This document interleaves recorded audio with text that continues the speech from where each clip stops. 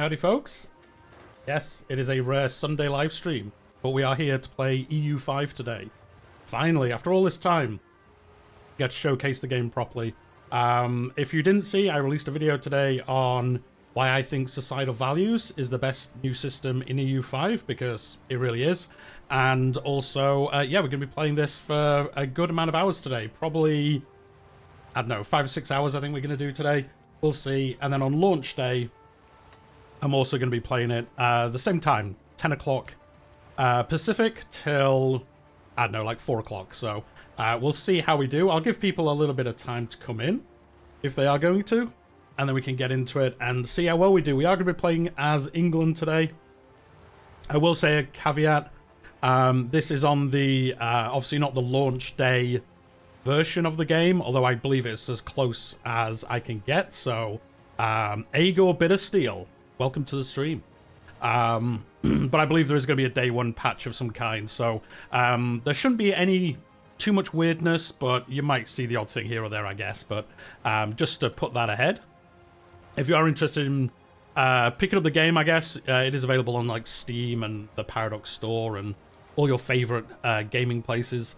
But yeah, we're going to play as England just because I want to show off the 100 Years' War today, and we'll see how well we do. Now, I will say, England, it's very difficult for them to win this, so we'll see how we do. We might not do so well, but it'll be fun doing it anyway. At worst, you know, we might lose to France and then, you know, consolidate in Great Britain and see what we want to do. So this is going to be us, the Kingdom of England, King Edward III, Plantagenet, AD 66, 85. He's not too bad, is he? He's pretty good. And he's only 24 as well, which is great. And they are a tier 1 country, as they call it. So we have 233 dynamic historical events. So events are based on historical things that happened in England or, you know, in the surrounding area. And yeah, quite a few of those. Pax Britannica, Britannia even. Yes, we are going to try to do that today. We are obviously primary culture English, primary religion Catholicism. Look at all that. Look at all those Catholics there in England. That's obviously going to change later in our campaign, which will probably be on Tuesday, seeing... We'll see how much we have to pause as we play. Probably quite a bit today. And yeah, obviously we're in a pretty good position. If you're new to EU5, you played EU4, you can see it is a different situation. We have, you know, Durham, Lancaster. All of Wales is basically vassalized to us, or some kind of vassalization to us. We've got the Pale in Ireland, which we'll probably feed some money to maybe, or something like that. Actually, they're making already 18 gold a month, so they might be fine. They'll probably expand on their own through Ireland. And then up here, a little bit different as well, because if you haven't been following the dev diaries, Scotland does start in a civil war at the beginning. And the interesting thing about it is you can play as both sides of it. So if you play as Balliol, you're actually like funded by England. And then if you win it, you can get an alliance with England if you want to. You don't have to, but it is there as an option. So it's pretty cool how that plays out. You can play both sides. To be honest, it's EU5, so even playing as Scotland, you can get events where you say like, let's put away our differences, and I'll make friends with England. But yeah, why would you do that? You'd obviously just do the old alliance and have some shenanigans with France. So we might have some interactions with Scotland today. Well, we probably will, because we'll probably like alternate wars between the two. You know, attacking France and attacking Scotland. We've got Ireland. We might get to some colonization today. We'll see again how fast we play. But yeah, this is the world of EU5. If you haven't seen it, you've obviously got the Great Yuan over here is basically China and some other lands. You've got Japan, the Shogunate. Obviously Korea here as well. The Sultanate of Delhi, which is a pretty fun campaign to do. They have trouble basically immediately with everything. So we won't see these last too long probably. And then obviously Morocco, the Mali Empire.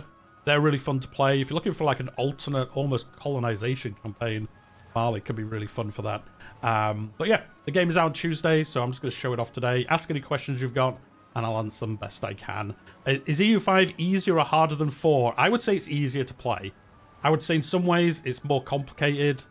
But I would say it's similar like the jump from CK2 to CK3, where some of the stuff that is complicated still is, I know people will laugh, Crusader King 3 isn't complicated, etc.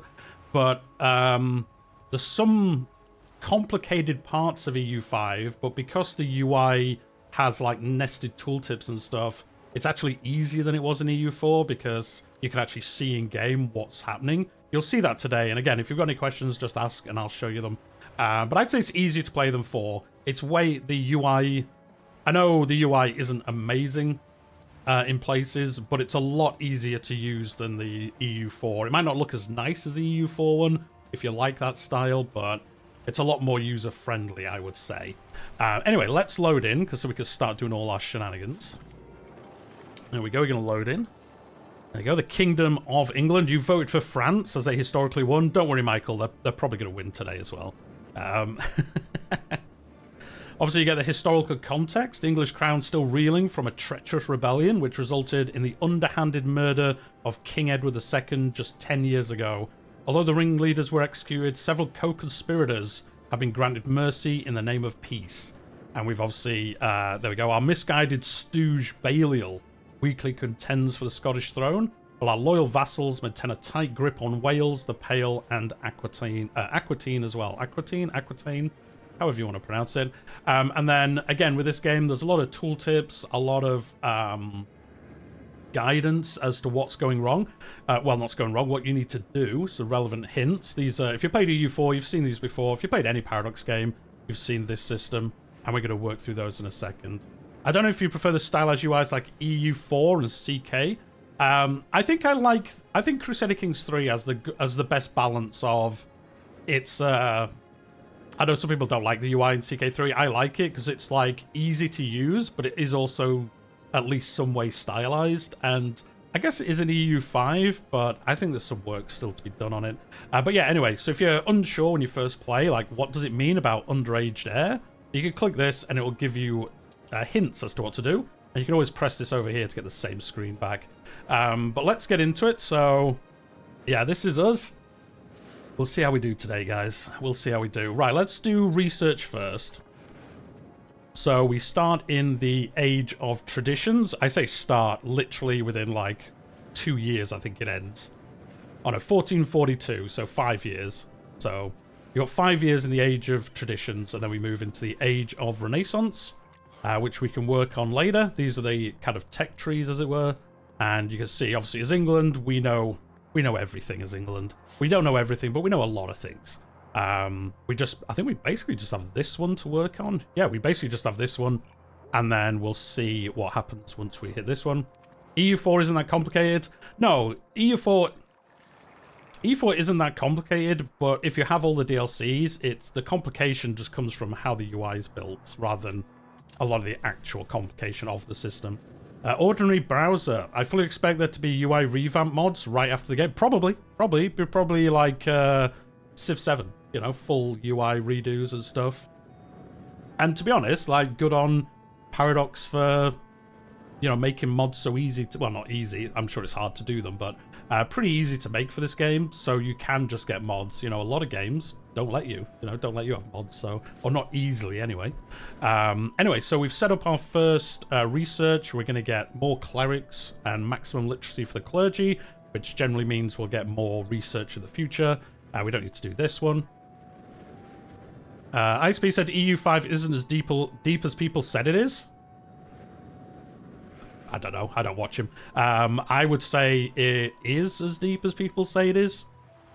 Personally, it depends who you play. If you don't play as one of the nations that have flavorful content, then yeah, it's not super. You know, there's going to be times where you're not doing a great deal. You're probably just building buildings, doing kind of like admin tasks around your empire and stuff.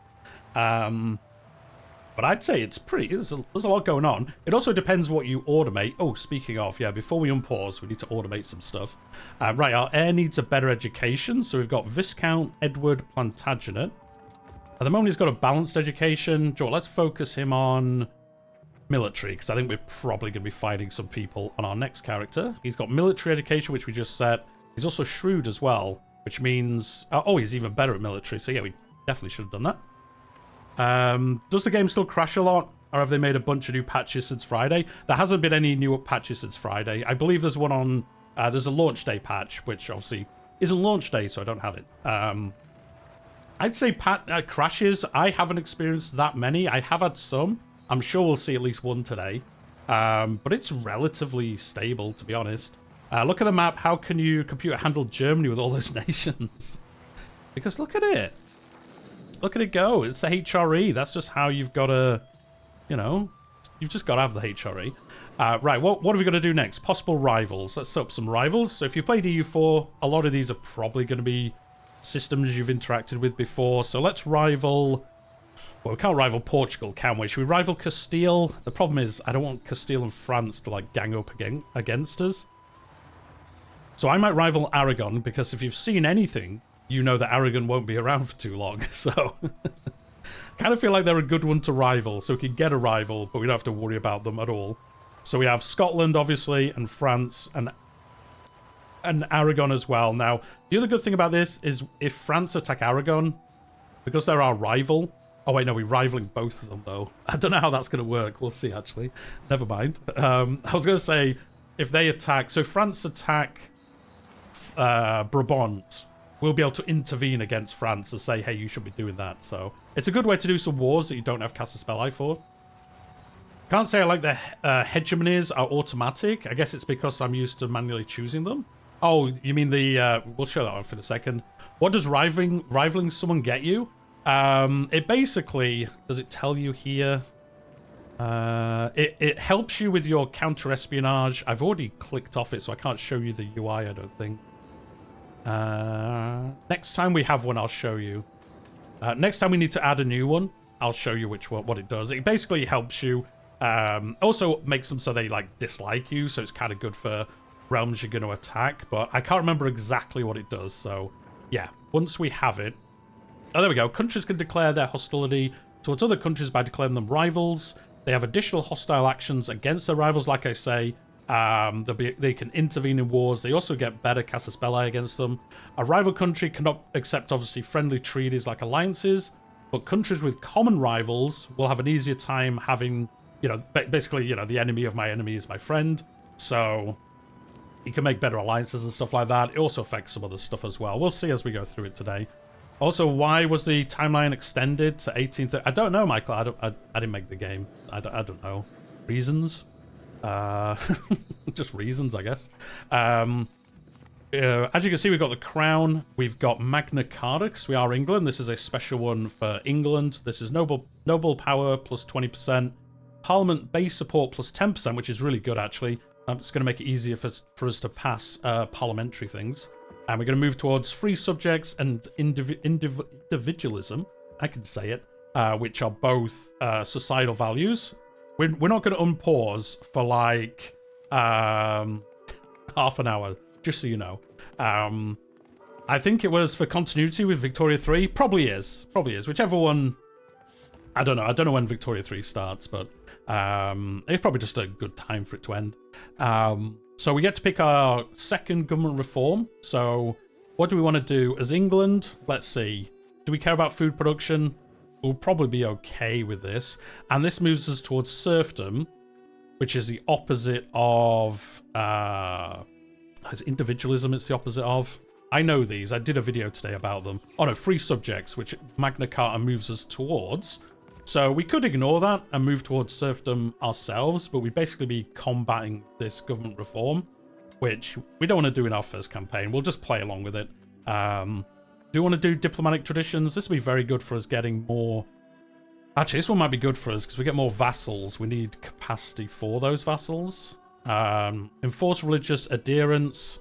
We can do this because we're at least 50 towards spiritualist.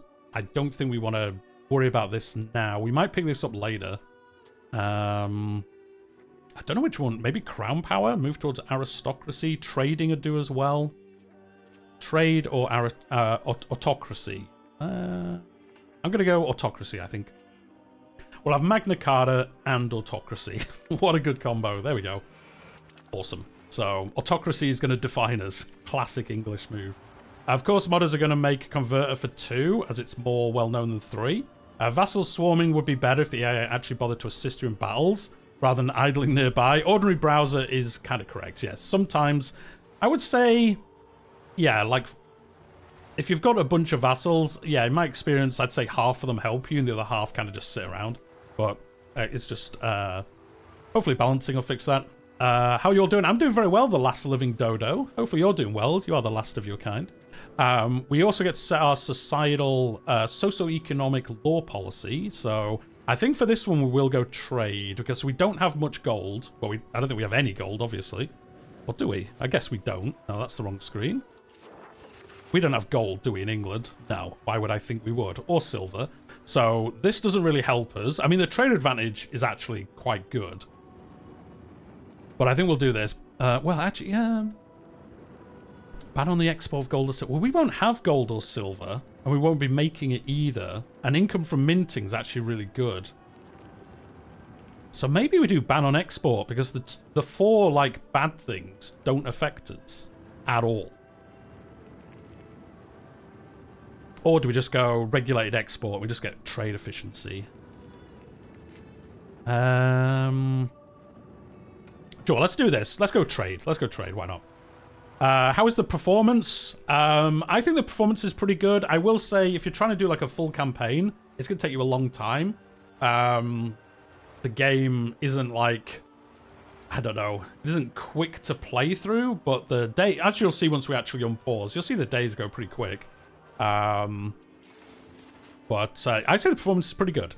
Trade seems to be a long-term strategy. Yeah, I'd say even if you're not that interested in trade, you kind of need to pay some attention to it.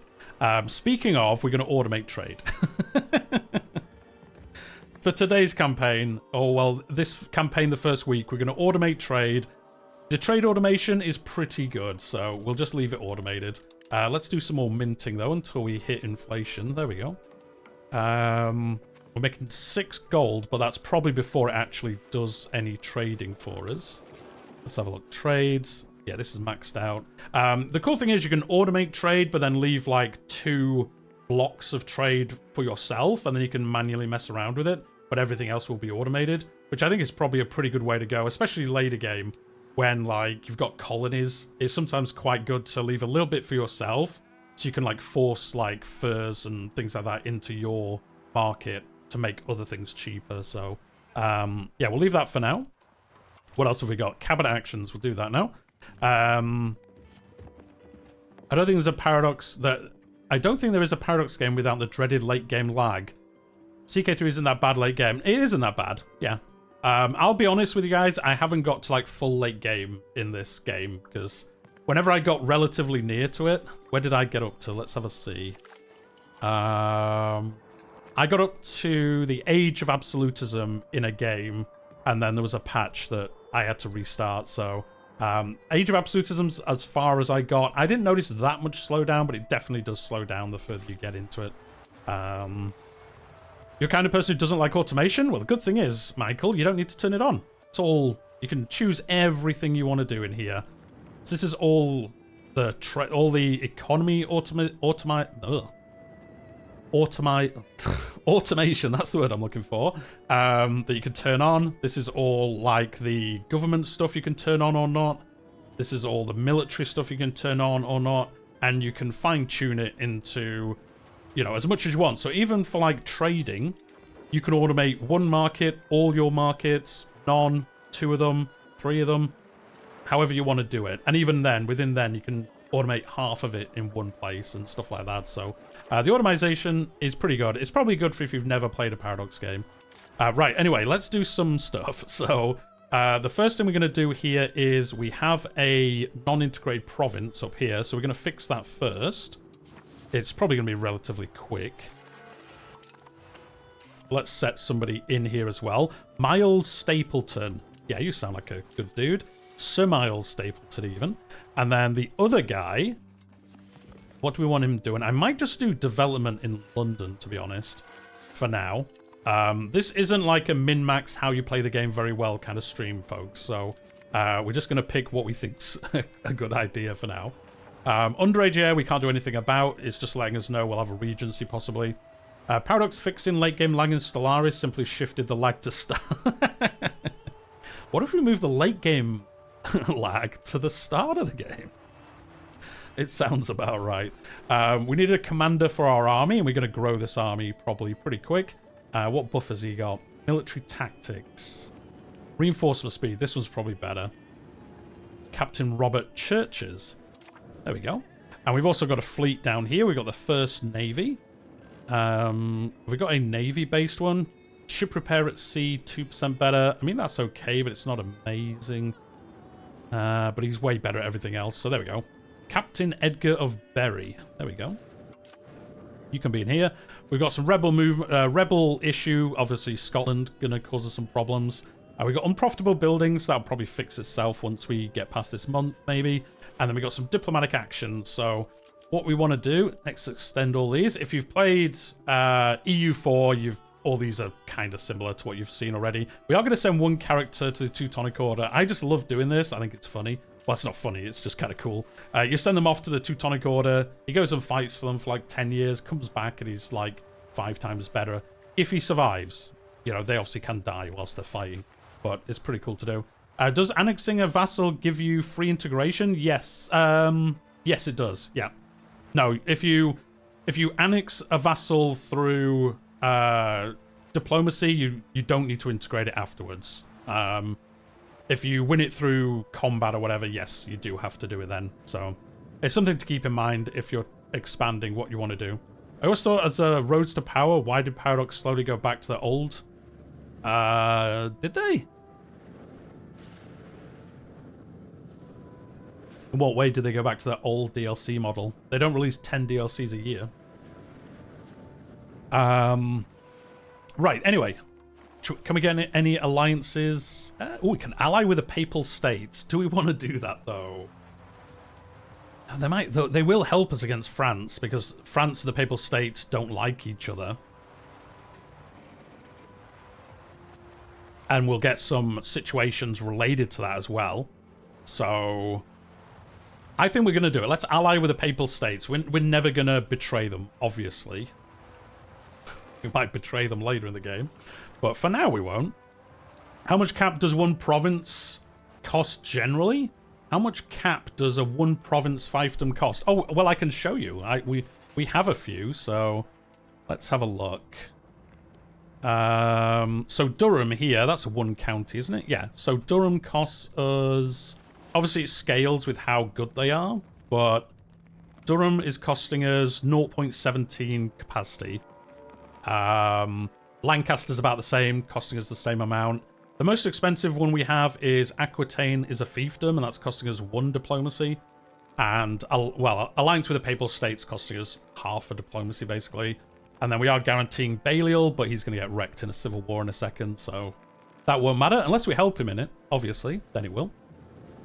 Why go back to the old DLC model? Oh, you mean something's been behind the paywall? They said for Roads to Power, it was because I think generally people just weren't buying the DLC because so much of it wasn't behind the paywall. They had to put some stuff, more stuff behind it, which isn't ideal. Because yeah, you can't play landless unless you have the DLC, which is unfortunate, but you know, it is what it is. So would it be cheaper to make vassals out of conquered territories and then integrate them? Yes. Yes, ordinary browser, definitely early game. I'd say in the first 2 or 3 ages, it's probably always preferable to make vassals. Like, even in this, I mean, I won't, but I bet there's a strategy. Because as you can see, this is our proximity. Proximity affects how much control you have, basically. So as you can see, outside of London, now this will change when we unpause and it'll start spreading a little bit, but all of this is going to be red, which means we're generally not getting anything out of it apart from raw material production, which isn't affected by proximity, if I remember correctly. So it would be, you could have something where you release like Cornwall as a vassal and you'd actually get more out of it than if you kept it.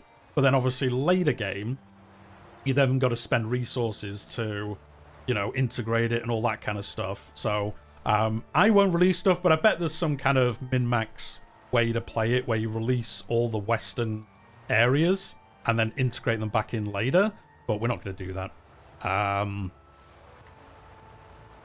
I personally, where vassals could actually, they can refuse integration.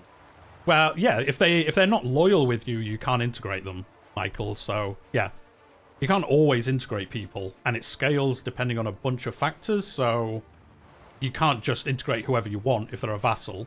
Like if I look at the ones now, let's have a look. We will unpause at some point. But I kind of want to explain things as we go. But if I talk too much, just put it in the comments, like, stop talking, Malf, and show me the game. Oh, no, we can't, because we haven't played 5 years, I think.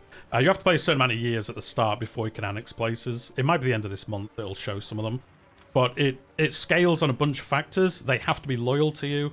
If they're disloyal, they won't integrate with you. So you can't just integrate anyone you want. You love some vassal swarm. We'll probably see that with the Pale. They will probably they'll probably swarm a bit in Ireland. I'd be surprised.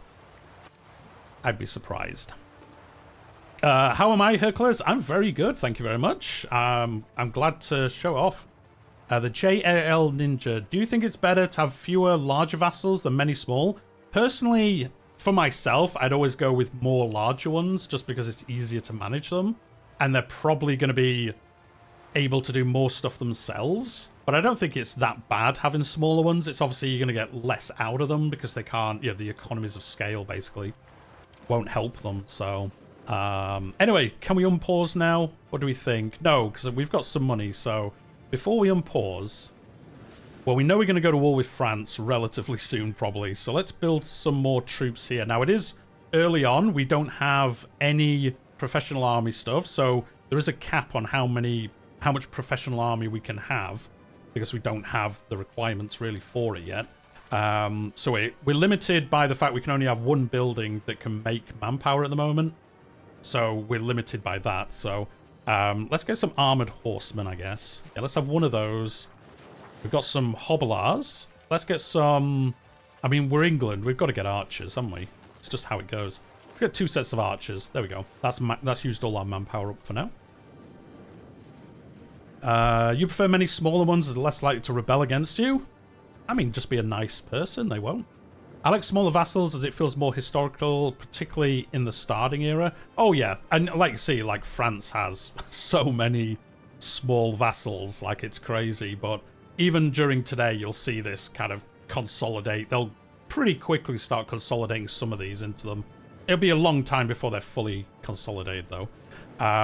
What else do we want to do before we unpause? What we might do is we'll make the Pale like us a bit more. It's weird because we're talking to ourselves, in a way.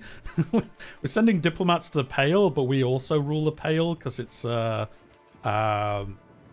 is it, Dominion or whatever. So we also rule it, but we're also improving the opinion of it. So kind of wild. I guess in my head I'm like, oh, we're improving it with all the nobility there or something like that. But yeah, it's kind of weird sometimes how it works. And let's play historical a little bit. So let's make Portugal like us a little bit more. We'll see if they get wrecked by Castile relatively soon. Half an hour before we unpause. Has it been? It almost has been half an hour and we haven't unpaused. So yeah, typical EU5 game or any Europa Universalis game. Anyway, I think we can unpause now. Down here, you get a list of all the things that are happening.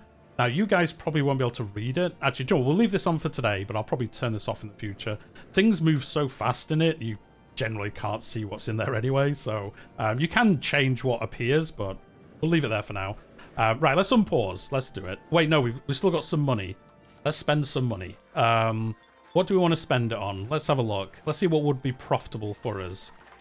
Iron's always worth building. So is lumber. You generally need a lot of lumber, which we have less than I thought we would have, actually. So we might invest in lumber. Lumber and iron. I mean, this is the most profitable and it's super useful. So sure, let's invest in some of this. So we'll do it here, here, and here. How much money have we got? Oh, we got loads of money. We've got 500 money. Let's go. Let's get some more lumber. I'm going to build some of these. Again, this isn't the generalist gaming. We're just going to build stuff that generally is useful. We're not going to be min-maxing everything today. I just want to show off the game as much as I can. We'll leave everything else. What do we need for... What's profitable the other way around? We make 5 gold from jewelry and loads from fine cloth as well. Now, some of these will obviously change as we unpause and things happen. But I think we'll build some of this. So, jewelry guild. Oh, we haven't got any of this. Oh, that's why it's worth so much. Okay. Let's build one of these here. And we'll build... Have we got none of these buildings? Oh, yeah, we have literally none of these. Okay.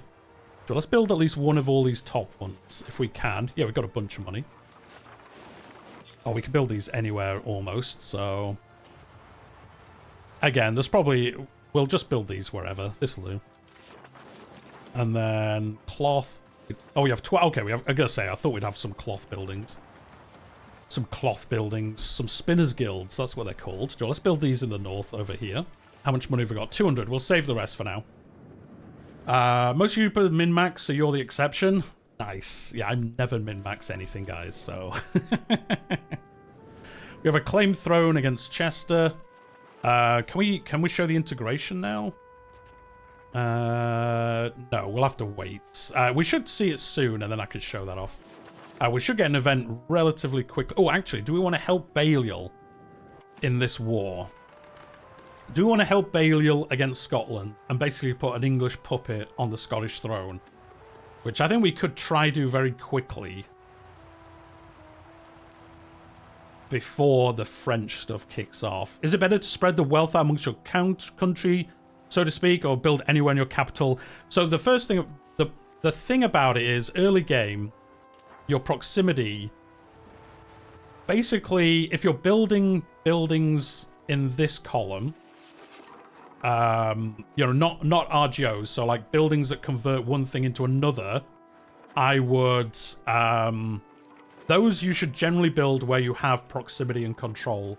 So I generally build those in my capital and areas around your capital. RGOs, it doesn't matter as much. So for these, I just generally build them, I don't know, just wherever I press my mouse button sometimes, but, again, it's probably better to build them in more control areas, but it isn't as important for these. But for normal buildings, you want to build them where you have control, so you get the most out of them. But we have a bit of control around here. But again, like, that's only if you're like super min-maxing. Although, to be honest, you kind of want to keep to those rules. Do we want to help Balliol in this war, though? Let's have a look. Because I think we can assist him in the war, can't we? Let's have a look. Oh, can we not? I thought we could. I thought we could help him in this.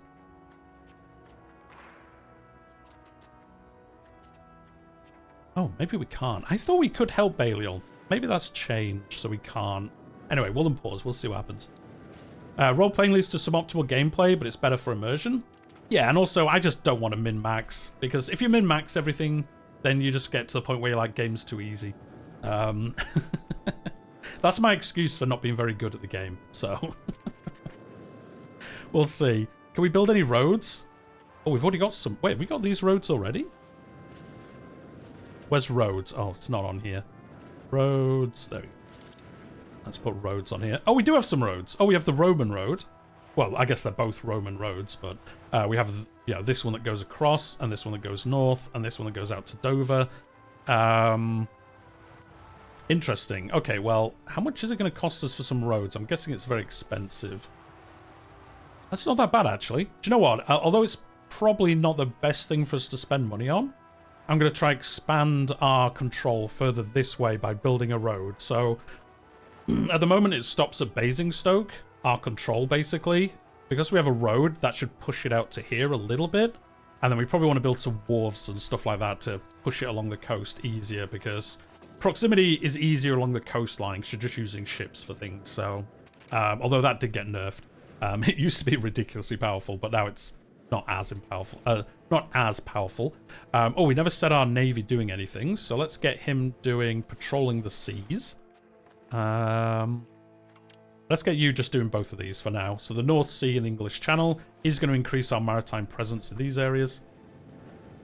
A lot of PDX devs often try to curtail metas, and the game is no different. I mean, I would say that's not true for EU5. There's way more metas in EU5 than EU4. So in EU4, you basically just map painted you could play trade, but it wasn't really that immersive. Whereas in EU5, you can, you know, do a bunch of things, whatever you want to do. There we go, the Crown of France. Oh, we've got 2 events on top of each other. So let's do Occam's Razor first.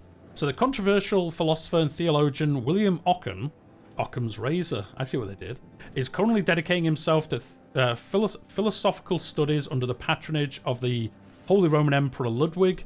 He has developed a new problem-solving principle that emphasizes searching for explanations constructed with the smallest possible set of elements.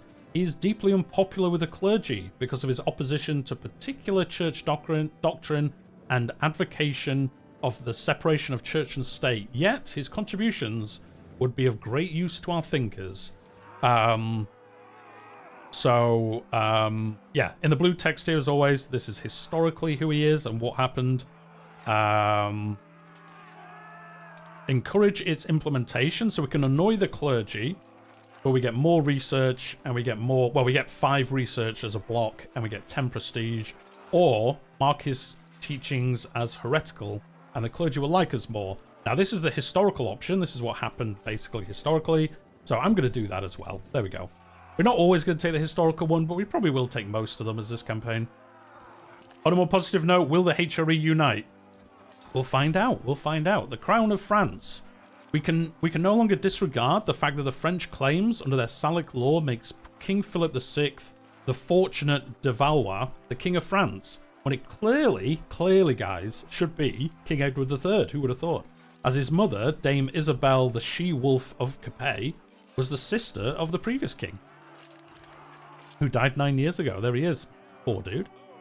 And obviously, we are the rightful King of France. We will again conquer the throne of France against France for 4 years. But obviously that is extended basically by the 100 Years' War event. We will gain a unique set of actions such as grant subject titles and request papal delegates through the situation panel. So there we go. The 100 Years' War has already begun. Straight away, basically. What is it? 1 month, April, May, 2 months into the game and it starts. So we get this 100 Years' War panel over here. And obviously King Philip VI, King Edward III. We are roughly the same size, strength-wise. And then we have some options which we can do things with later. So we can request papal delegates. This will force a white peace, which is always unfortunate when this happens, to be honest.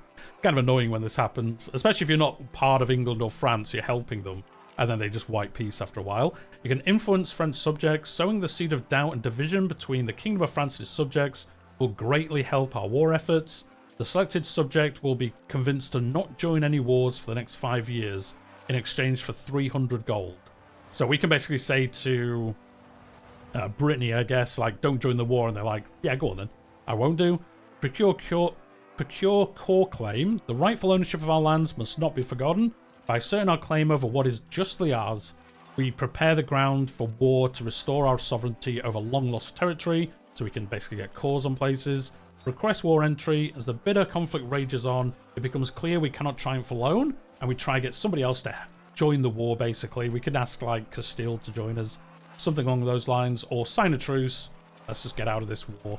Well, not get out of the war, but it gives us a truce for 5 years, so we can get ready for the next phase if we want to. But there we go. We are going to deal with this. We might actually want to build some more ships. Because basically what happens, why England usually loses this, is their fleet just gets wrecked by France at some point maybe, and then they can't get armies over to France, and then you basically lose. If you can get armies over into France, I think you can generally do pretty well. But again, we'll see. We'll see. Anyway, let's get going. We are losing money. Why are we losing so much money? Probably all those buildings I just built. Let's make sure this is maxed out. 1509. So this might get better in a second. Maybe I shouldn't have spent all that money straight away. We'll see. This will probably get better and better, though, as we keep going. No, it got worse. I'm going to bankrupt England and then see how we do. To be honest, as we get more and more of these buildings built, we'll make more and more money, so it's fine. So yeah, this road is building. So as these finish, you'll see the proximity kind of get pushed along the map a little bit. as it reduces the cost. There we go. Like Winchester just went orange, which means a whole 10% of control we could have there. Amazing. There we go. 10.83. I mean, to before it was 0, so we're getting 25% now because the other one finished. So we now get 25% of stuff that's happening there rather than 0. So yeah, that's changed it to -1, which is pretty good. Oh yeah, we haven't done royal marriages. Is it like real, like where England lives and dies on its navy? Yeah, pretty much. I mean, if you're trying to win the 100 Years' War here, if you don't have a navy, you can't win it because you need to take French lands. And for France to win it, basically, if they kick out all of your lands here, they win the 100 Years' War. So if you don't, if you can't get over to France, you can't win the 100 Years' War because you can't do anything. So yeah, that's probably what's going to win or lose it for us. Like if we can get a good navy and then keep destroying their navy, we'll have a decent chance. Not a great chance, but we'll have an okay chance. Somebody wants to marry Lady Elizabeth Plantagenet. I'm going to say no because I can't remember how many children we have. We have Edward. We have Joan. Okay, so no, we could technically get Elizabeth as our ruler. So we don't want to marry her. We don't really want to marry her to another realm yet, in case we have to play as her, and then we'll lose. You know, a different dynasty will take over England. Maybe. So we won't agree to those. The problem is we're going to get spammed by it non-stop. Whilst everyone tries marrying her, so we'll see what we want to do. Can you show the terrain in the Middle East? Baklava boy? Yes, we can. We can show the... Well, I can show you as much as I can, because I can't see the rest, but... where's the terrain map? Oh, well, I just zoom in, I guess. Well, no, I think there's a way to turn this off, so you can just see the land. Do this? Yes. No, don't press that. This is how it looks down here. Now, I will say I don't have it maxed out graphic-wise just because I'm streaming it today. So I have turned down some of the settings just to make sure the stream, you know, behaves. But yeah, this is all of... Look how good these mountains look. Do they look as good as the new Crusader Kings 3 mountains? Probably not, but they look pretty good. And now this is like just the terrain with no other buildings on there. It's literally just the map. I think there's a way for me to do it where it'll show with other things on there as well. Areas? No. It's one of these, I'm sure. No. Topography? No. Or maybe it is just 3D map. Maybe it is. But obviously it's not showing all... Oh, no. Well, I guess the cities are there, so... It looks like civilization now, doesn't it? In some ways. Have you played to the point where England is colonizing the entire world, Bleep Mob? I've played it until... The biggest game I had, I was Scotland, and I colonized most of the eastern seaboard and some of Nova Scotia. England had colonized basically all the rest of North America, and they just started going around the southern bit of Africa as well. So I've not played up to the point where they're colonizing in like Indonesia and stuff like that, but I played it a fair bit, and it depends. I've had some campaigns where England barely colonized because I guess they got busy with wars. I just never really did it. We'll see if we get Papal States colonies today. They're always the funniest ones, so we'll see. We are losing a little bit of money, but I think this will just gradually get better as we actually play. Yeah, there we go. Well, it's kind of staying roughly the same. Yeah, hopefully that showed you where you wanted to see Baklava Boy. If not, just ask again and I'll do my best. Do we want to declare war on France? Do we want to? How much... Can we ally with anyone else? Can. Who else can we ally with? Because the thing is, we might be able to call in the Papal States, which will be pretty nice. We can ally with Ulster. Joe, I'm going to do that anyway, because we'll try vassalize them in the future. Can you check the population types of Aleppo? See if each city has its own diverse population relative to the region of Aleppo. Where's Aleppo? I should know, but I don't. Well, I can search it up here. Aleppo? Is that this? Is this Aleppo? I guess it's not got the Aleppo as the name, but I guess you mean this. was this. So this has Syriac. Sorry, I'm going to butcher so many names today. Syriac, Levantine, Mizrahi, Lower Egyptian, and then I don't know if we go here, it's got Armenian. Levantine is the biggest. If you go here, it's kind of a bit more of a mix. If we go here, it's got some Kurdish. It's got some of the other ones, so it's kind of a mix all around around here. And then obviously the religions are all mixed up as well at the moment. That's actually accurate-ish to the time period. I will say, I know people like to complain about this thing isn't exactly what it should be and things like that, but I've seen like the dev team talk about how much research they put into it, and putting that much, you know, they've got to do it for the whole world. A lot of places don't have that much documentation of obviously like which cultures were exactly there, but yeah, it's good to hear from King that, yeah, for this area at least, it's, you know, pretty close to what it was historically. So I know they treat that stuff like super importantly, and they do their best, but obviously there's going to be stuff in the future. As we've seen through the Dev Diary series, they've changed things when people have proved it, said, look, here's some evidence that what you've done's wrong, and they've gone, oh yeah, good point, and we'll change it. So yeah, they're always super open for that kind of stuff. Are there big differences between different government types? Like, what's the difference between tribal nation and feudal nation? Backlover Boy, I'll be honest with you, I've only played as feudal ones, so I don't know how it actually plays out that differently. Because, yeah, I think even Mali is feudal. Yeah, it is. So, I don't know. That's something I want to do in the future, is play some of these, you know, not exactly feudal nations, like, I don't know, Venice and stuff like that. So, as they are a merchant republic, I believe. So, yeah, I don't actually know, so I don't want to say, because I haven't done it. Like Imperator Rome, many of the barbarian tribes didn't really have good records, and everything was done orally. Yeah, exactly. So they do the best they can. I think they've done pretty well. And like I say, they're very open. If they've done something wrong, they're like, okay, cool, we'll change it if it looks like what you're saying is true. Do we want to declare war on France? We are weaker than them, but we are way better in the Navy than they are. So I think we're going to last as long as we can, but we can call in the Papal States, and they will help us, because Avignon is obviously where the Papal States live. This is where the Pope is at this period of history. We are going to get a situation before too long that might change that, but I think we're just going to wait for now and just see if we can build up a little bit before we fight. Before we could take on France, to be honest. Do it. Just do it. Just fight them. What's the worst that could happen? We could lose. I feel like Navy is important if you want to defend, and not if you want to fully... I mean, it's good for both. Like, yeah, even defending, you need a good Navy. But it's not as important. For attack, like, you have to have one against France, because, yeah, you literally can't do anything if you don't. Merchants harassed. Our merchants have complained about unfair treatment they've suffered in the Paris market.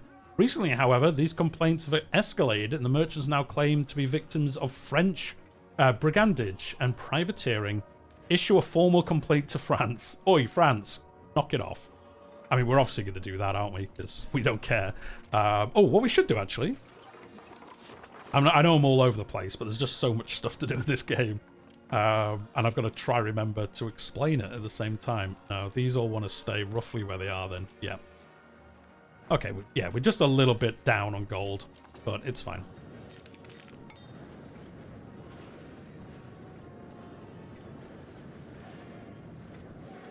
The reason why All Under Heaven China as a throne room looks the way it does is more accurate. The devs said their first... Yeah, they did a dev diary saying, yeah, the first one looked awesome, but it wasn't historically accurate. It's like, to be honest, the music, you may not know. I don't know which song it is, but there's one of the songs in this that was played on... I think it's in Germany. I think it's like a German organ from the 1400s, and one of the songs on the soundtrack is played on that organ in that cathedral in Germany. I believe it's Germany. Correct me if I'm wrong. Yeah, like they've gone to crazy levels to try and make the game as accurate as they can. Oh, there we go. We are making money now. So yeah, let's wait till we're making a little bit more money. And then I guess we might try go against France. Who did they ally with? Did they ally with anyone? I guess they did. Oh, maybe they didn't. Oh, they don't have any allies. Oh, maybe we should attack them then. You only spend 650 gold. You can always mint some more. We are minting some more. We have it as much minting before we start making inflation. The other thing that can affect inflation is you might think like me, hey, I'm going to play as Marley. I've got like 10 gold mines. I'll just make loads of gold. Yeah, that's not always good because it wrecks your inflation. Just like happened historically with Spain. You know, just, oh, I've got all this gold. Well, gold's worth less now. Oh, okay. I didn't know that was going to happen. Whoopsie-doo. Yeah, we can have 73 ships from our levies. How big's our army? 40,000. Oh, actually, good point. Actually, we probably can't build any more ships. Oh no, we can. We can build. We can literally just build one now. Do we have any cogs? We have 3 cogs. Joe, I'm going to build another cog, which is really good for transportation, just to try buff this a little bit more, so we can move more better.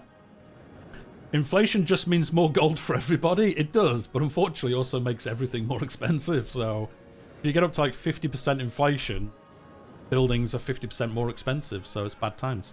I completely forgot if mercenaries were a thing and how they operate. Yes, mercenaries are a thing. You can see it over here. Mercenaries and yeah, militant faithful. I believe, I'll be honest, I've never hired them. I believe it works like Crusader Kings, where you hire them and then they travel to where you are, or do they immediately appear? I can't remember, to be honest, but yeah, you can get this mercenary. Now, the cool thing about this is you can bribe them from the other side. So if they're fighting for France, if you can afford it, you can go to them and say, why don't you fight for me instead? And they go, yeah, go on then. And then they switch sides. So that is pretty cool when it happens. The Stannery Law. In 1201, King John granted the Charter of the Liberties to the tin miners of Cornwall and Devon, which made tinners subject only to the legal jurisdiction of the chief warden and released them from their obligations of serfdom under the feudal system. This charter would continue to be updated. Recently, the establishment of judiciary courts and immunity to the tinners from other courts. Pass it. That's a lot of control loss, or this is an absurdity. You can say, what are you talking about? Only one mercenary? Oh, it does go up, yeah. Yeah, Italy gets a lot of mercenary stuff for the Italian wars and stuff like that. That will scale up as things start happening. That's just at the beginning. I think especially once professional armies spawns in the next age, you'll start seeing more of them as well. The thing is, we'll lose control here, but the funny thing is we don't have any anyway, so this isn't actually a bad thing. Like, we don't have any control in these locations. Yeah, we literally have 0. So it literally doesn't matter that all this... yeah, that's just all Cornwall. So I'm going to pick the top option, so it doesn't affect us at all. So there we go. And then, yeah, we'll build up some money. I think once we get like 50 gold, maybe 40 gold, we'll go to war. Oh, actually, are we paying our army? Oh, we are paying our army, so it's not going to make us go into debt, but we'll wait a second anyway. Right, research. Let's see. So this is all the research in the Age of Traditions. Like I said, I think we've got all of this. Oh, no, we don't have the end one, obviously. There's this one that we haven't got, which most countries don't have. Oh, we don't have meritocracy yet because we haven't learnt meritocracy. It hasn't come over from China yet. So there are some bonuses around here that we can't get till later on. This is obviously around religion and some other just general bonuses as well. Well, this is all around Catholicism. So if you're Catholic, you'll have these ones. If you have a different religion, you'll have different ones here. Let's do institution growth because wherever it spawns, we want to get institutions as quick as possible. It's going to be quite difficult, although I have seen professional armies spawn in London once.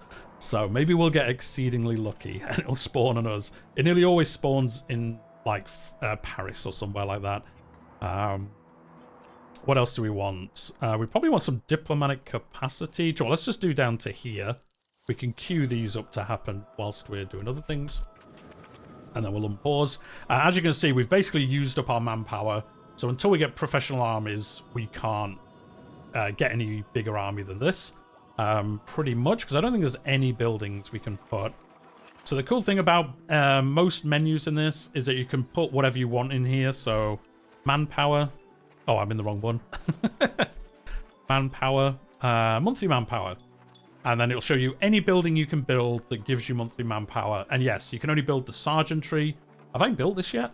Yes, we have one of these, and you can only have one of these in your realm, in your capital. So that's what limits us until we unlock professional armies, which is banking. There, professional armies, because once you build... Where is it? Where are you? Armory. There we go. I think it's armory that lets you build more armies. So doesn't this give you more manpower? Oh, if I hovered over the right thing. There we go. Yeah, monthly manpower plus 10. So yeah, we need to basically rush to armories to get, you know, more troops, basically, so our armies can get bigger and bigger. But it's only plus 10, so as you can see, it does slow you down. It's coming home. It is. Just like the football. We're going to lose against France. We don't want to do this marriage again. Like I say, we could marry her off. Well, I guess it's within... It's one of our vassals, so it's not the end of the world if they got it. Can we see annexation yet? Yeah, we can. Okay, cool. So we can see one annexation. So we can annex the Pale if we want to. Oh, we can see the other ones, actually. Oh, yeah, we need to butter these guys up so they like us. So they'll annex to us.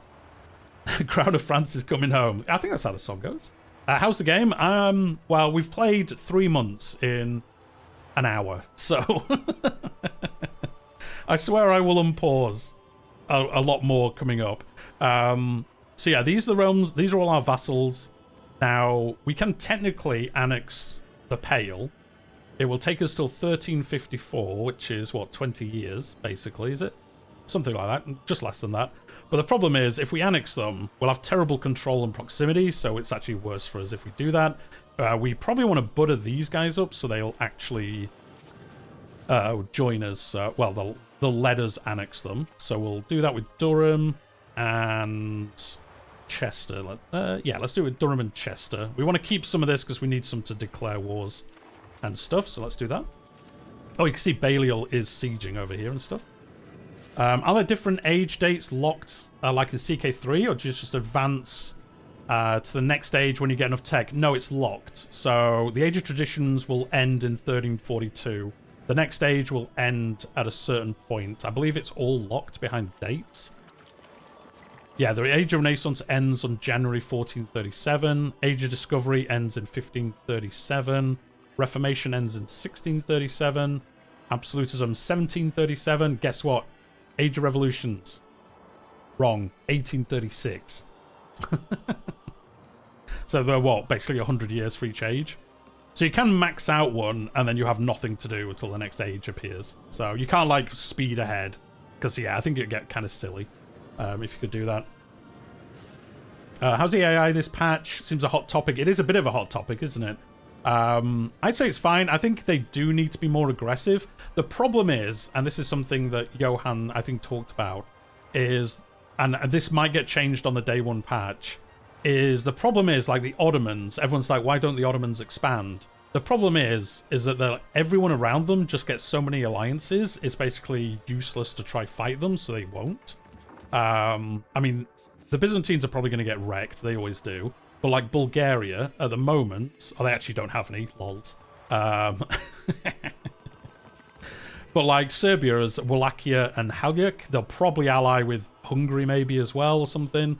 And then the problem is the Ottomans just usually get stuck after they've taken over Greece because they just can't go up against this wall of, you know, alliances that happen. So we'll see how it plays out today. But like I say, I think there is a day one patch coming, so some things may change by the time you get your hands on it. Can you take control of their armies in case of war? Because we all know how horrendous AI. The one thing you can do, you can't take control directly. But what you can do is manage subjects, and then you can tell them to do things. Now, whether they do it or not, you know, who knows?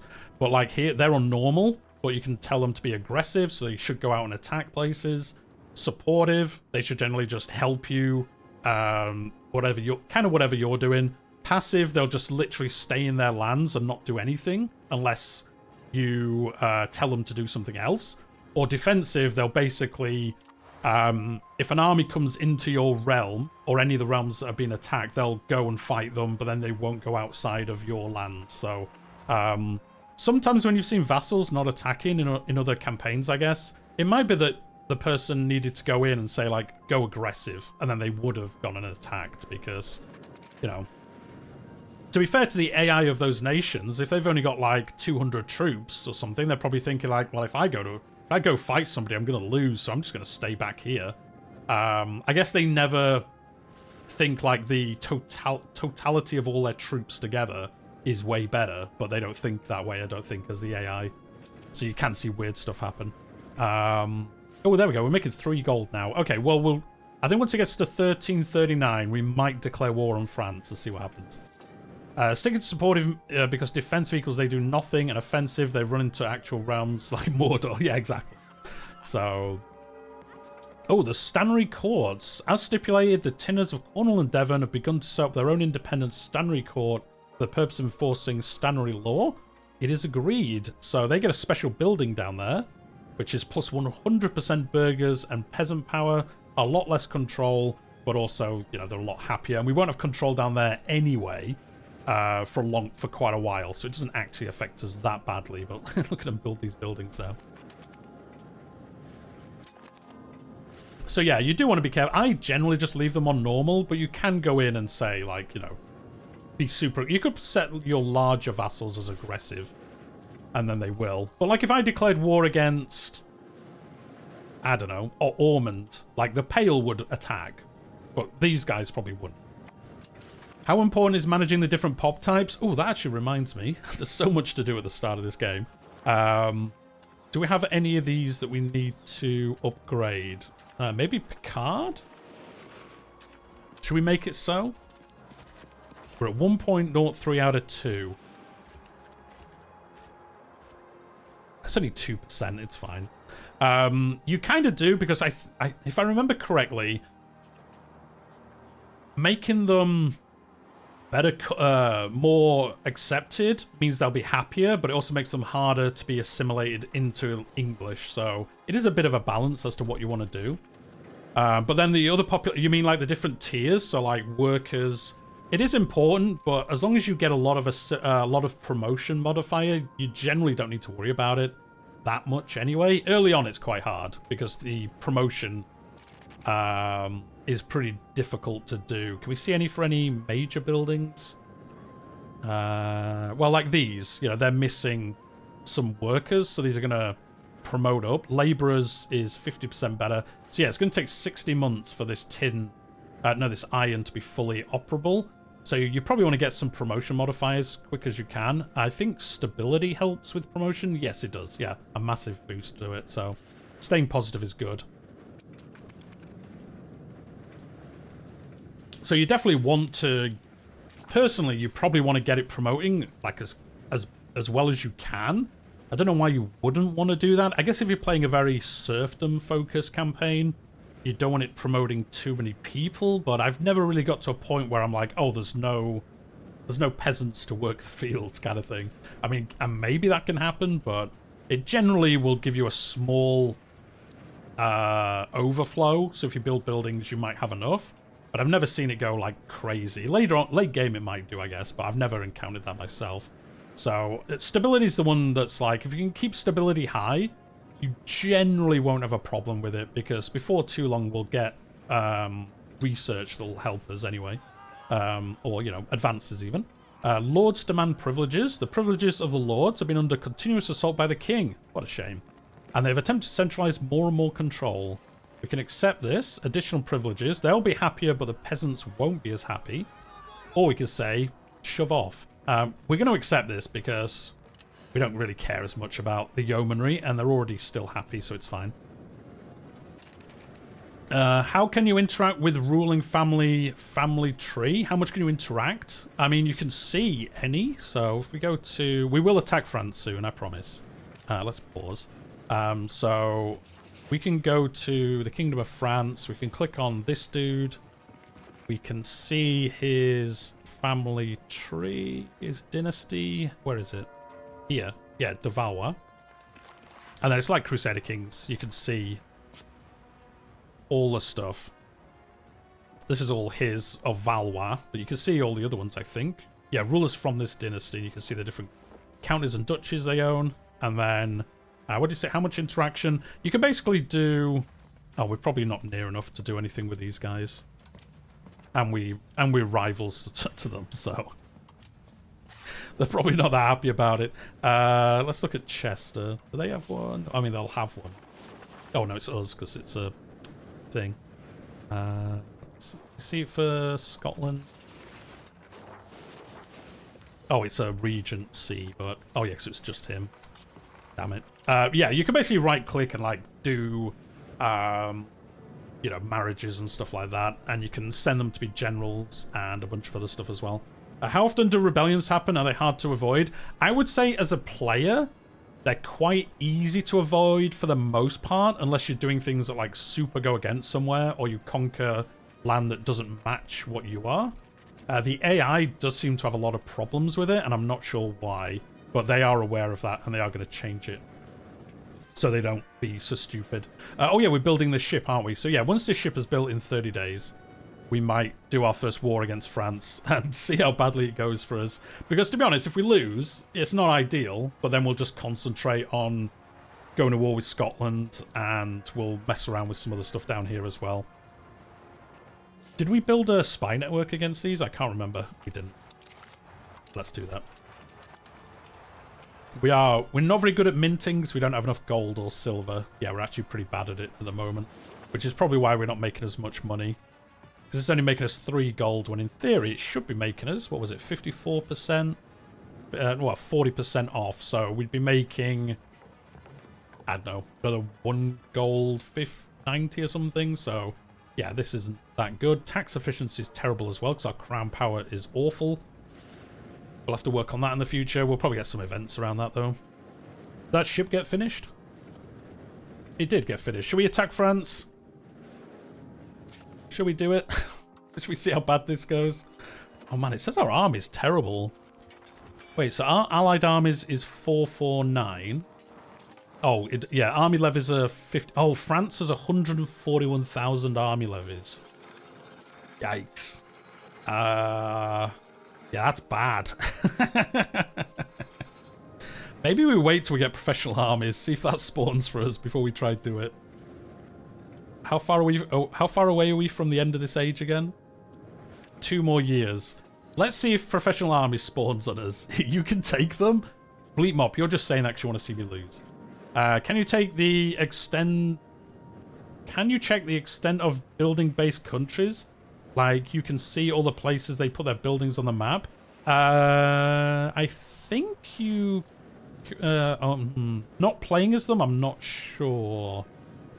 Let's have a look. Can we see the Hanseatic League? How do you spell the Hansa? There we go. Oh, you can kind of see it. It's probably going to be hard for you guys to see, though, because it's just an outline, basically.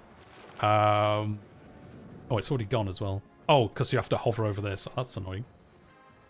Yeah, it's basically impossible for you guys to see, I think, on the stream. But if you hover over this, it will... There might be another way to show it, but they're here, here, here, here, over here. They've got some in the Teutonic Order over here. Oh, you can see the outline? Cool. There might be another way to do it, but I don't know what it is. But yeah, you can see they do have a bunch here, some over here, so... Yeah, you can kind of see it. Is it possible to be a subject of another realm? Yes, we could have played as Durham.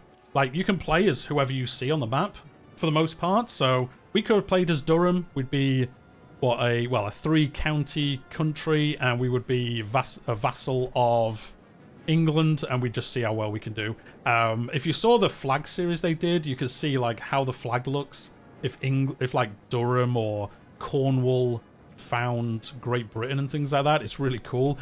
Is it the Cornwall one that looks awesome, where it's like black and burgundy or something silly? So yeah, you could play as anyone. You could play as a vassal of a vassal of a vassal if you want to. So I'm sure someone will. I don't want to do that, not at the start of the game. So I think that'd be pretty crazy to do, but you know, people like doing crazy things, so all power to them. So yeah, our army is limited. Yeah, the problem with France is they just have so many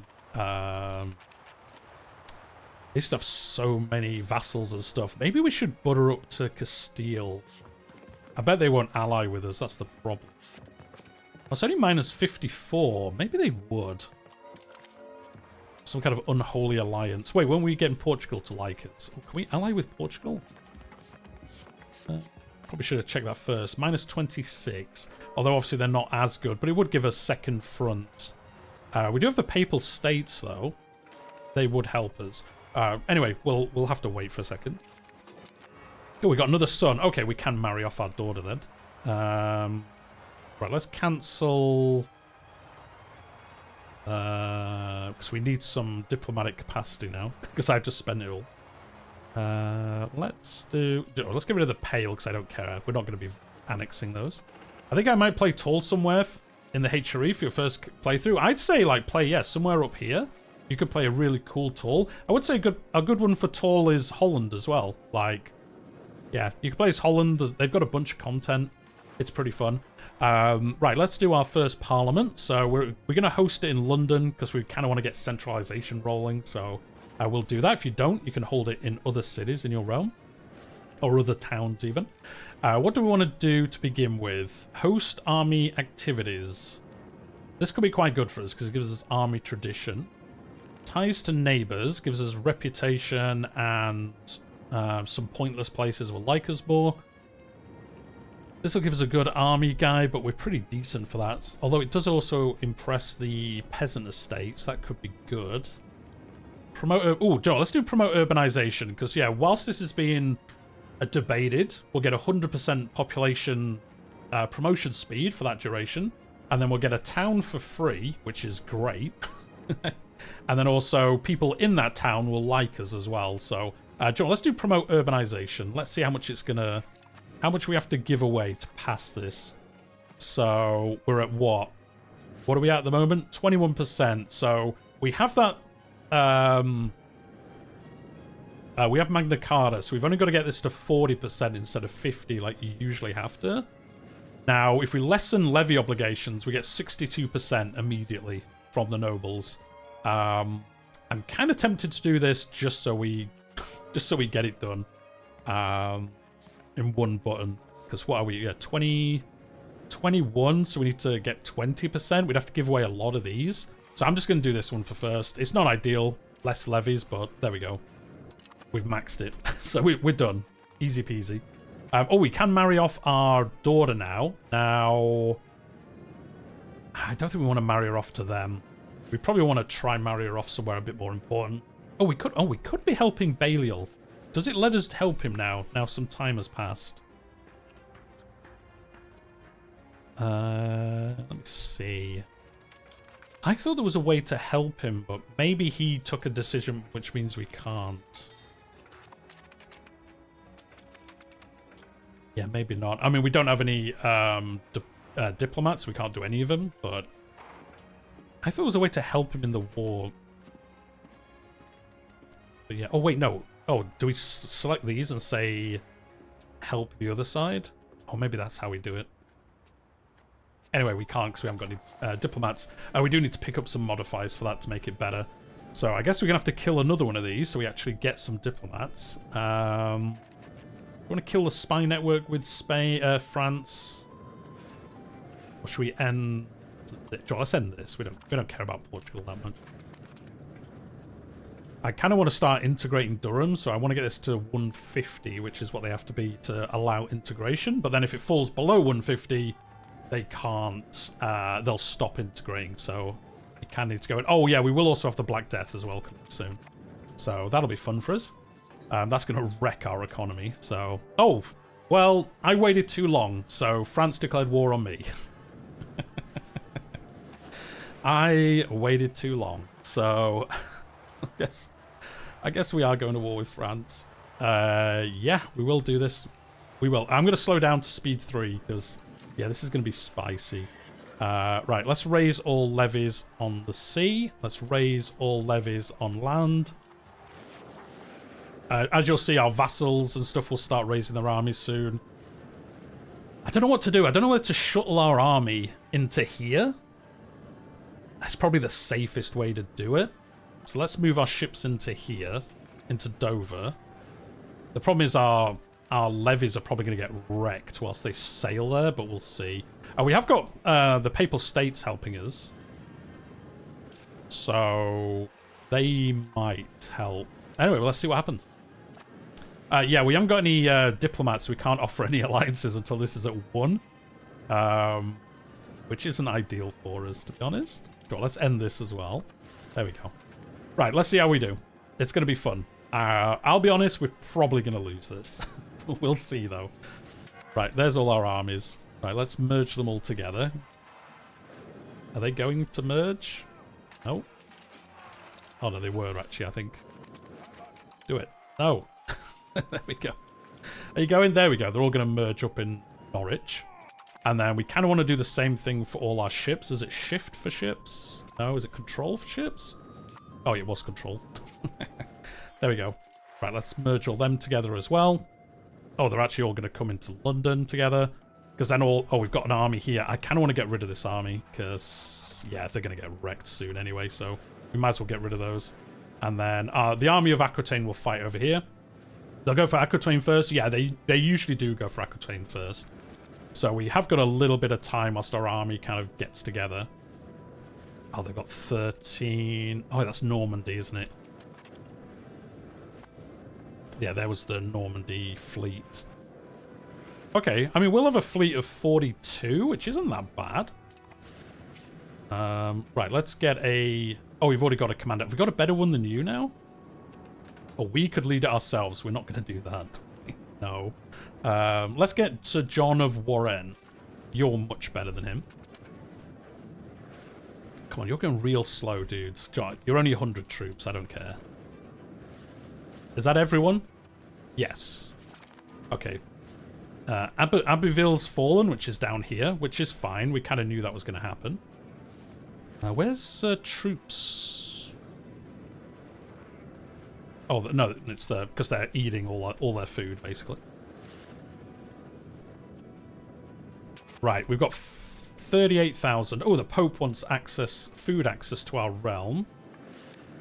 I think we come over and land, like, in Calais for, let's go for Calais. And then see how that does. Yes.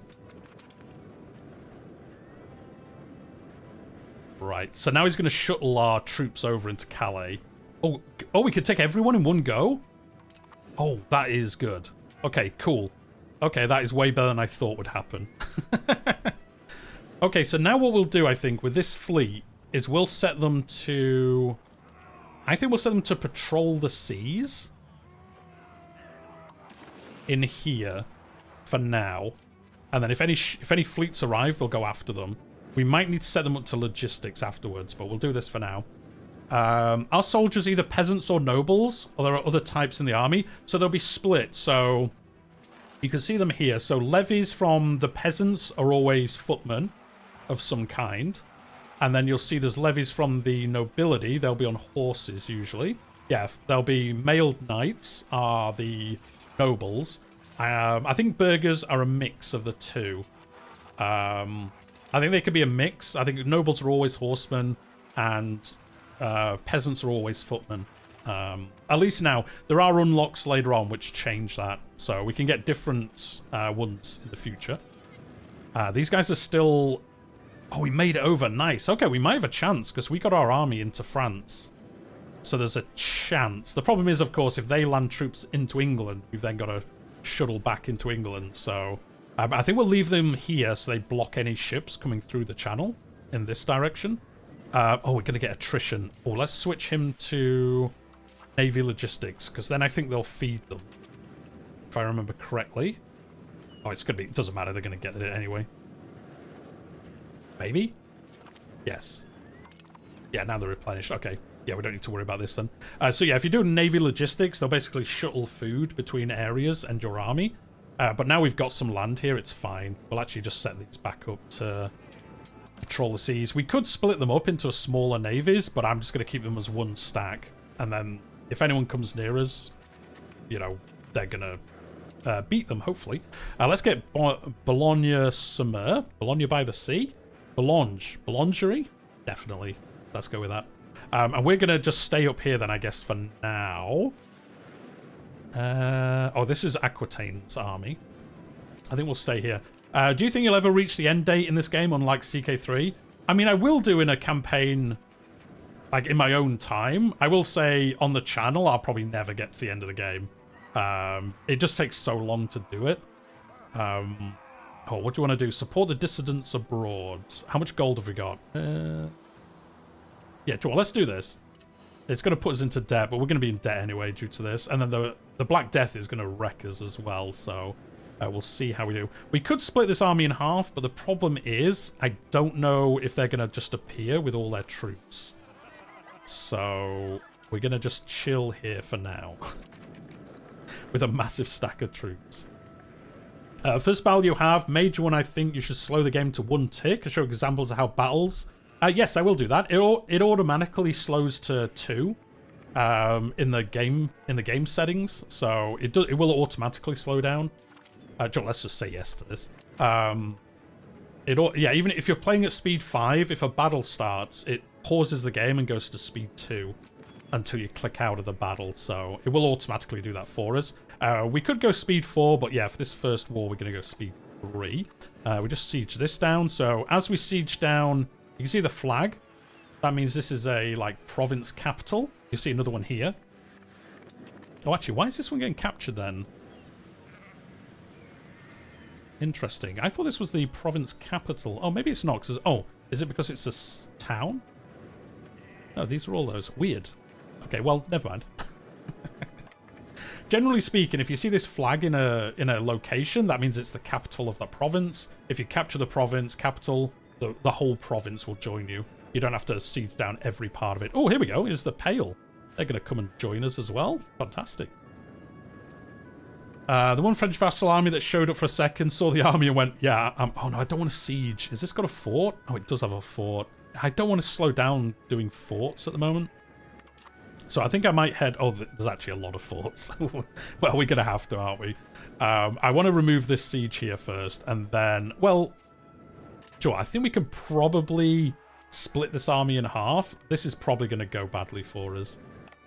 But I think we'll leave this army here sieging this down. Now, nobody has cannons yet, so sieging is going to take a while. And it is... The one thing I will say that I don't like in EU5 is they brought back the EU4 style of sieging. So you just have these percentages, which I don't really like, but it is what it is. Oh, we're going to fight this army here, the army of Artois. One of the vassal armies has made a mistake. And oh, you wanted to see how the battle plays out. Does each army carry its own supply? Yes, it does. So you can see here, this has got 1 month's worth of food supply. If you build supply units, you can extend this. You can even make armies that are basically just supply armies, and they can shuttle food between armies, which is pretty cool. You can also set up supply depots. And then, as you can see what consumes it. This is currently away from any land, so they are consuming food. But once this gets captured, we'll be able to feed ourselves from here. This is the battle going on. I heard some streamers basically spamming the assault option. Oh, is it really good? I've never pressed it. I never press it in games. I imagine, especially once you get cannon early game, it's probably crazy good. But you can see, again, this UI I think could look nicer, but it shows you everything you need to see. So this is us. We've got 3 fronts. We've got a bunch of troops in all of them. Nearly 5,000 in each one, and then we're up against... Is there only 100 left? Has their centre only got 100 left? That can't be right. Oh, it was right. We'd killed everyone already. Okay. No, I was right. We'd murdered everyone already. And we didn't even have to fight the other one. They just lost because there was only like 200 troops. Oh, our fleets are attacking. Oh, we went too quick. We just wrecked their fleet, basically. So yeah, we're going to have to keep an eye on this because they might sneak up and siege us down, which would be bad. I mean, attack them. But I think with 20,000, we should be fine. We'll take this back and then take Ems. And then at least we're next to each other, so we can probably jump across and help if needed. How's everyone else doing? Oh yeah, their army's down here. So yeah, their army is going for Aquitaine. Oh, they've landed some troops. Oh, Aquitaine's landed in Wales. So this might be a problem for us, because we don't have any troops back home. We could send something back. I think you should try and assault with the army doing the siege when it's feasible to see how effective it is. I mean, we can do. I don't want to wreck this army. Maybe when we're fighting somebody smaller, we'll do that. I don't want to do it, and then this army just gets absolutely trolled by the fort. Next time we're fighting somebody like Scotland, we'll do it, because we'll have enough troops to... It doesn't matter if we sacrifice an army. We might have to come home and fight these guys. So... This army's actually going to come home. Actually, did it get many of the... Is this all levies? Oh, it's like a... kind of. How many... Is this all levies here? So you can see here, these icons. This means this is levies. This is professional armies. And this is mercenaries. So this is entirely levies. So this army should be able to easily beat it. Because we've got professional troops in here and they haven't. So I'm actually going to send this one home to defend, which is not ideal, but we're going to have to do it, because otherwise they're going to go crazy in our realm, because we don't have any forts.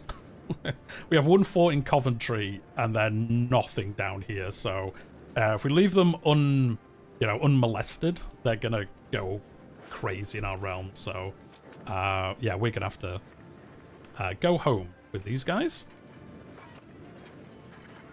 Oh, it looks like the Pale's going to beat... Is this another army? Yeah, it is. The Order of the Garter. Inspired by the legendary Arthurian Knights of the Round Table, King Edward III expects to form his own legendary Brotherhood of Knights as his elite retinue. We could, of course, bestow this honour upon the King's noble favourites, but there are other groups in English society who would benefit from such patronage. He could not help them, even if he wanted to. I mean, some of these I'm not going to be able to help. So this is a special law up here. This is Order of the Garter, and you get different bonuses depending on which one you choose. So appoint the king's closest companions. This is what happened historically. We get 5 legitimacy. I mean, we've almost maxed this out. Oh, Balliol. Oh yeah, Balliol's going to get wrecked. He never wins on his own. Except for I played once as Scotland and did lose to him. But on his own, without a player messing it up, he generally wins. This will give us noble estate satisfaction +5. Nobles will get more power, though. But the efficiency of our cabinet will be 20% better. Which is a lot. That means they're all just 20% better at doing whatever they're doing. Which is really good. We might have to do this for now. It's just such a good bonus early game.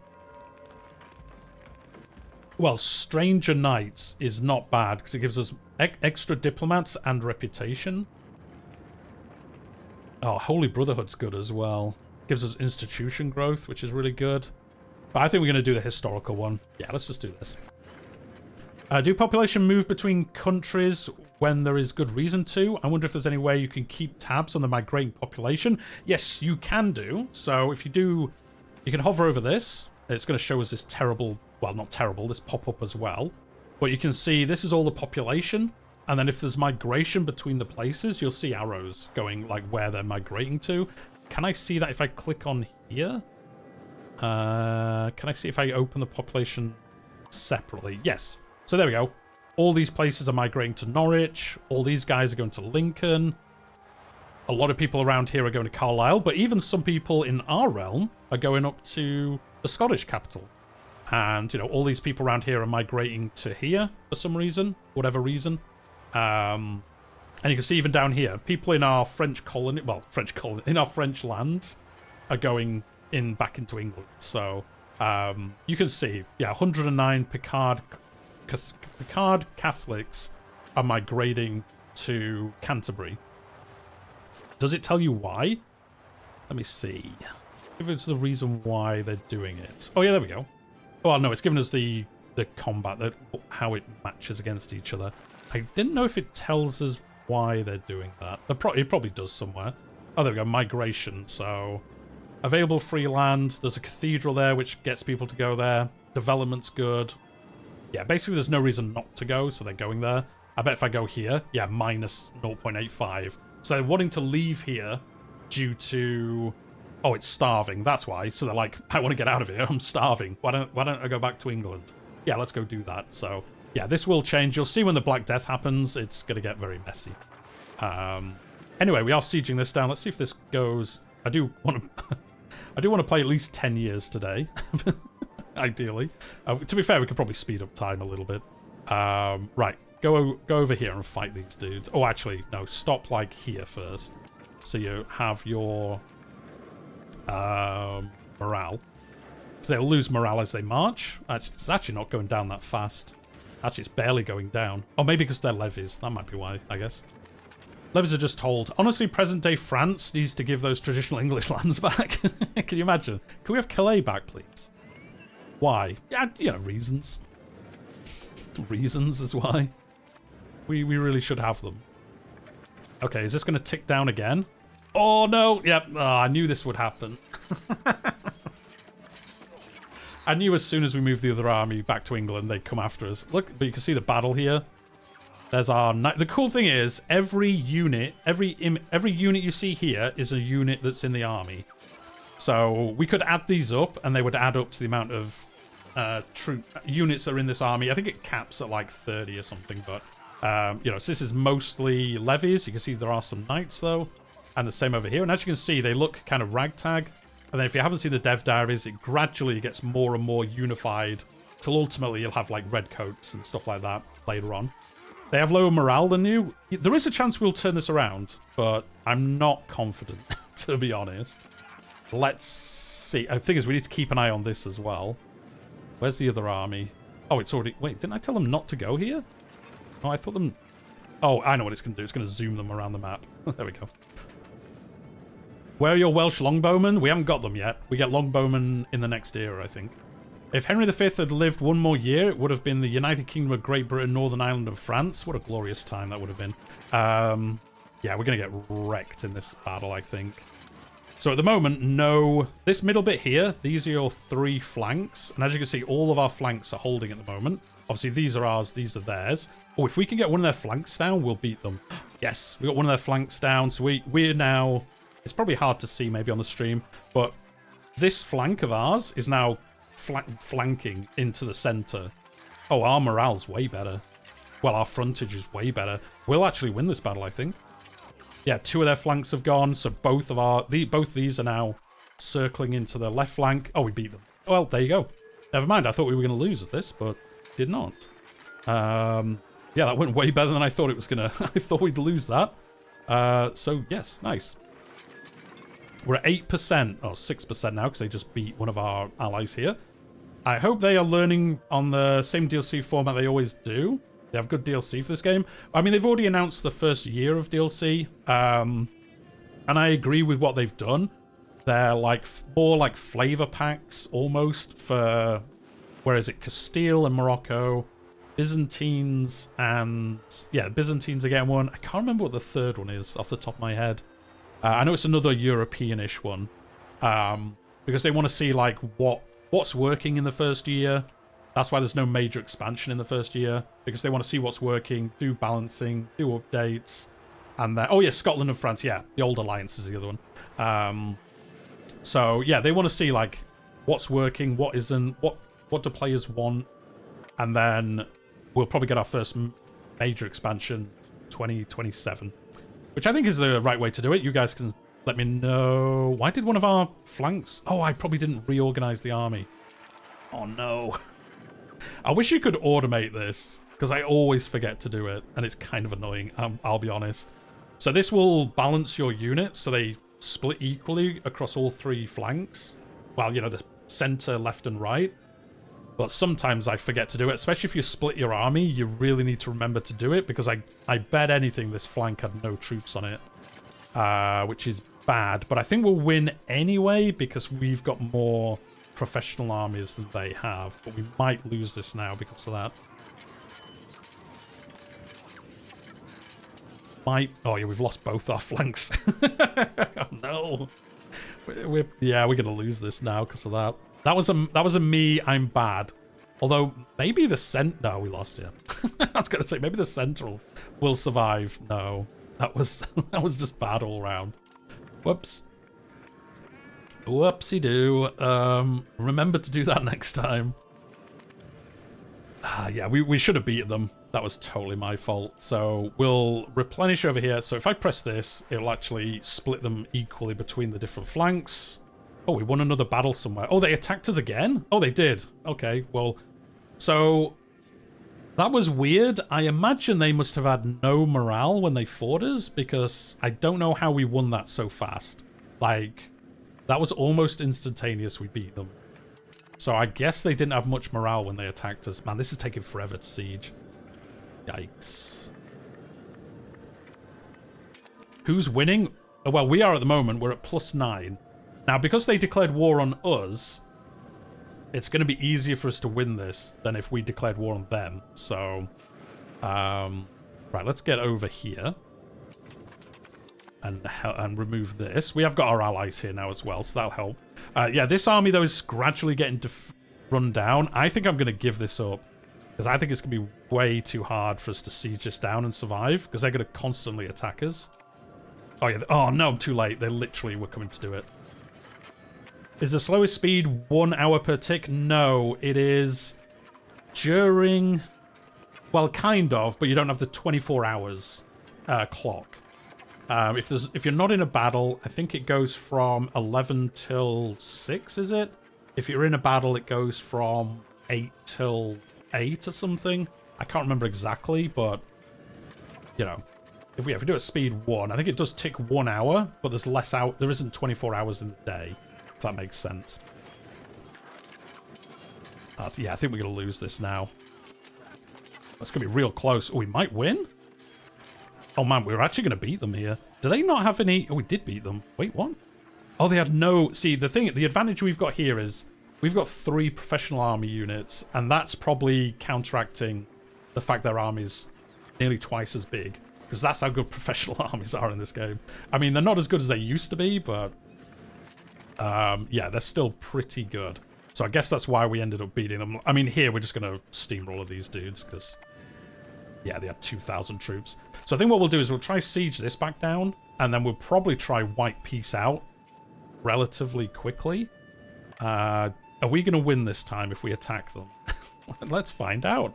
I've balanced the army, so it should... Actually, who's the commander? Yeah, we've got a really good commander. Let's see if we beat them here. And then we'll see. I kind of want to siege these down. And see how we do. Is there a Sunset Invasion achievement? There is not at launch. I imagine we'll get those in the future. All the launch ones are relatively sensible. But I'm sure we'll get a Sunset Invasion type one in the future. I think probably when we get some DLC for the Americas. Oh, we beat them. I wasn't looking. I was too busy watching that siege. So, yeah, we can sort this out. Where is the capital? Here it is, Pembroke. Yeah, this is the thing. Like, we could automate one of these armies, but as you can see, if you get into these huge into these huge wars, so much stuff going on. They're going to come and attack us now. We're going to be in trouble here. We're at 21%. Should we just try should we try peace out? So this is only the first phase. This doesn't end the 100 Years' War. This is just the first phase of the 100 Years' War. So I think we should just try peace out of this as like a small victory for us. Let's see what the AI says. Oh no, we can't. They won't do it. Yikes! I thought they would wipe peace with us already, at least. No. Okay. Well, we won't do that then. Can we escape home? Why are you going that way? Don't go that way. Oh wait, no. Are they going? No, they are going to march. I think they're going to catch us in Calais. Ironically. Right, let's see what happens. Because they'll probably beat us now. Do they have... Oh, their armies disappeared because they're... There they are. Okay, they still have no professional armies, but I still think they'll probably beat us. So let's get out of here and let's rebuild our army and then come back. That's annoying. We were doing quite well here. But as you can see, the problem you get is... Yeah, if they get into your lands, they can just siege down massive swathes of your land really easily, which is super annoying. Right, let's detach the levies. And then where's the levy army? This one, the 11th Army. Is that the... Oh, yeah, so all our professional troops have died. So, yeah, we want to come home. Because... Oh, we can't. We're still... Yeah, so our professional troops are dead. My favorite thing about this game is you can automate everything. Sometimes I just want to chill. Yeah, that is a cool thing about this game. Like, you can automate whatever you want. We could automate all this army stuff. I think we would definitely lose if we did, so we're not doing that. Right, let's disband these levies, because then we can raise the levies back up again, and they'll be kind of bigger than the ones we had, probably. 12,000, yeah. No, I pressed the wrong button. Oh, no! I pressed the wrong button. Well, classic. There we go, there's your first proper Malforian of the day. I pressed disband instead of grow, which is bad because the Aquitaine army's here and they're probably gonna kill us. Right, you actually come round and sink their fleet round here. Yeah, this is gonna go very badly for us now over here because we just wrecked them. We just wrecked this army on our own. Clever. You should rush. Yes, Will. We will do as soon as we can. We are finally going to get to that age in 2 years. Because, yeah, I haven't paused much. Today is probably going to go slower. So I will be streaming on launch day as well. The same time as today. So that stream will go faster. Because it's really the beginning bit. Especially for England. You've got so much stuff happening. That, you know, it's kind of hard to keep up with it all. Did that actually kill those units? Oh, it did. Yeah, that was bad. Right, let's merge all these together. Yeah, that did not go ideal for us. That was my fault. That was really my fault. So that's not ideal. Oh wait, no. Let's change it to hunt navies. For now, until we get our troops ready, we can hunt navies in. I mean, anywhere we want to, but. English Channel for sure, and the North Sea as well. Not all the North Sea. Why is it all yellow? It's usually a different color if you're not doing it. Okay. Oh no. Oh no. That is. Why is this counted as the English Channel? Or did I click something else? No, I don't want them being down here. Oh, Western Mediterranean. Did I click some of these in?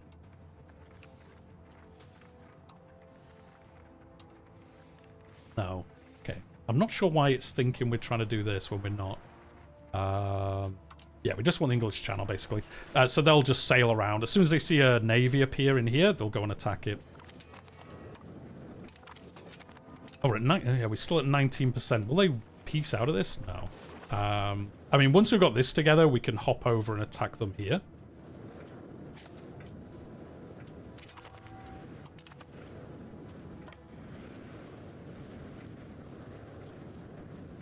Yeah, that wasn't ideal, because we probably could have defeated the Normandy army here with that other army we had until I disbanded it.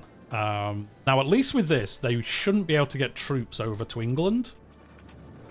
So at that point, we should be able to move everything over to France and then just start causing some problems for them. Oh, we've got a commander, it's fine. Don't outrun the other army.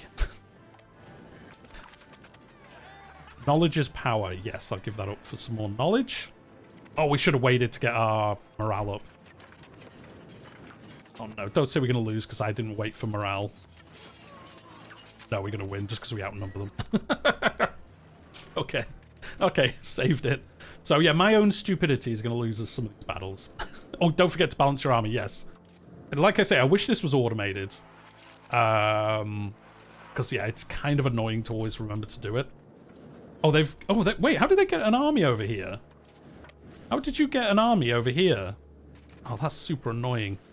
Well, it isn't actually, because we can farm war score by just defeating them in battle. So it's not the end of the world. It does mean we probably won't get any land out of them, but we might be able to get reparations and stuff.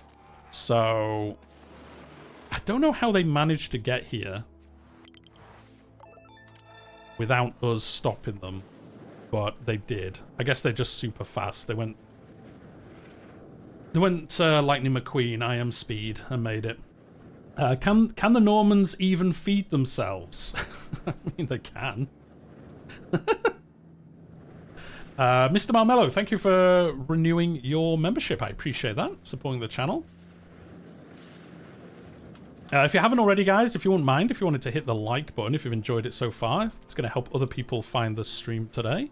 And, you know, hopefully you're learning stuff. As I put in the pinned comment, if you've got any questions, just ask them. I'm more than happy. I know it slows down how fast we're playing, but, you know, the game isn't out till Tuesday, and I want everyone to have, you know, as much knowledge about the game before you know, if you've not picked it up already, so you can decide if you want to buy it or not.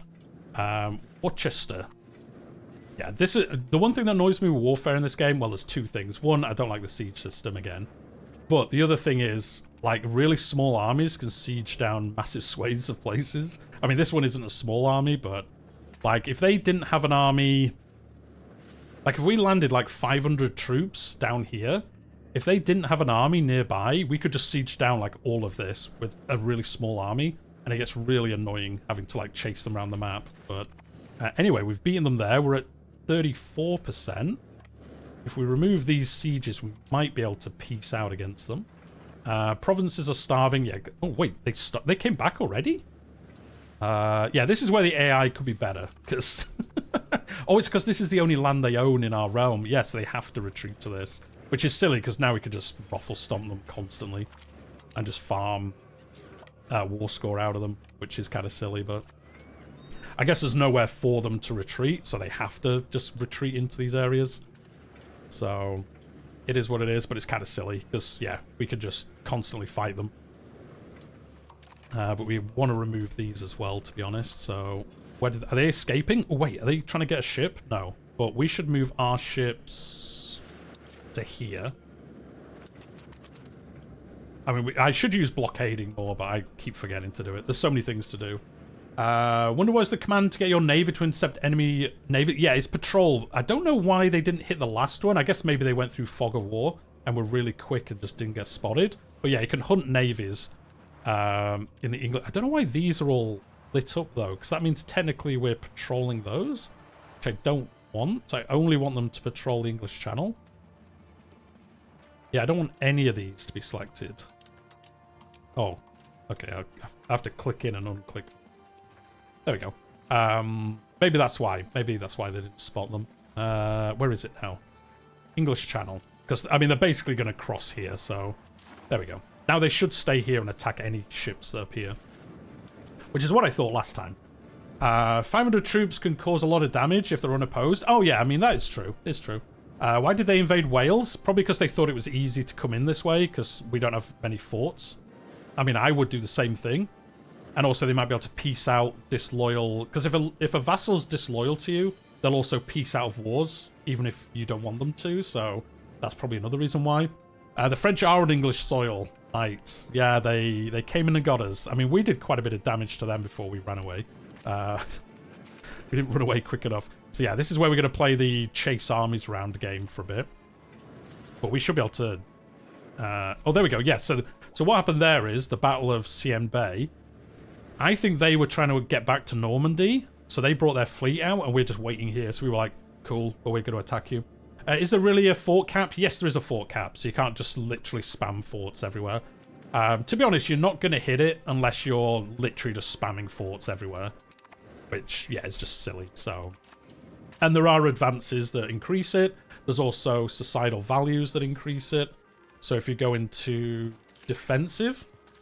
you can have 50% more forts than usual, so yeah, you can have more forts if you're defensive. If you're offensive, you can't have as many forts, which is good. That's how it should be. Maybe Hunt Navies is aggressive, and patrol. Patrol is for... I think it kind of does... Patrol the seas is more for increasing your maritime presence. I think they will attack ships, but Hunt Navies is where they will attack any fleets they can beat. So, yeah.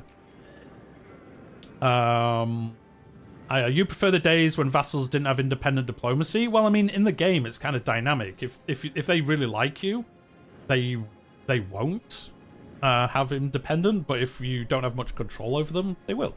Which I think is a pretty cool way for it to work. How easily accessible is Venice's capital? I don't think there should be type of city you could walk into. I think it's technically an island again now, isn't it? Didn't they change it?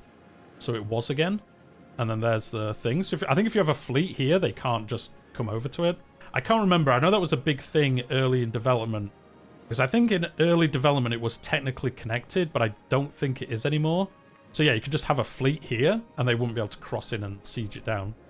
I believe. Real Tom, hope you're doing well. I'm doing very well. It's a very nice Sunday here today. I had a very nice day yesterday. I watched the Jays throw away the World Series. In that case, I guess you just need to split your big navy into subfleets. Yes, you can do that. So we could have split this into like half it here, half here.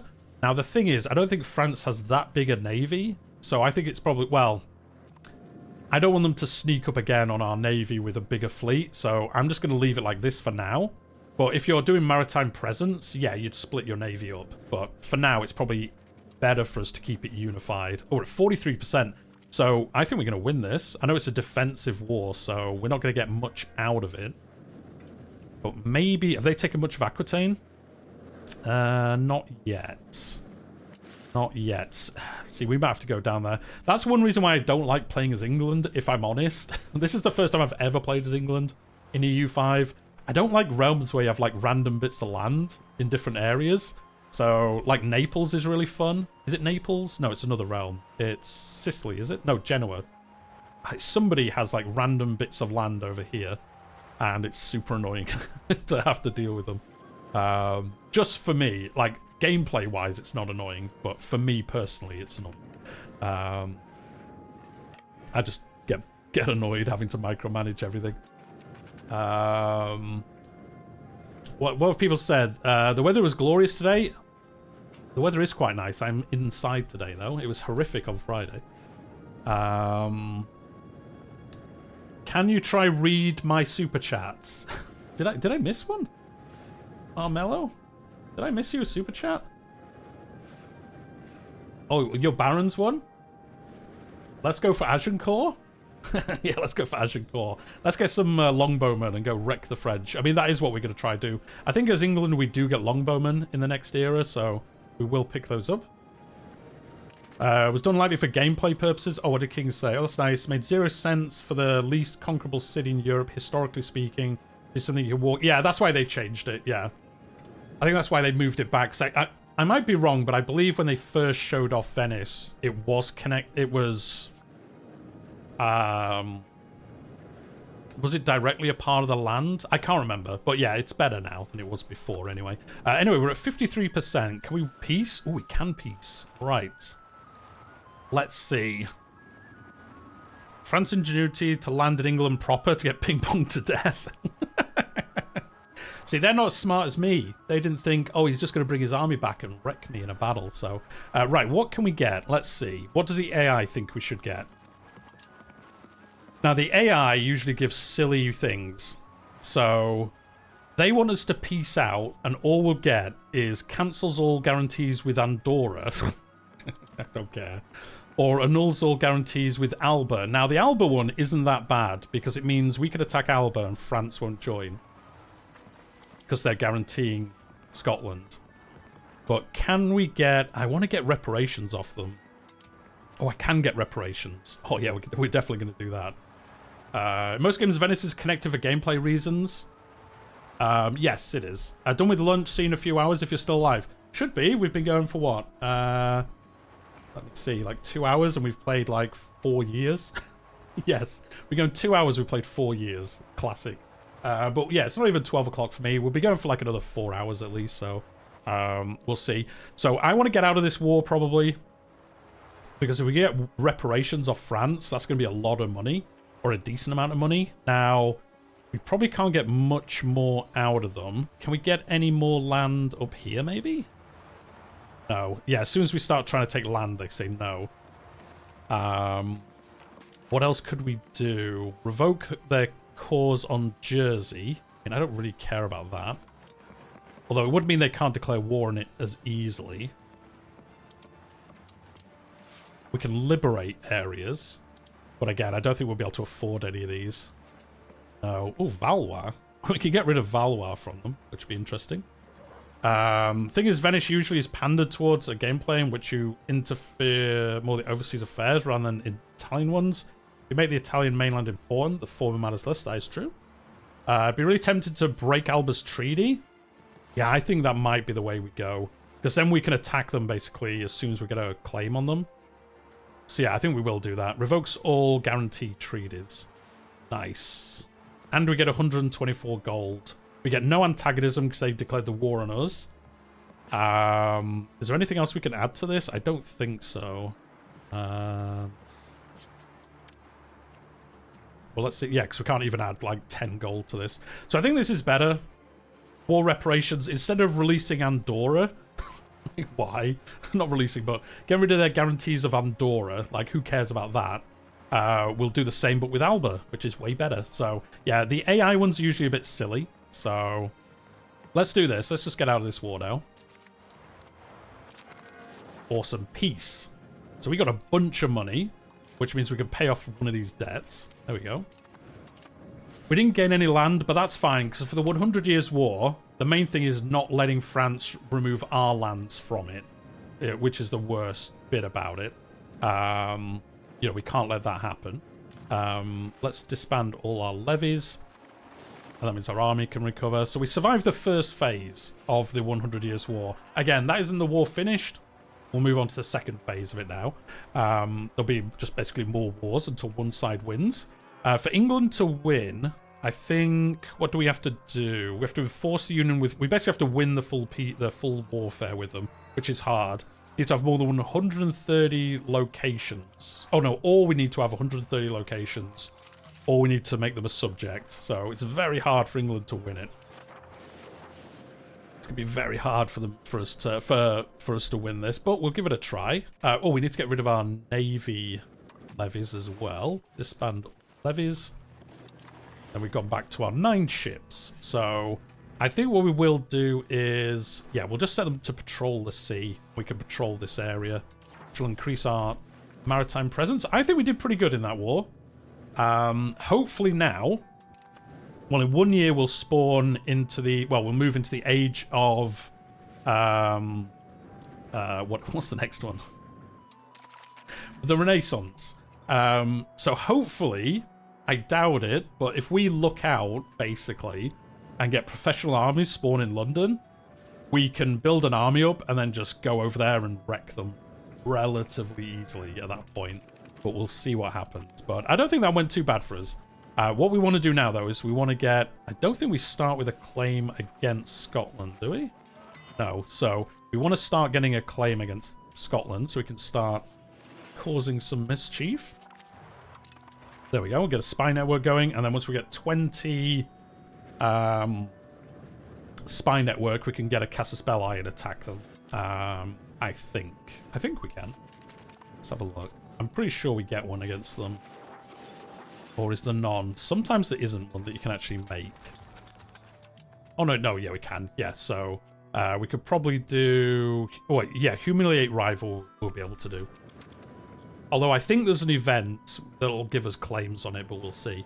I know if you're playing as Scotland, there's things that happen later on where England gets claims on Scotland, so we'll see. Anyway, we're in the age of the Renaissance now.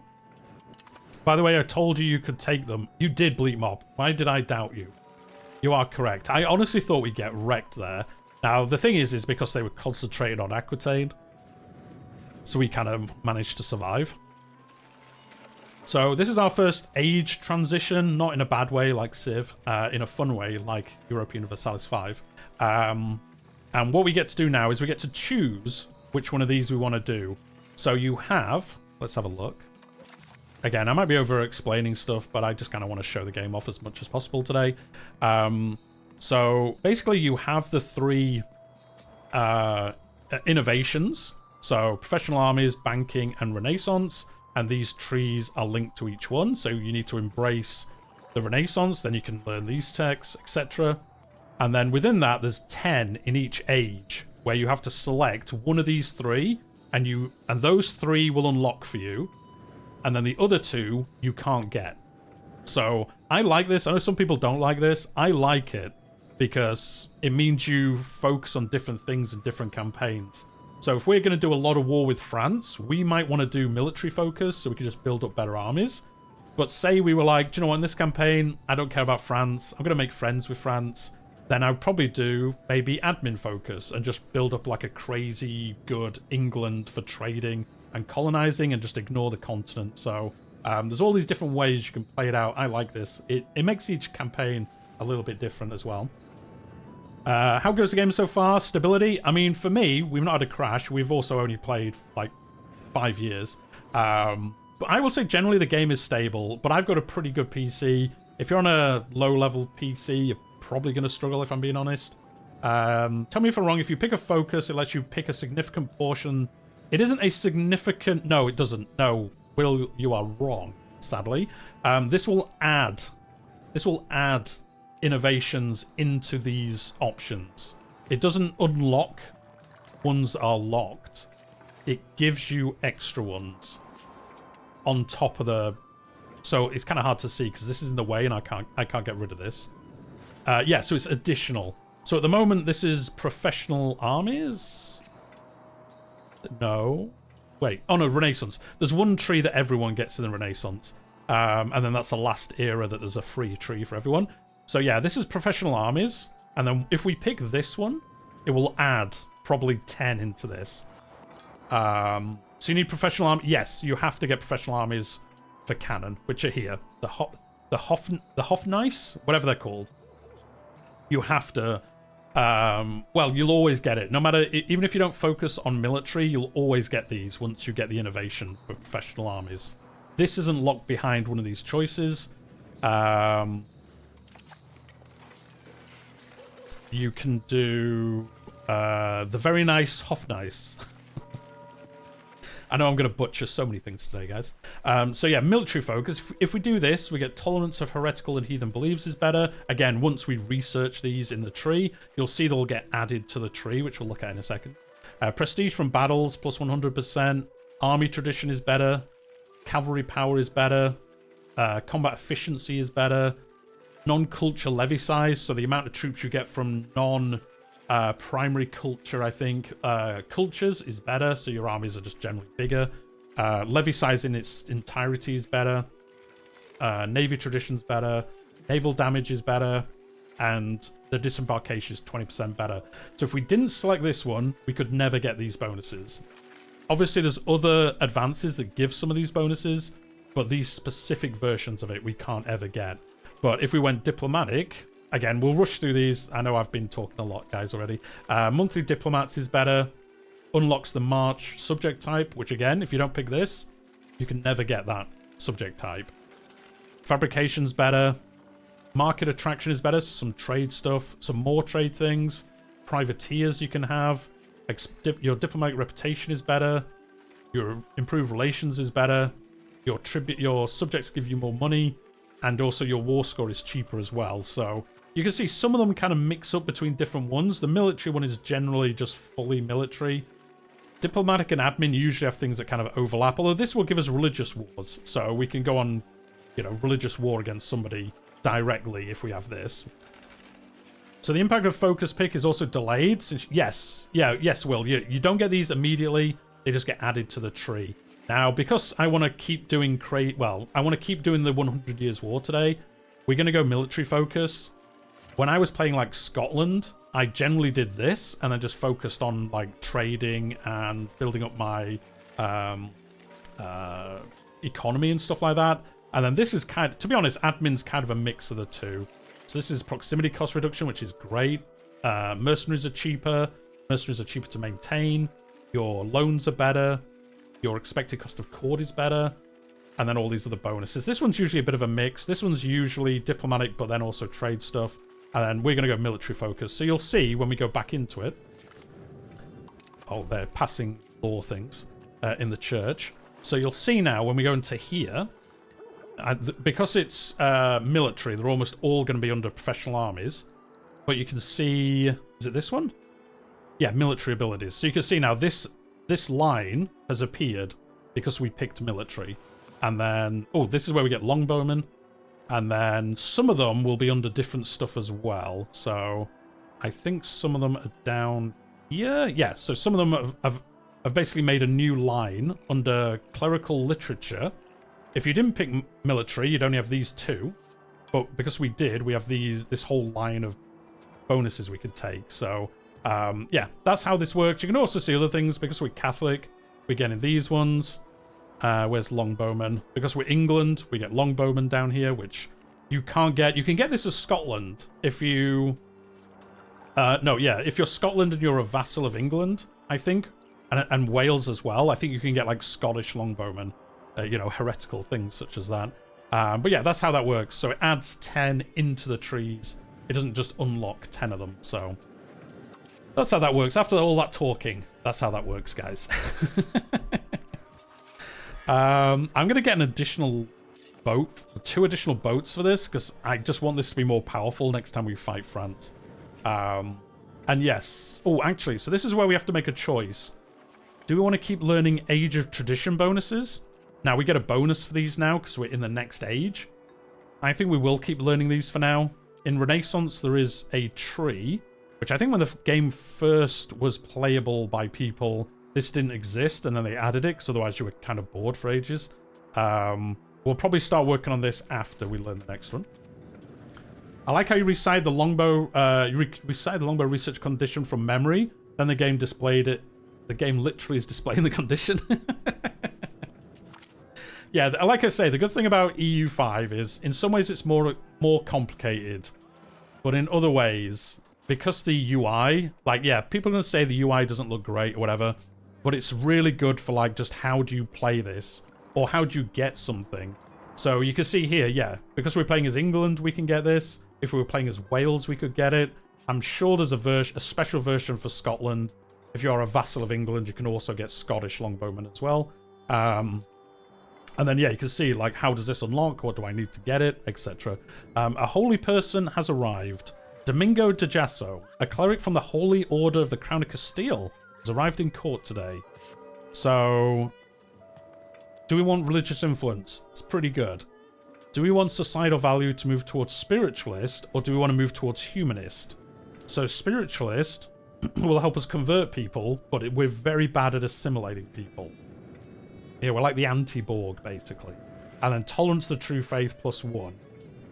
Or if we went humanist, it would be the opposite. So we're really good at assimilating people, but we're bad at converting people.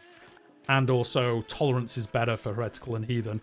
Now, the thing is, we're going to have a lot of Catholics for now, but we won't have a lot of Catholics, you know, not relatively soon, but pretty soon. So... I think we'll just go spiritualist for now, and we might move towards humanist later on. Sorry, I need a drink. Oh, there we go. The end of the Alban Civil War. So Balliol finally got destroyed in that fight. The Alban War of Independence against England resulted in a civil war, when basically against Balliol. The war has now come to an end, with the king emerging as the victor. The treaty, however, may not be enforceable with Sir Edward no longer in charge. Nonetheless, we should attempt to press our claim on the oh, so this is how we get claims on Scotland. So, sweet. We could say, just let them keep them. Let's do that. Or we could say enforce the treaty. And we're obviously going to do that because that gives us claims on Alba. Why didn't you help Balliol? We were busy with other stuff, but it doesn't matter because we're just going to take their land anyway. So yeah, yes, Michael, I released a video today talking about the societal value system. I think it's one of the best systems in here. Yeah, in EU4, you could be both of these things. You could be naval and land focused. But in EU5, you can only be one or the other, which I think is way better. Makes way more sense that way. And then you get better bonuses the further you go in each one. And this makes realms like a lot of replayability to realms, because you can be different kinds in different runs, and it will actually change how you play a lot. Like when I was playing Scotland, I went super defensive because I knew England was going to wreck me in battles. So built up loads of forts, protected them, and I could last out wars. Appreciate this, but probably been asked to double times what I was working. Hey, that's fine. I know I'm going to be going over the same kind of stuff, so again, if you have questions, just ask them. I don't mind. I'm sure people won't mind me over-explaining everything 20 times, but... like I say, because the game isn't out, I want to try explain as much as possible to people. Once the game's out, I probably won't explain stuff as much, because, well, the game will be out, so... I won't need to. Is the AI acceptable? Is it acceptable? I think it's acceptable. It is probably a little bit... It could do with being more aggressive, like people say. But I think it's fine. Like I said in my stream last week, Return of the Slider is like the 7th game of the World Series. I watched that last night. It didn't go well. Our attempt to enforce the treaty between Alba and England was declined. Oh, well. They don't like us as much. So now I think we can declare war on them. Yeah, what I was going to say is, for me, personally, with EU5, I think if you... I know it's going to sound like a cop-out, I guess. But if you think you'll enjoy EU5, you will enjoy it. If you're on the fence or you think, it's not probably my kind of game, I think you won't enjoy it. Like, I know that's kind of probably a weird way to explain it, but there's more than enough here to enjoy. It's just whether you like the Europa Universalis style of gameplay, to be honest. Oh, I thought it was giving us claims on here. Or do we have to learn them anyway, even though it's through an event? Oh, let's turn this off so we don't care about armies being... navies moving around. Oh, I thought it was going to give us claims on here. Maybe I picked the wrong option. That is a possibility. The Prussian Crusade. Oh, nice. So the guy we sent off, if you remember, has come back. So years ago, the glorious Crusaders of the Baltic proclaimed their Prussian Crusade for the glory of Christ. Many men heeded his call. One of them was with the pride of the English crown, Hockmeister Henry Percy. They say that, we forced him to go. But he does come back now, and he's going to be really good. Well, he's not really good. He's got 69 attack, which is pretty nice, I've heard. So he's actually better now, because he went on Crusade. And he picked up some tactical genius. So he may be an example for all knights. He gains this buff. Oh yeah, he's plus 10, plus 10, plus 30. Okay, yeah, he's way better, yeah. Moves back to us, and we get 10 army tradition. So actually, yeah, it makes him 99 attack. So, yeah, that's pretty good. We should probably do that again. No, because we want to declare war on... want to declare war on Scotland before too long.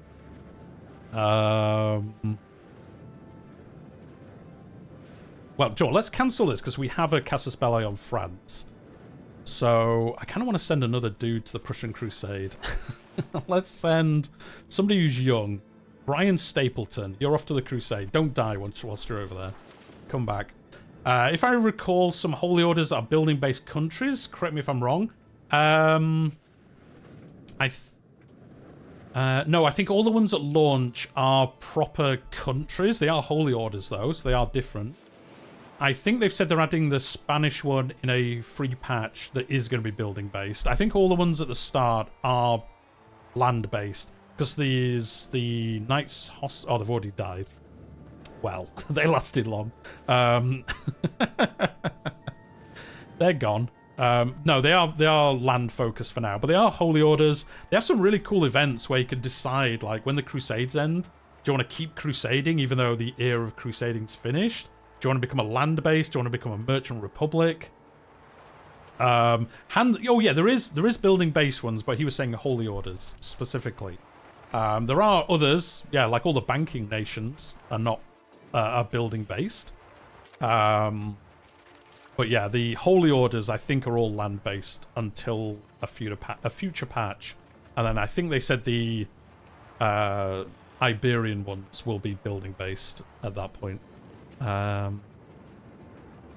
Let's go. Oh yeah, I keep wanting to do the prosperity just to recover these areas that got sieged down by France. I wish you could queue these up because prosperity is pretty quick. Oh, the Papal States have asked us to help in the First Crusade against the Abbanids. The Adian, I can't pronounce it. Those people. The Adianids. The Adinid, whatever. Oh, funny. I think that's where we were just looking. Oh, it is where we were just looking. So they've asked us to help in this. Oh, we're allied with them, so they forced us to help in this. So do we want to send some guys over to help in this crusade? Should we do it, guys? I think we probably will. I don't think we need to send everybody, though. I don't think we need to take 30,000 troops there. But I'm just going to raise everyone, and then we'll just not take everyone with us. So yeah, you can see our professional army is very slow at recovering because we don't have many buildings. Should we just take these guys? I mean, that's still quite a lot. There we go. And then we'll also need to raise our navy. I think we'll go and help in this, because why not? Let's see what happens. If we help. I mean, they'll probably give us nothing, which is annoying, but they'll also be happy that we helped, so I guess that helps as well. Raise... Oh, that's military. No, navies. Why does this say 1? Did I already raise them? No. Wait, what? Where's our navy? Did I press the wrong one? No, raise levies. Why is it only 1?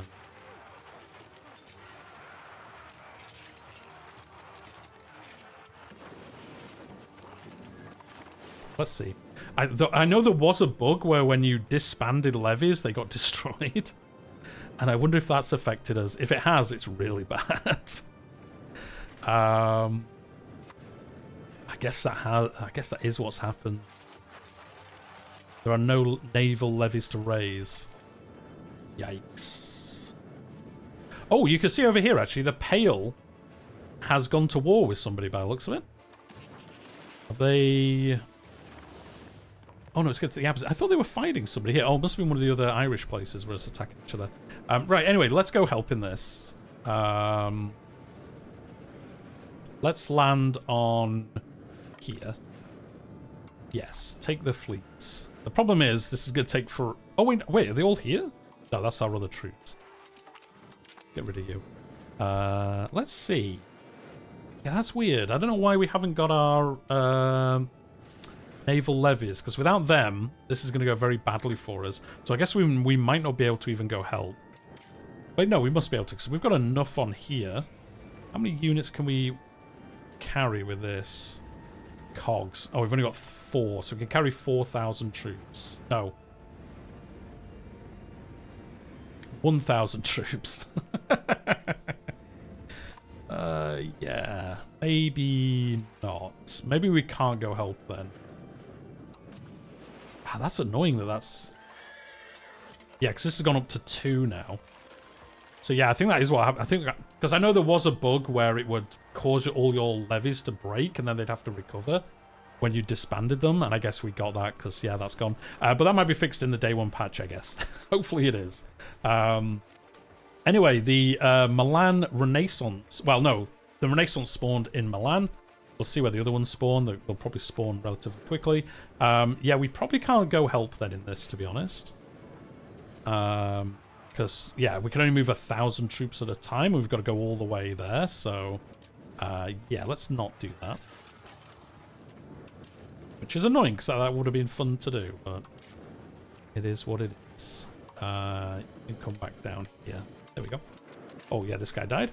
I think it's not break so much as they put on cooldown for the sake of balance. Or maybe it is. I thought I saw somewhere they're supposed to come back. Because, navies... no. Your military one, you can just disband them and immediately raise them back up again, which can get super annoying in some situations if the other sides are doing it to you. But I don't know where you can see where they are. Like, if we go, can we see if they're repairing the navy side of things? I can't remember. Oh, ship capacity 1. So, yeah, these are all at 1. Yeah, it is rebuilding them, yeah, because you can see, it's probably very hard to see on the stream, but there's a very small green circle happening around this, so, yeah, they're going to have to recover, basically, before we can use them again. Yeah, they've only recovered 11% of their naval levies. And they need 50%. So, yeah, got to keep an eye on that. So, never mind. We won't go help in that crusade. To be honest, it's going terribly, so I'm not too disappointed in that. Right, the research. Do we want to finish the Age of Tradition ones first? Because we do get a bonus on these that make them quicker to learn because they're from a previous age than we are currently in ourselves. So monthly diplomats would be good. So would cultural tradition. So would this. So yeah, we're going to learn all 3 of these. Purchasing food is good, because if we ever get to the point where we need to buy food, it saves you a lot of money. I don't care as much about these for now. So after these, we'll probably go into the Renaissance and start learning these. Oh, Mr. Marmello, I forgot to read your super chat. I do apologize. Freedom for the Western Isles and Highlands as a subject. That is probably what we'll do. We'll probably have these as a subject and keep these bits for ourselves and then vassalize everything else. I don't think you should be able to disband an army and have it pop up across the map as if it can teleport. Yes, but you can technically do that. You can do that. It is annoying. The thing that makes it the most annoying is if you're... Say if you wipe the French levies here, then they can just raise them up again. Now, they won't be here. They'll be down, you know, wherever they raise. But then they could just keep raising, because they're just raising, like, peasants. So they don't care. They're just sending peasants to their death, basically. Well, unless they win. But yeah, you can just constantly re-raise your levies, and it gets very annoying sometimes. If you're obviously going to win, and you just have to deal with them constantly doing it, it can get very annoying. What we want to do is, whilst we're avoiding this, is we want to... Where's some wharves? Because that'll give us more ships. There we go. And more trade. Yeah, this ups our trade capacity 0.10, which isn't great.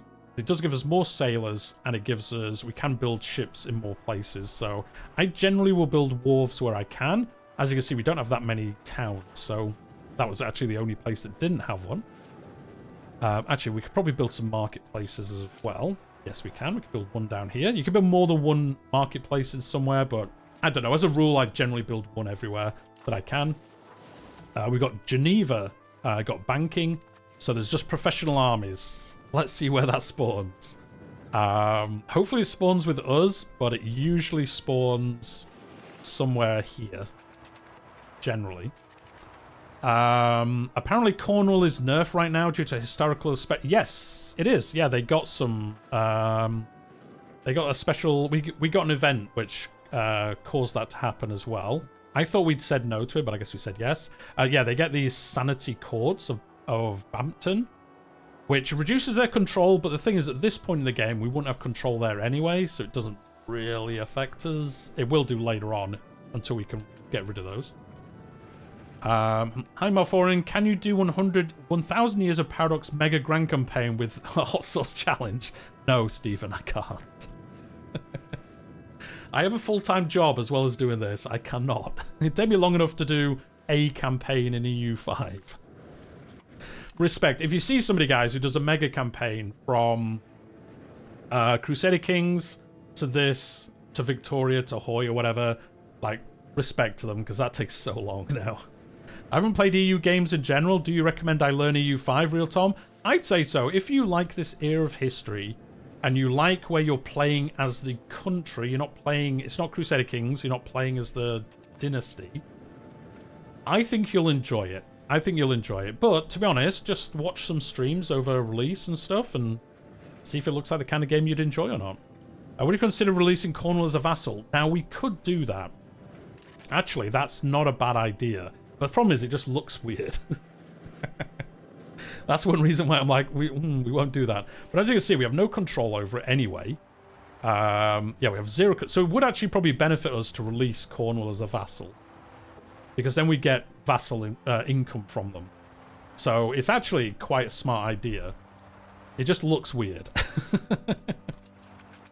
Well, it doesn't look weird, I just don't like it. But should we do it just to see what happens? Let's do it. So... let's pause. We can release historical subjects. Oh, we can't. Why can't we do it? Oh, because we're at war at the moment. Okay. When we're not at war, we can try to do it. Although maybe there's something else that blocks it. But we should be able to, I think. I have seen in other videos in the early game, if you want to take a lot of land, it's best to build stability and no CB, as most of the early CBs have negative effects to taking land. I mean, no CB also has negative effects for taking land as well. Palatine Cornwall, let's go. Let's do it. Anyway, we need... oh, they've turned this crusade around. It's at -7 now. It's kind of weird talking about crusades in Europa Universalis, but there we go. Oh, our cabinet member died, which is annoying because these are quite expensive to do. So let's choose a dude who's young. So he's not as good, but he's also only 19. So he'll learn, and he'll be in this position for way longer. So I'm not constantly having to pay to replace him.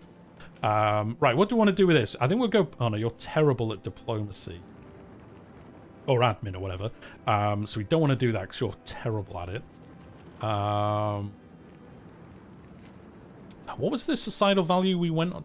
We are down? We're down spiritualists. We're good at converting people, which I don't think will be a problem because I don't think we have any heretics.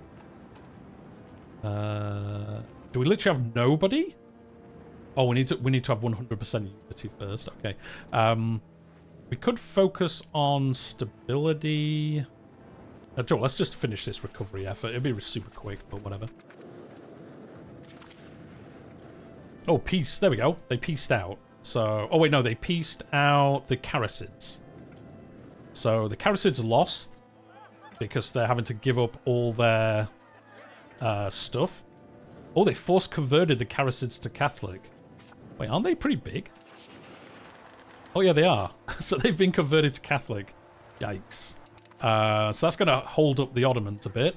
And, you know, we all know it's very easy for the Ottomans to expand in this game. Divine Revelations. Paper expert, bird expert, sword expert. That's the ones, yeah.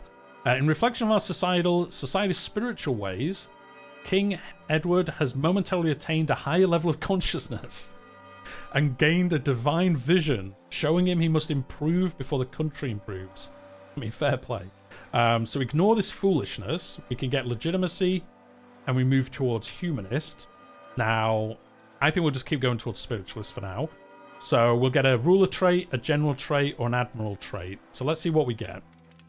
We got assault ability, plus 10%, but we're never going to have him leading an army, so kind of doesn't help us that much.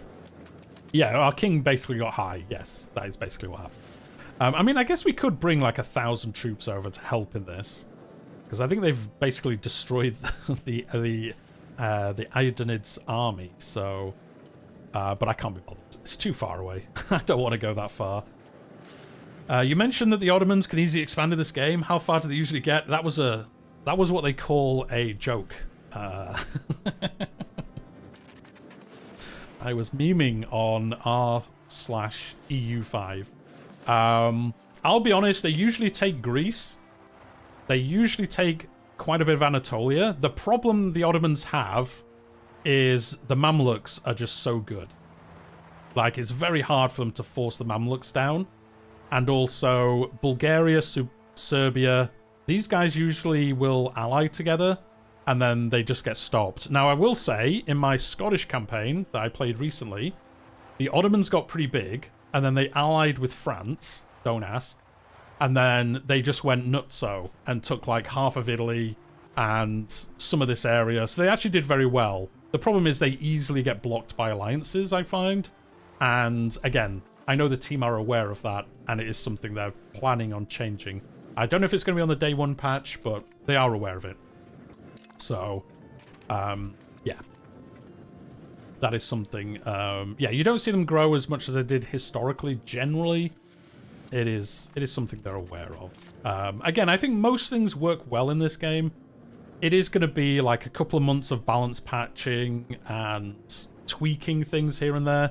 But at the end of the day, if that's the state it launches in, very much like All Under Heaven for EU5, if the basics work, and then everything else is just bug fixing and balancing, I think that's pretty good. Like, yeah, it would be good if it worked perfectly, but, you know, for these complex games, it's very hard for that to happen. Right, let's... Oh, it's awful. Yeah, he's awful at this. I was going to get him increasing control, but he's god awful. What's the other person doing? Oh, he's also the same. Oh, yeah, he's increasing London to make it better. Okay. I kind of want to get rid of this guy in the future, but we can't get rid of him now. Should we... You know, let's assimilate people. Let's do that. Let's assimilate... Oh, yeah, look at all these people in the North Riding. I bet they're... Are they all Norse? Are they Norse Scots or something? Let's have a look. Oh, no, they're Northumbrians. Okay, yeah, that's why. That makes sense too. A lot of Northumbrians up here, so yeah, we'll start trying to convert them. Oh, actually, I wanted to see if we can assimilate Durham as well. Not assimilate, annex. So, yeah, we've built up some time now, so we can start annexing some of these smaller places. So Durham, we can probably annex real quick. Yeah, 1 year, and we can annex Durham. So let's do that. And then once Durham's finished, we'll probably annex these as well. And then Wales, we don't care as much about. Separate. Oh, nice. They're just going to white peace. Sweet. Bye. I'm not interested. Are diplomatic attitudes still in this game? I don't know what you mean. Do you mean like certain nations are predisposed to being certain ways? A lot of the diplomacy, like much in this game, is more dynamic. So, like diplomacy, France is a bad example because they hate us. But like your societal values and things like that affect what other nations think of you more than like, oh, well, if you rival them as well. But you can't rival everyone, so that does affect things. But, you know, you can see like with Castile, they share our societal values, they like us more. So if we had different societal values, they wouldn't like us as much because they see us as being different to them. We're also Catholic. We've also got the same court language. Castilian, yeah, view Catholic countries better. We are different primary cultures, obviously, and then there's other things that affect it as well. And as you go through the game, there's more stuff as well. Here's a really important question. Can you conduct chevauchés in France like real life? I don't think so, no. You can, though. The weird thing is you can as... Well, it's not weird because it historically happened. But as Alba...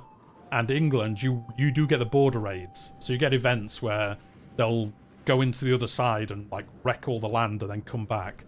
But I don't think you get it with England and France. Because I think we'd already see it if that was available. No, you mean stuff like domineering, belligerent, threatened. I don't think they're in the EU5. I've never seen it. I could be wrong though, but I've not seen it or heard of it. But I could be wrong. Anyway, we're making 12 gold now. We're doing better. We're making more money. Are these the only goods we can... Oh, no. That's because I've got this selectors Dublin. There we go. So these are all... We should look at this, actually. So these are our population needs. So we should try fix this, because it makes them unhappy if they don't get this. Oh, Stephen, I missed your thing. Your new ancestry DNA origin shows you're 8% Irish American and 3% Czechian American. It's a good combo. Can you name England into Irish? No, I can't do that. No. I'm one of these rare paradox channels where I don't meme too much. So yeah, we should try fix this because, yeah, and the Black Death's going to come soon. So let's get some more fruit. These are very expensive though. Oh, we can do another one though. Okay, cool. So yeah, we want to fix these. So these are the red ones here are things our population is missing, and the yellow one are things our buildings are missing. We need more books. You always need more books. Always more books in this. But yeah, we should fix this. But to be honest, we're at 3.3 million. The Black Death's going to kill 40% of these, so it won't matter as much. You know, just being pragmatic. When the Black Death comes, probably 40% of these people are going to be dead, so it's not going to matter. Simon Sudbury, a theologian at heart. Simon Sudbury has spent most of his years in the service of the church, first as Bishop of London and later the Archbishop of Canterbury. Always a good role to have in England. He has been appointed Lord Chancellor to the great dismay of the yeomanry. A natural fit, so he'll come and join us, or have him focus on holy matters, basically. I'm going to get him join us because he's probably pretty good. I mean, he's all right. I wouldn't say he's that good. He's okay. He's untrained. Oh, he can't lead armies or navies because he's a monk, basically. Yeah, he's not actually that good. I'd rather got the influence, to be honest. Although we don't have enough. What have we got now? 34.98. Okay, that's not too bad. If we get it to... Oh, no, we need a military order to do this one. The clergy need less than 15%, then we can do this one. Or we could get a clergy seat if we have 145. Oh, we can also make saints. If we get 150, we can make a saint. We can basically go to the Pope and say, can you make Jeff over there a saint, please? And he goes, yeah, go on then. And then we get prestige out of that, which is nice. Oh, can we do anything in here? No. It's gold, isn't it? Yeah, we just need way more gold. So we'll save up, and if we get enough, we'll see if we can do this. Oh, Geneva also got professional armies. So Geneva got professional armies and banking, I think? Didn't they? I think banking spawned there as well. It's weird to see it in two places. Yeah, both spawned at the same place, which you don't see that often, so it is what it is. Where is... Where is that?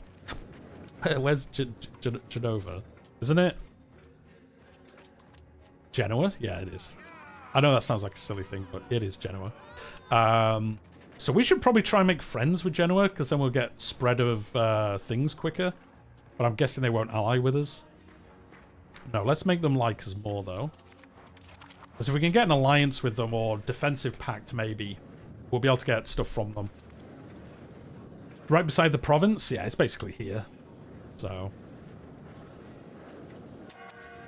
Wait, is it actually... Isn't it the capital of it?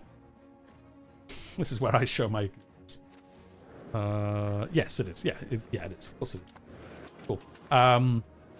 So yeah, if we can try get an alliance with them, we'll get 50% institution spread from them. So it'll be way quicker. That's one thing. Once you play the game a bit more, I guess you might... If you're trying to min-max at least a little bit, you'll probably try get alliances with all the people that generally get the institutions first. Oh, we've got a big event going on now. Trade with them manually, maybe. Trade... Does trade give you institution spread? Maybe it does. I don't know, actually. The bustling city of London is a beacon of prosperity and commerce, but the English crown finds itself trapped in the confines of Westminster, hemmed in by the powerful burghers, who have greedily held all the special rights over the main city since time immemorial. These merchants and traders have seized control of the streets and markets, using their influence to shape the direction of the city's growth and development.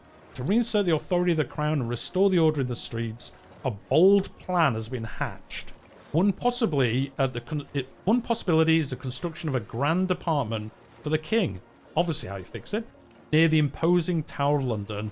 From his vantage point, the king can keep a watchful eye over the burghers. An imposing and treacherous view. We get the grand apartment building. Gives us 100% more local crown power. Or you could say concede power in exchange for cooperation. Or assert your power with force. We destroy the City Corporation of London. Interesting. Oh, this gives them 100% local power. I kind of think this one would be a fun one to do. Just wreck the burghers at the beginning. But we are going to go kind of historical today, so let's do the Grand Apartment of London. Once that builds, that's going to spend our money, which we wanted to spend, but we'll get it back soon enough. We're now making 80 gold, so it's not too bad. And then obviously this will build, which will be good. What are we doing? We need more sturdy grains. We need basically just a bunch of food, but as I said, once the Black Death comes, it won't be an issue. Oh, we got more as well. The Shifting Alliances of Berwick upon Tweed, which is up here on the border of Alba.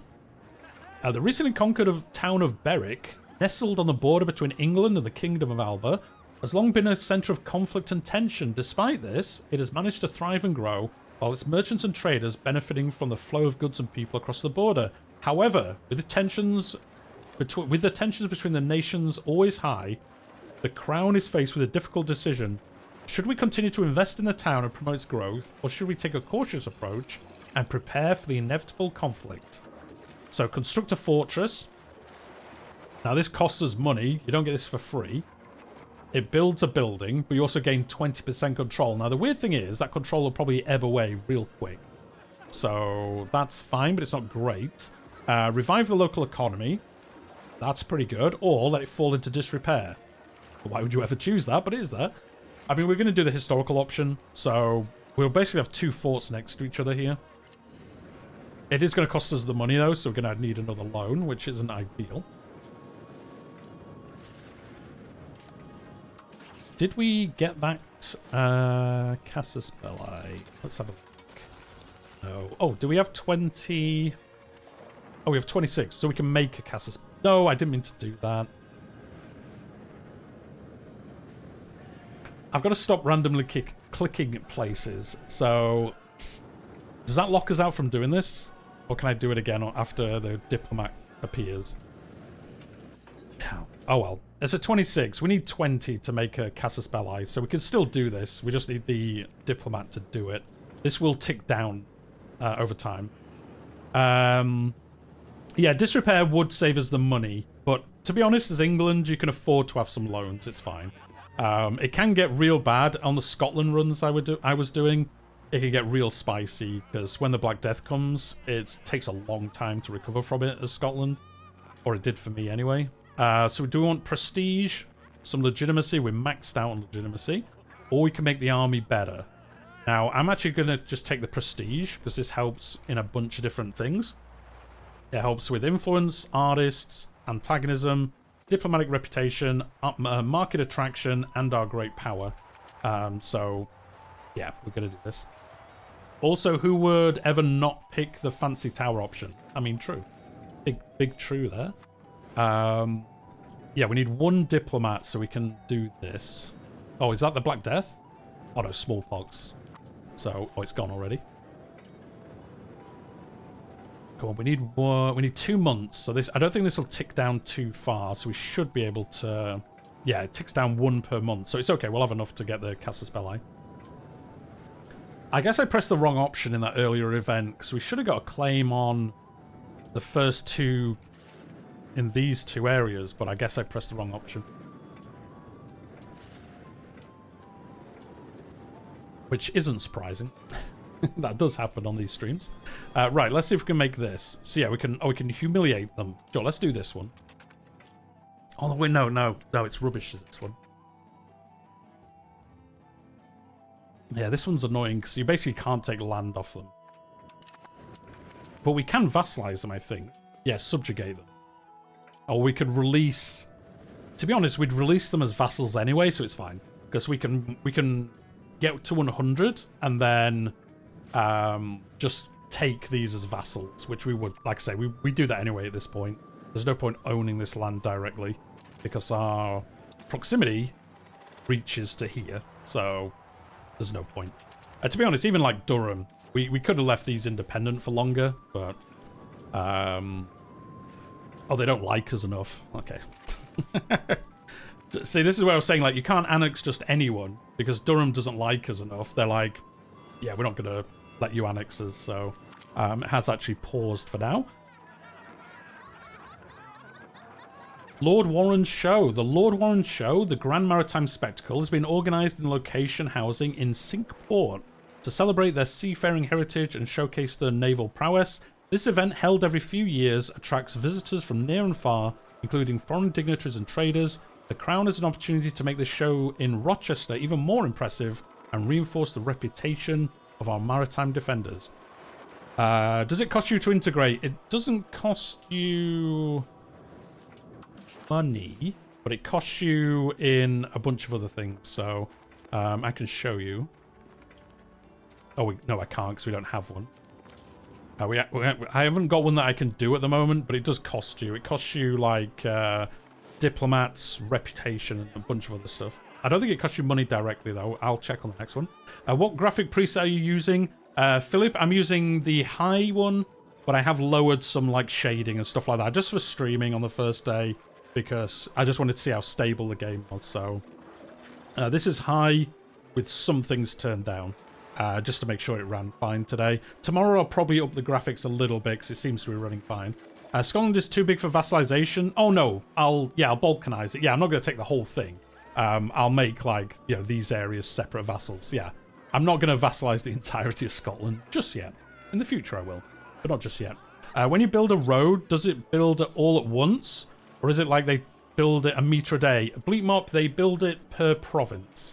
So if you built a road from London to here, each province, or location even, each location builds their section. And depending on how easy...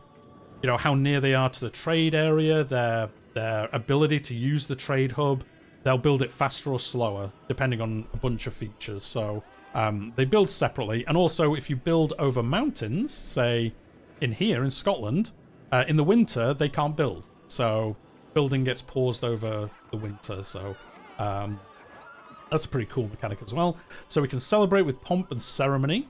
So we'll get 10 cultural influence, which will help us in a bunch of things, like advances, societal value. It'll help us with a bunch of different things. Oh no, affect this, but this does affect things. Makes the burghers happy, but we lose 130 gold, which I don't really want to do, although they all cost 130 gold. Or we can say our navy is a thing of the past. So you could say our societal value will move towards innovative, which we kind of want to do, to be honest. We want to be an innovative trading nation in the future. There's a 25% chance the port will get destroyed, which doesn't really matter that much, to be honest. I mean, it's nice to have, but it only gives us +3 sailors. And also, we'll lose cultural traditions. The tradition will die out. I don't really want to spend the money, so for this one, I'm going to say a thing of the past. Because I kind of want to move towards innovative, to be honest. Innovative is pretty decent. Where is it? Here it is. This will make it cheaper to embrace institutions, which is fantastic. Cultural influence is 100% better. Literacy is 10% higher. Stability investment is worse, but that's not the worst, because you'll be making more money through everything else that you'll generally negate that negative. We are currently towards traditionalist, which makes embrace institution 200% more expensive if it's maxed out. At the moment, it is 70% worse. So yeah, we want to get out of traditionalist as quick as we can, because yeah, institutions are going to be crazy expensive for us. So yeah, we kind of want to move this towards innovative if we can. It does say, the good thing about this as well is, look, if you want to push it more towards, to push further towards traditionalist, because that's where we're going at the moment, you could, it tells you how to do it. Like, it'll say, add these policies, reforms. Obviously, if you don't want to do that, you kind of do the opposite. So we'll see if we can push it the other way slowly. There is a cabinet action that lets you do it, but to be honest, we could put somebody on that, to be honest. Although it doesn't matter as much right now, but we probably want to get moving that way before too long, once these start spreading. Anyway, we've got some money. Can we do 100 Years War things? No. Why not? No available targets. Can't white peace yet. There are no available locations that fill the criteria for gaining cast a spell to reconquer the selected core location. Oh, that's if you lose these. You can do this to get claims back on them. Request war entry. This is one thing that does annoy me with EU5, guys. I'm not going to lie about it. It says requirements are not met, and then doesn't tell you what the requirements are. I imagine you have to be an ally with somebody, and then you can force them to join it. But I don't know, because it doesn't say. It's Crusader King style. Or sign a truce, which we just can't do yet anyway, because we are in this truce, I think. Yes, we are, for another 2 years. So basically, when the truce ends, we'll go to war. Obviously, we can't do that before. Well, actually, we're going to attack Alba once we get this. This is 22%. So as soon as this finishes, we'll go to war with Alba as well. We'll do some more warfare. I know that's probably what most of you are here for, some map painting.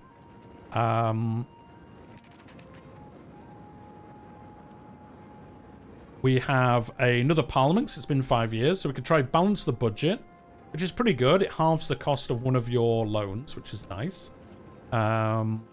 This one was really high, though. Build more forts.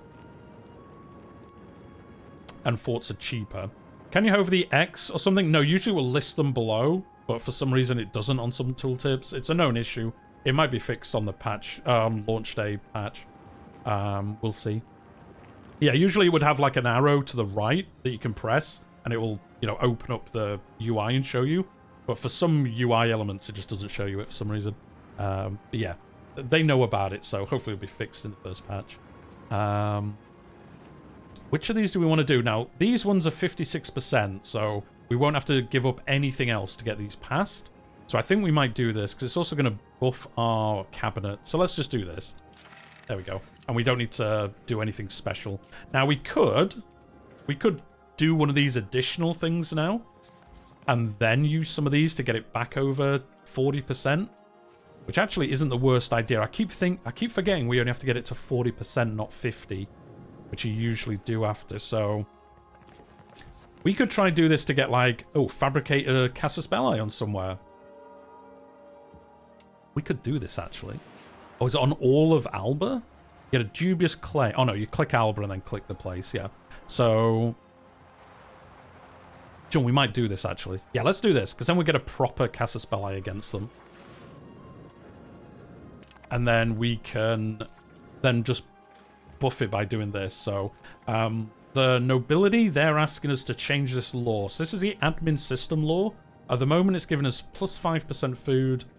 Monthly progress towards decentralization, that's why they don't like it, 0.05. Or central council, which again increases our efficiency, moves us towards centralization and aristocracy. I'm going to say yes to this because I kind of want to move towards these anyway. Now, there's some campaigns where you won't want to do this, but for this one, that's fine. So we've got that extra thing out of the Parliament, and we're going to pass this, and so this is also going to pass. So now we have a claim against Scotland, so we can kind of stop doing this, and we can attack Scotland next month when we get this back, which is nice. Let's see, have any of those naval... Yeah, we're up to 4 ships now. Let's go. Is there personal union mechanics? Yes, there is, Eamon. They work differently, though. They're like... it's hard to show you. It's even harder to explain it without showing you.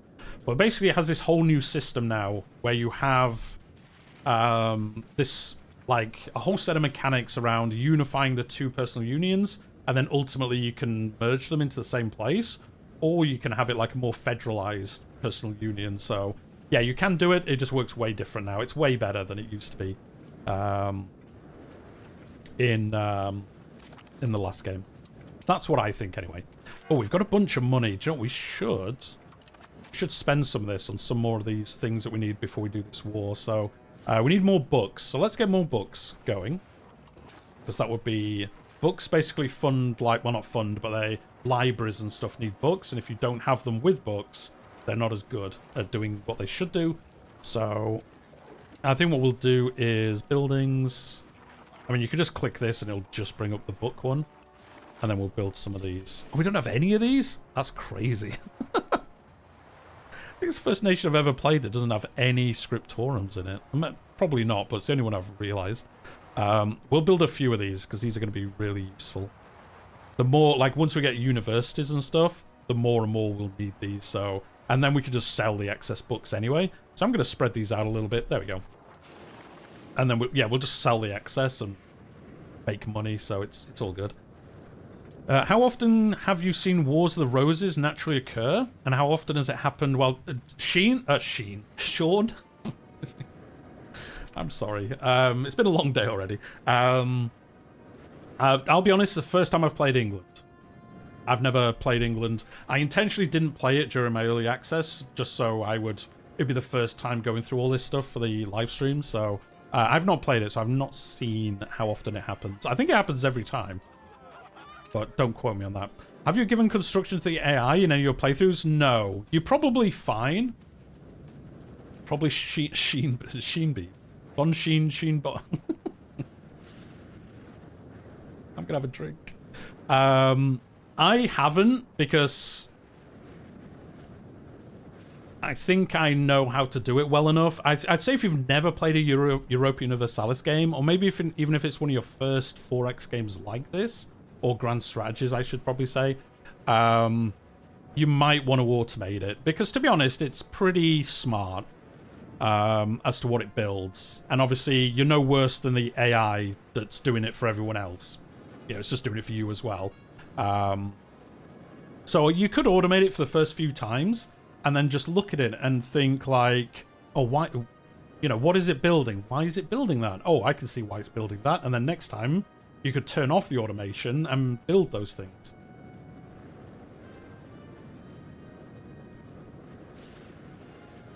You were thinking of doing that game 1?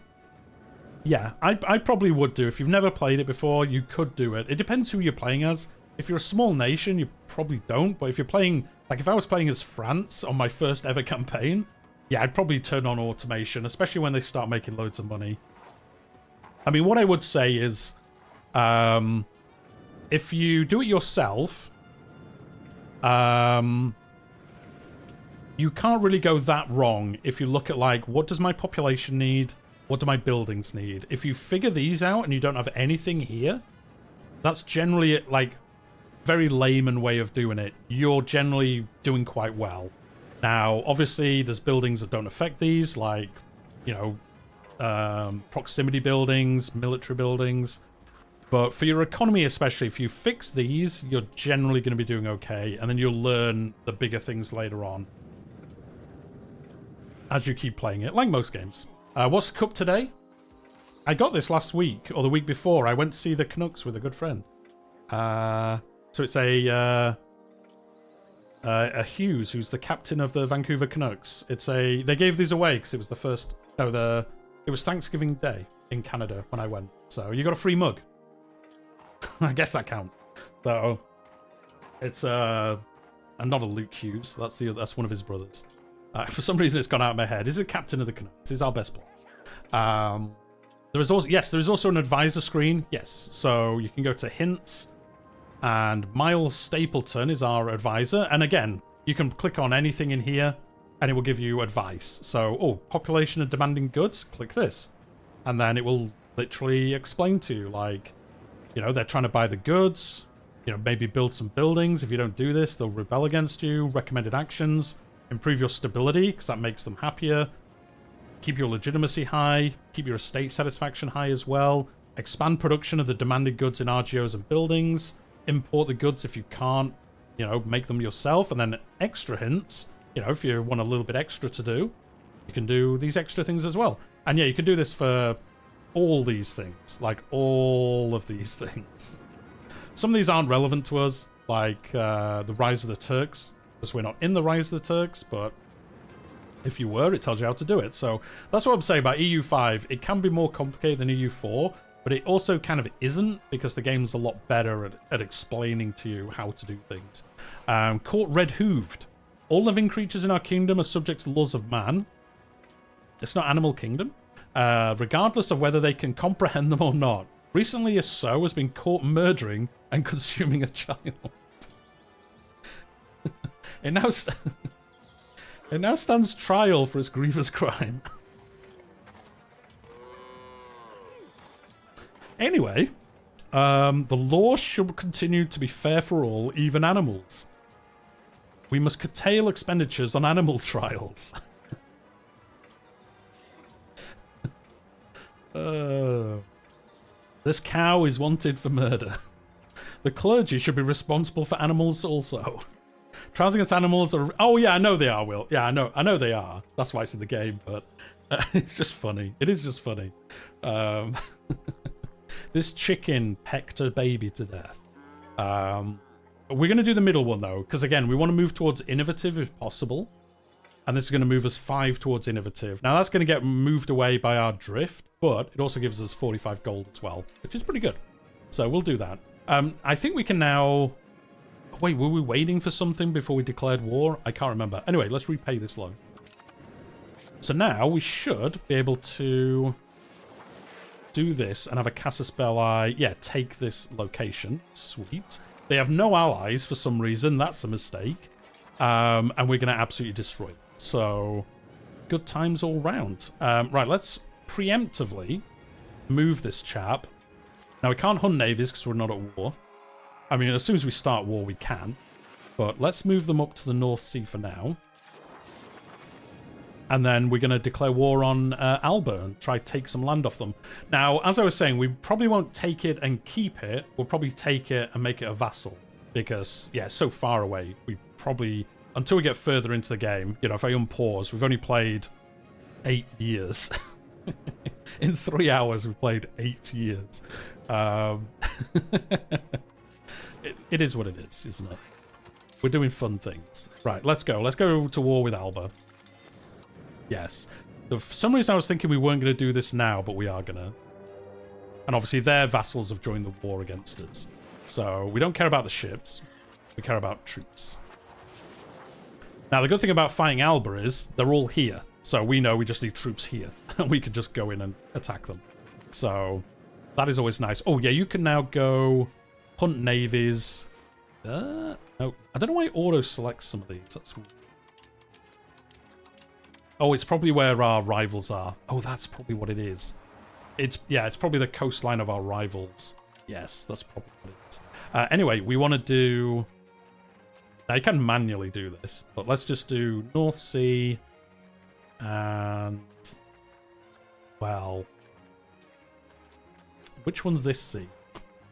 Is that the Northern Island Sea? Yeah, Northern Isles Sea. Let's do that, and then they should move up here. Now you're just going to sit here? Okay, we'll just manually move you up here then. Never mind. Parliament agreed with us anyway. So, Miles Stapleton, our cabinet minister, he got buffed. And also we moved towards aristocracy, which we are super towards anyway. They've only got one ship anyway. So, it really doesn't matter. You can move down here before you get captured by this dude. Yeah, it's annoying it auto-selects these things.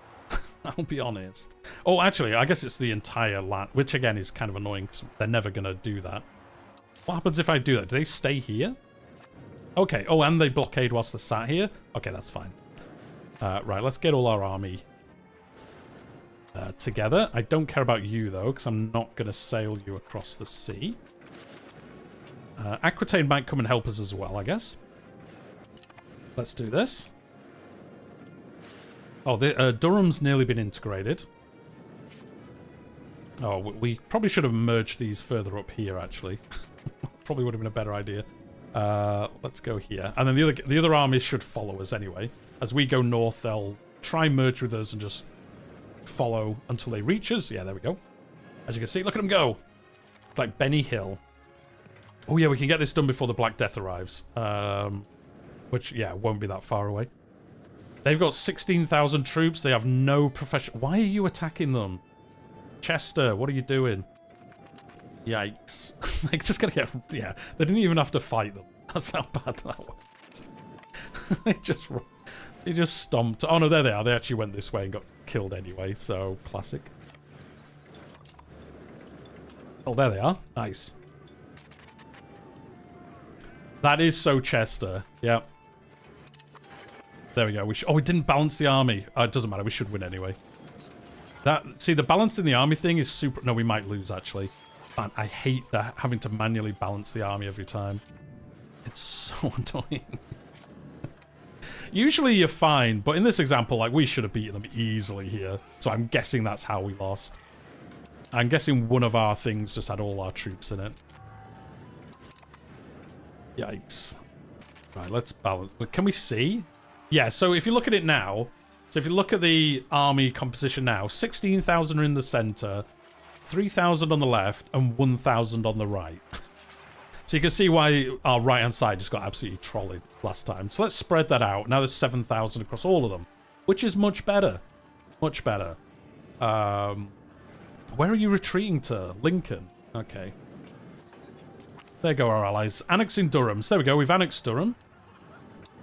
They're now seen as part of our realm. There we go. We've recovered. Okay, now we can get back to beating. Oh, look. There we go. There's Aquitaine. They brought one troop.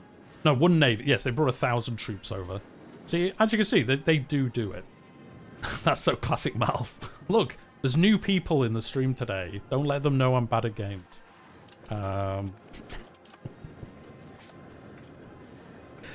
There we go. Let's go. Oh, the castle hadn't finished in Berwick, so it didn't save it because it hadn't finished just yet. There we go. We stomped them. We'll get rid of this siege in here, and then we'll find them out. Oh, one of our one of our vassals took this already. Now, as you can see as well, one cool thing with this game is, like, forests and stuff actually hide your armies. So you can see here, we can't see if there's an army in here, even though we're next to it. So yeah, like mountains, I think some hills do. Forests do. So you could have a forest next to the coastline, and as your ship went past, you'd think there wasn't an army there, but if you landed troops, they could be waiting for you in those forests, which is cool. They do have some forts here, but I think we can bypass some of them. by going here, I think.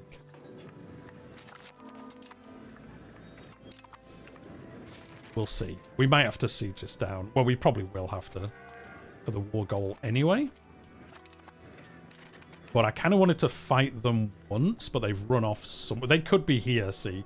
Like, they could be in this location. We won't know till we get there. They are not. So they might be here instead.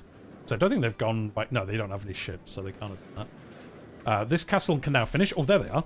Hello. Hello, chaps. You're going to go to Carlisle? Well, let's see if we win this time. Let's see if this goes better for us. Surely it will. Oh, yeah, we're going to absolutely destroy them this time. So, yeah, now, because this is spread out, like, we're just demolishing them in this battle. He says, now we'll lose. No, we're absolutely defeating them. Yeah, we're chunking away their morale. We're wiping out all their troops. Yep, they're all gone now. The centre's gone. We've won.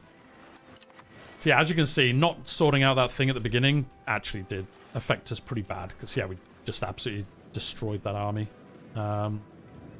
It's annoying. I don't know why it doesn't do it equally at the start. Well, I do. It's because we're merging armies and not doing it. If your army raised in one place, then it would evenly do it. But it's because we merged all the different levies into it. They just get put into random ones, basically. You were doing a demonstration on why balancing your forces very... Oh, that's true, Bleep Mob. Yes, that is what I meant. Yes, correct. Yeah, I was showing you how not to do it. So that when you play the game, you know how to do it. Good point, Bleep Mob. That is exactly why that happened. That's exactly why that happened. Right, we're going to siege this down. It should go pretty quick. Yeah, it's going to minus 35 now. We've got a really good commander for this, to be honest. Got like nearly a 5-star commander. Oh yeah, he's really good. 85, 87, 71. Yeah, he's really good. So yeah, he's helping us. You got to test full flanks and empty center to see if it's better. I'm gonna say definitely isn't. I want to come and defeat their army again before we siege this down. And then what we might do is we might split some of our army off. Oh, they're going to stay and siege it? Oh, that's actually really good for us. Because we can defeat them, defeat these, and they're still sieging this down for us. As long as they don't move, we won't lose this percentage. Nice. Okay, we just defeated Moray as well. Well, in that case, we can leave them here. Now, the only thing is if they decide to move, which can sometimes happen, and it's super annoying. Sometimes they could be on like 35% chance of winning, and then they'll just be like, nah, I'm bored of this. They just walk off. You're like, no, don't do that. So hopefully they don't change their mind. So in that case, we're going to keep sieging this. We could probably split this army in half at this point, and we'd be fine. But we're just going to be sensible for now. Is there self-preservation stance for your ally? Don't follow Malforian. Whatever he does, don't do it, stance. See, like now, they're wandering off. Like, you'd finish sieging this down almost, and they're just like, I'm bored of that now. So I think we lose some of this progress. It's super annoying when that happens. It's super annoying. Wait, have they got rid of the fort? Oh, that's weird. Usually, I'm sure there's usually a fort on Edinburgh. Interesting. I think they've had to get rid of a fort. Interesting. They also get an event to make a fort here, which I guess hasn't happened yet, or they said no. Because I think it spawns instantly as well to help you against England at the start. Interesting. In EU4, you could command your vassals to follow you. Yeah, you can kind of do that in this one as well. In other Paradox games, there was a button to command. Yeah, you can't do that, though. Hey, what's up? Long time no see. Hello, Mark. How you doing? Hopefully you've had a good time. Yeah, we can tell them to do stuff. If we go to diplomacy, relations, manage subjects, we can tell them to do stuff here. So, like, we could tell Wales, why don't you be aggressive? And they'll come up here and start attacking here. Although I think their army just got killed. Yeah, it did. So maybe not the smartest idea. But yeah, you can set them per place here if you want to. Yam Hut, love the channel. Thank you very much. Curious, what are your system specs? Best of luck against France. My system specs are not too bad. I'll tell you what they are. I don't know off the top of my head. I've got a 3070, I think. I see it. Probably easier to see it in NVIDIA.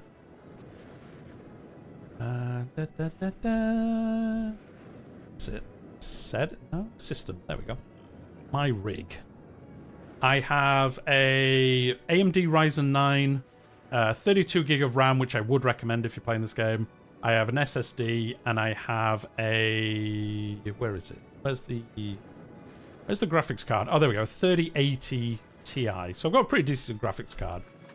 But it's really the CPU. And to be honest, the RAM is what you really need. If you have 16, you're gonna... It might get spicy in places. If you have less than 16, yeah, don't even bother. I would say. It's gonna be very hard to get the game running stable if you don't have that.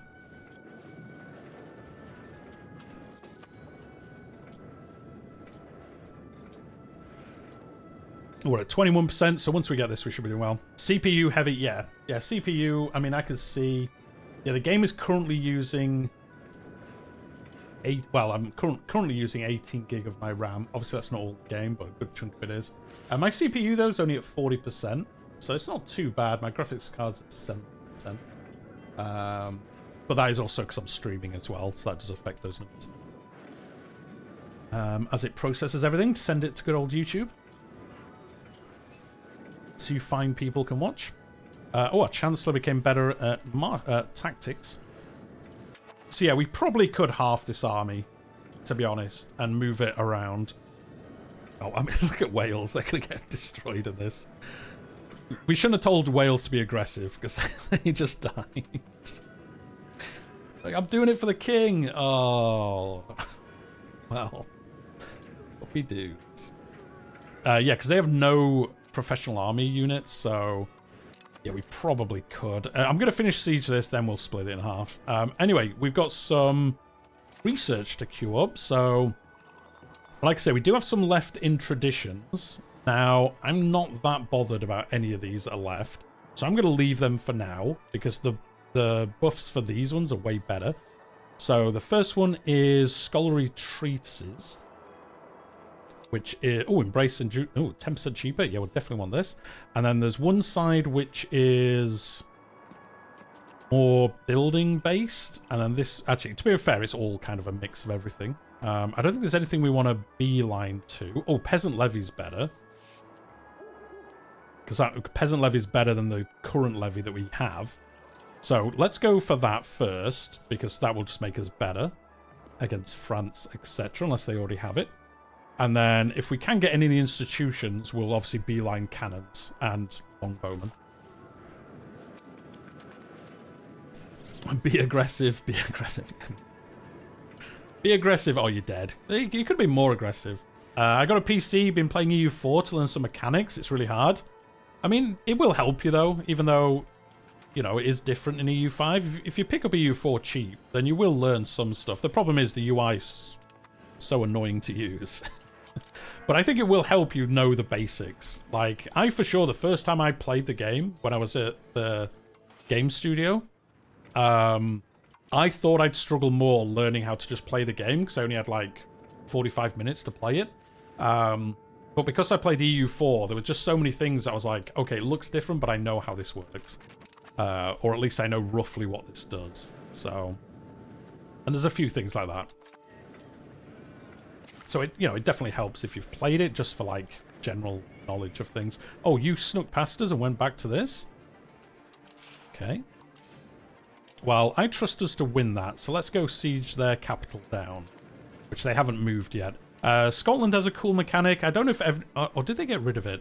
There was a mechanic you had as Scotland where every time you died, you moved your capital to a different place if you wanted to. It was kind of cool because it moved your stuff around. Oh, the Black Death is here.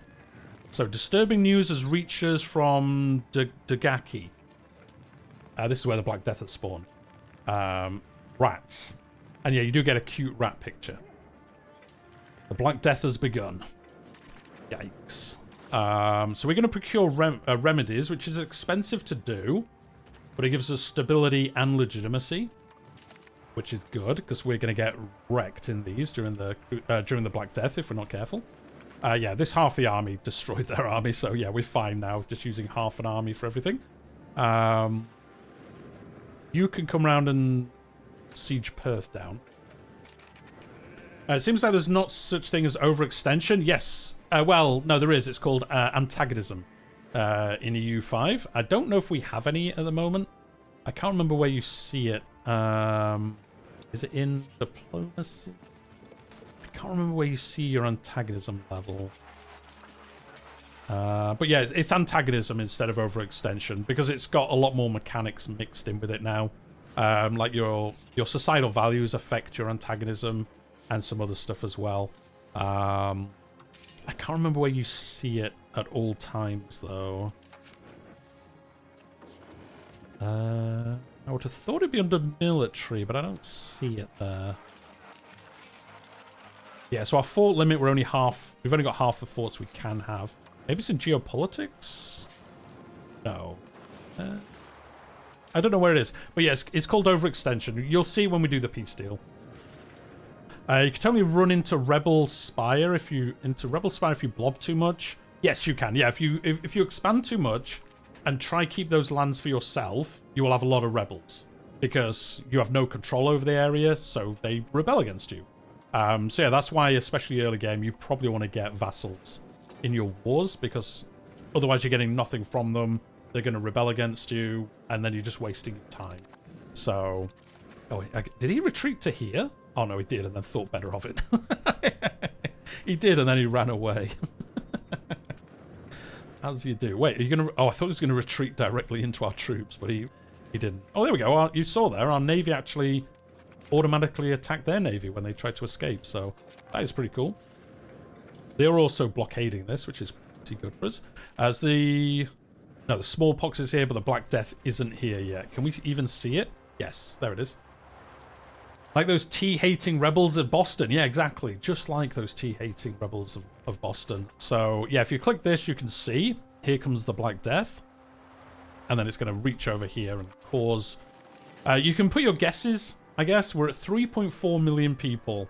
How many people do you think this will be when the Black Death has ended? I'm going to guess... 2.4. Is it going to kill 1 million of our people? Probably. Probably will kill 1 million of us, I think.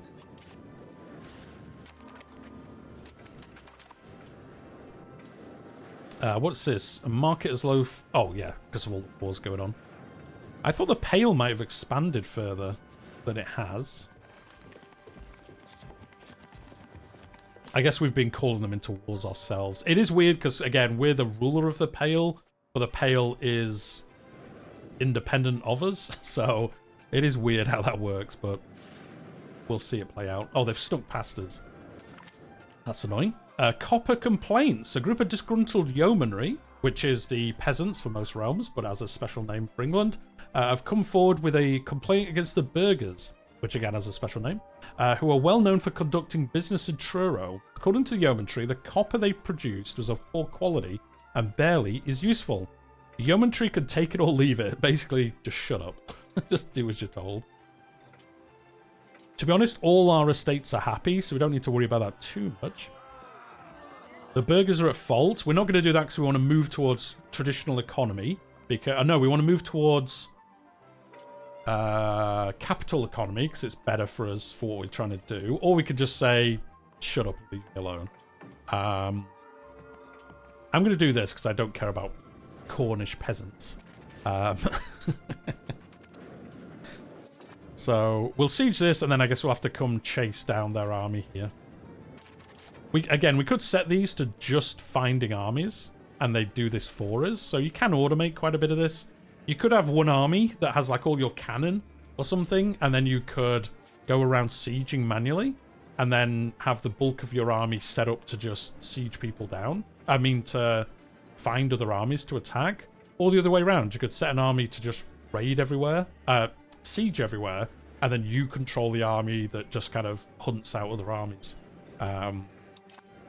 So there's a lot of ways you can do different stuff here. Oh, this guy came back from the the Prussian Crusade.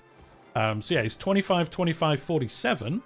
As soon as we press this button, He's 35, 35, 77. So this is why I like sending people to the Crusade, because they come back and they're really good. So we'll do that again.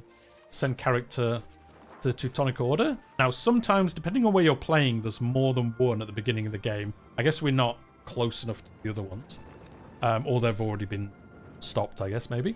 There's no point sending him because he's already really good. But we could send this... Oh, he's quite old. We want young people. Yeah, like this dude. He's a bold fighter. 51, 43, 64. So he'll become like... What, 76... 60-something, 99 when he comes back. I mean, obviously he can die there. So you have got to keep that in mind. It isn't just a free upgrade. They can die on Crusade, which can be bad. I remember in one of my Scottish ones I was doing during early access, I sent like the head of the stewards, the Stuarts, and he died on Crusade, which meant some things didn't happen that should have done because he was dead. So yeah, you have got to be careful with it. Oh, this army, yeah, come down here and fight these guys. I totally forgot. Oh, actually, fight them here instead. Yeah, you're going to lose, Alba. Sorry. Yeah, if you're playing as Alba, or, you know, as late... Oh, no. If you're playing as Alba, definitely take the options that ally you with France, because otherwise, got no chance. Speaking of France, they saw we were busy in other endeavors and thought they'd attack us. So this is going to be annoying because, yeah, what we'll have to do is send one army down south. Actually, you need to siege this down. And then we'll keep this army here. And then we're going to have to just hope this waits for a while. Hope they don't come over and attack us, which they are going to. Well, actually, they might concentrate on Aquitaine. Let's give this to the Papal States. Oh, their army's still here. They've already taken some of our land in France. I think we probably need to bring these down here in case France land in the south. So we'll take him down. This is almost like when the Normans attacked. Yeah, when the Normans attacked. Slightly different, but similar in theory. We're now split across two areas. But it's our fault for both of them. So... yeah, we'll siege this down. We'll attack his army. We might be able to peace out of this war relatively soon. So that would be good for us if we can. We could do with defeat. Oh, there's their army. Nice. Oh, come back, back here. There we go. We can attack those. Yeah, you can hang out down here, and we'll just see if they arrive. And then they're probably going to siege this. Now, we could come down into Aquitaine with our fleet. Well, our fleet got wrecked, didn't it? Oh, has it come back now? 6. Jeez. We really should build some more cogs so we can transport our fleet. Actually, we're going to have to go here so we can shuttle our army real quick across the two. Because, yeah, our levies have not returned yet. Anyway, we're going to win this. So we're at 54%. We'll let this finish capturing these lands, which it should be doing, I think. Oh, is it not?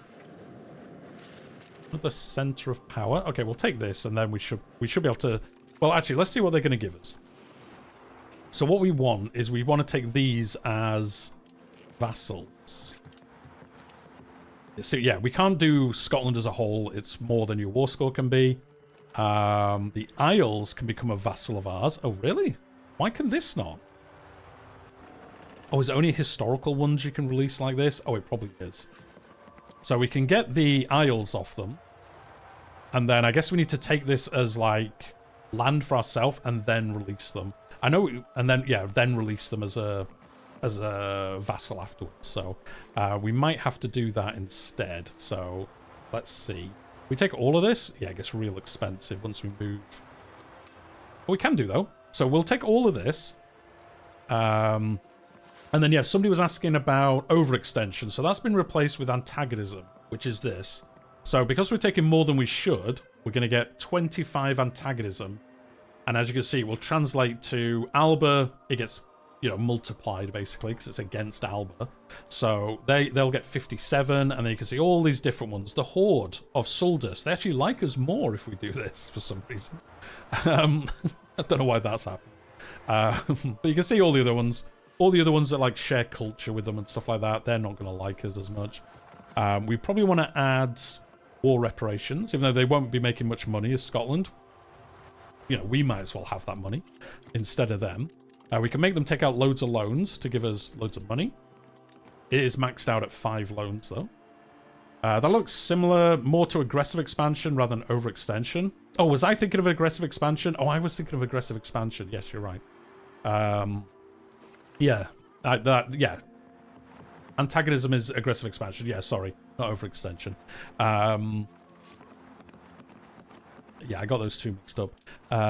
What else do we want to do? We can revoke their claim on Berwick. We might as well do that because it's basically free for us to do. We can liberate Moray. Oh, we can even do that? That's crazy, actually. So we can liberate Moray, so they'll no longer be part of Alba. We could do the same for Galloway, but we're going to release these for ourselves. So they'll then probably just take the rest of Galloway themselves anyway. Oh, we can release Ross as well? Oh, no, we can't. Oh, no, can we? If we just lower the amount of money? Oh, we can. So actually, this is going to be crazy. It's going to give us quite a bit of antagonism, but we're going to get these lands, then release them as a vassal.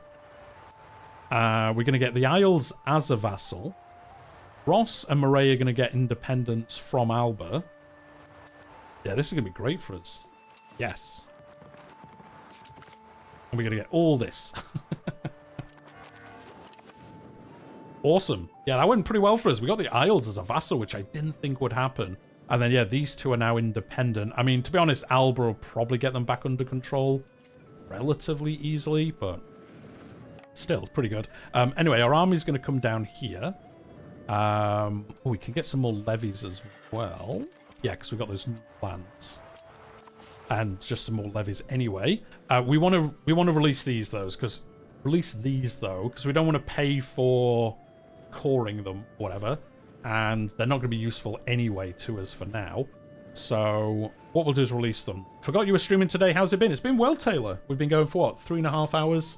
We've played 10 years. We played 10 years in 3.5 hours because I've been yapping a lot.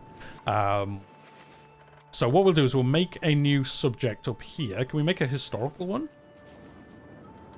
Oh, because we're at war, we can't. Oh, that's annoying, actually. Yeah, so until this war ends, we can't release them. Isn't the end of the world. But we definitely want to release these. Should we keep this one? To be honest, we could keep it. We have no control over it, so we probably will release them. Now, you'll notice this number here. That's because this was independent. Well, it was a vassal before. So it takes a while for their control because it's no longer the capital. This will dissipate over time. Well, I guess we'll keep this for now. Well, we have to because we're at war. I forgot we couldn't release them at that point. But that's fine. We'll release them later on. Right, our fleet, our navy. There's our navy. Here it is.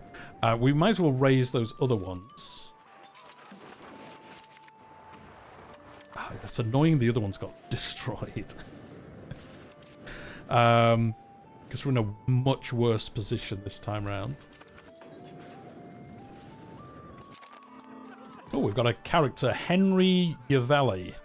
Recently contracted Master Mason has been brought to our attention due to his outstanding quality of his work. So he gains prominence, which is a direct impact of art plus 25%. Interesting. He's renowned for his great work, so he'll make us works of art, basically. Let's do that. Do we have another one? Oh, he's the only one we have? Oh, I thought we had one already. We don't. So cool. He'll start making us works of art, basically, now. He'll come down. The control map looks like Minesweeper. It does kind of look like a Minesweeper. I've clicked down here. Oh, no. There's this areas. Don't do it. I like it. Especially, I really like building roads and then just watching your control just gradually spread as you just watch that map mode.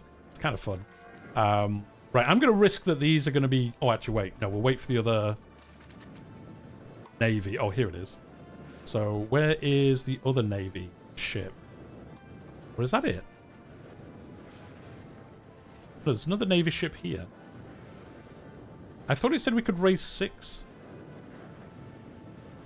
Yeah, maybe it lied. Right, let's merge these together. And then we'll set these for... I think we'll do Hunt Navy still. Now, it is risky. Because we don't have 41 ships like last time. Yeah, it's kind of annoying these auto-select, to be honest. So, yeah, we'll do this and we'll see what... Oh, the papacy is attacking them, though. So, I mean, they don't have many troops at the moment. But they are getting mercenaries, which is cool. So, yeah, the papal states are attacking them down here. So, that's interesting. They are going to siege down all of Aquitaine, probably. So we probably need to come in and maybe... Do we come in and, like, take... The problem is they've got so many forts. Oh, wait, if we come... No. I was thinking, can we snake through and get to Paris? But no, not really. Well, no, we could. If we landed here, none of this is fortified, so we could come through and siege... Oh, no, that's not Paris, is it? Paris is here. Well, we might be able to make it this way. Interesting. We'll see. Right, anyway, let's merge all these armies together. Did that merge them? There we go. And then, yeah, we'll just have to shuttle... To be honest, we'll just land here and shuttle our armies into it. Now, again, France attacked us. So, oh, yeah, there we go. Oh, no, they've got 11 ships. So, yeah, he's come over here and found this fleet. Let's see if he wins. Did win. Wait, if they've got 11,000 troops on here? So if we sit here, these troops will be stuck on this island, basically, if we win this fight. Oh, did win this fight. So now those troops, 16,000 of their troops are going to be stuck on this island, unless they get a big fleet. So we'll probably just leave them here now. And then, well, no, because we'll have to move our troops. Make Brittany British again? We could do that. We could switch Brittany over to us, which would be pretty cool. So for now, anyway, we'll sit them here, because then this army can't move. Unless they bring a big fleet, obviously, then they can. Oh, actually, to be honest, the amount of money we've got, we should probably just expand this. Because the fleet is probably the most important thing for us at this point. So let's build just a bunch of these. Now, I know they're not transport ships, but it's just going to make this fleet so much better. And then when we unlock some better ships, we can upgrade it, obviously. We do kind of want to jump these troops over here, though. Which is annoying, because they might get here and remove these people, which we don't want, but there's not a lot we can do about it.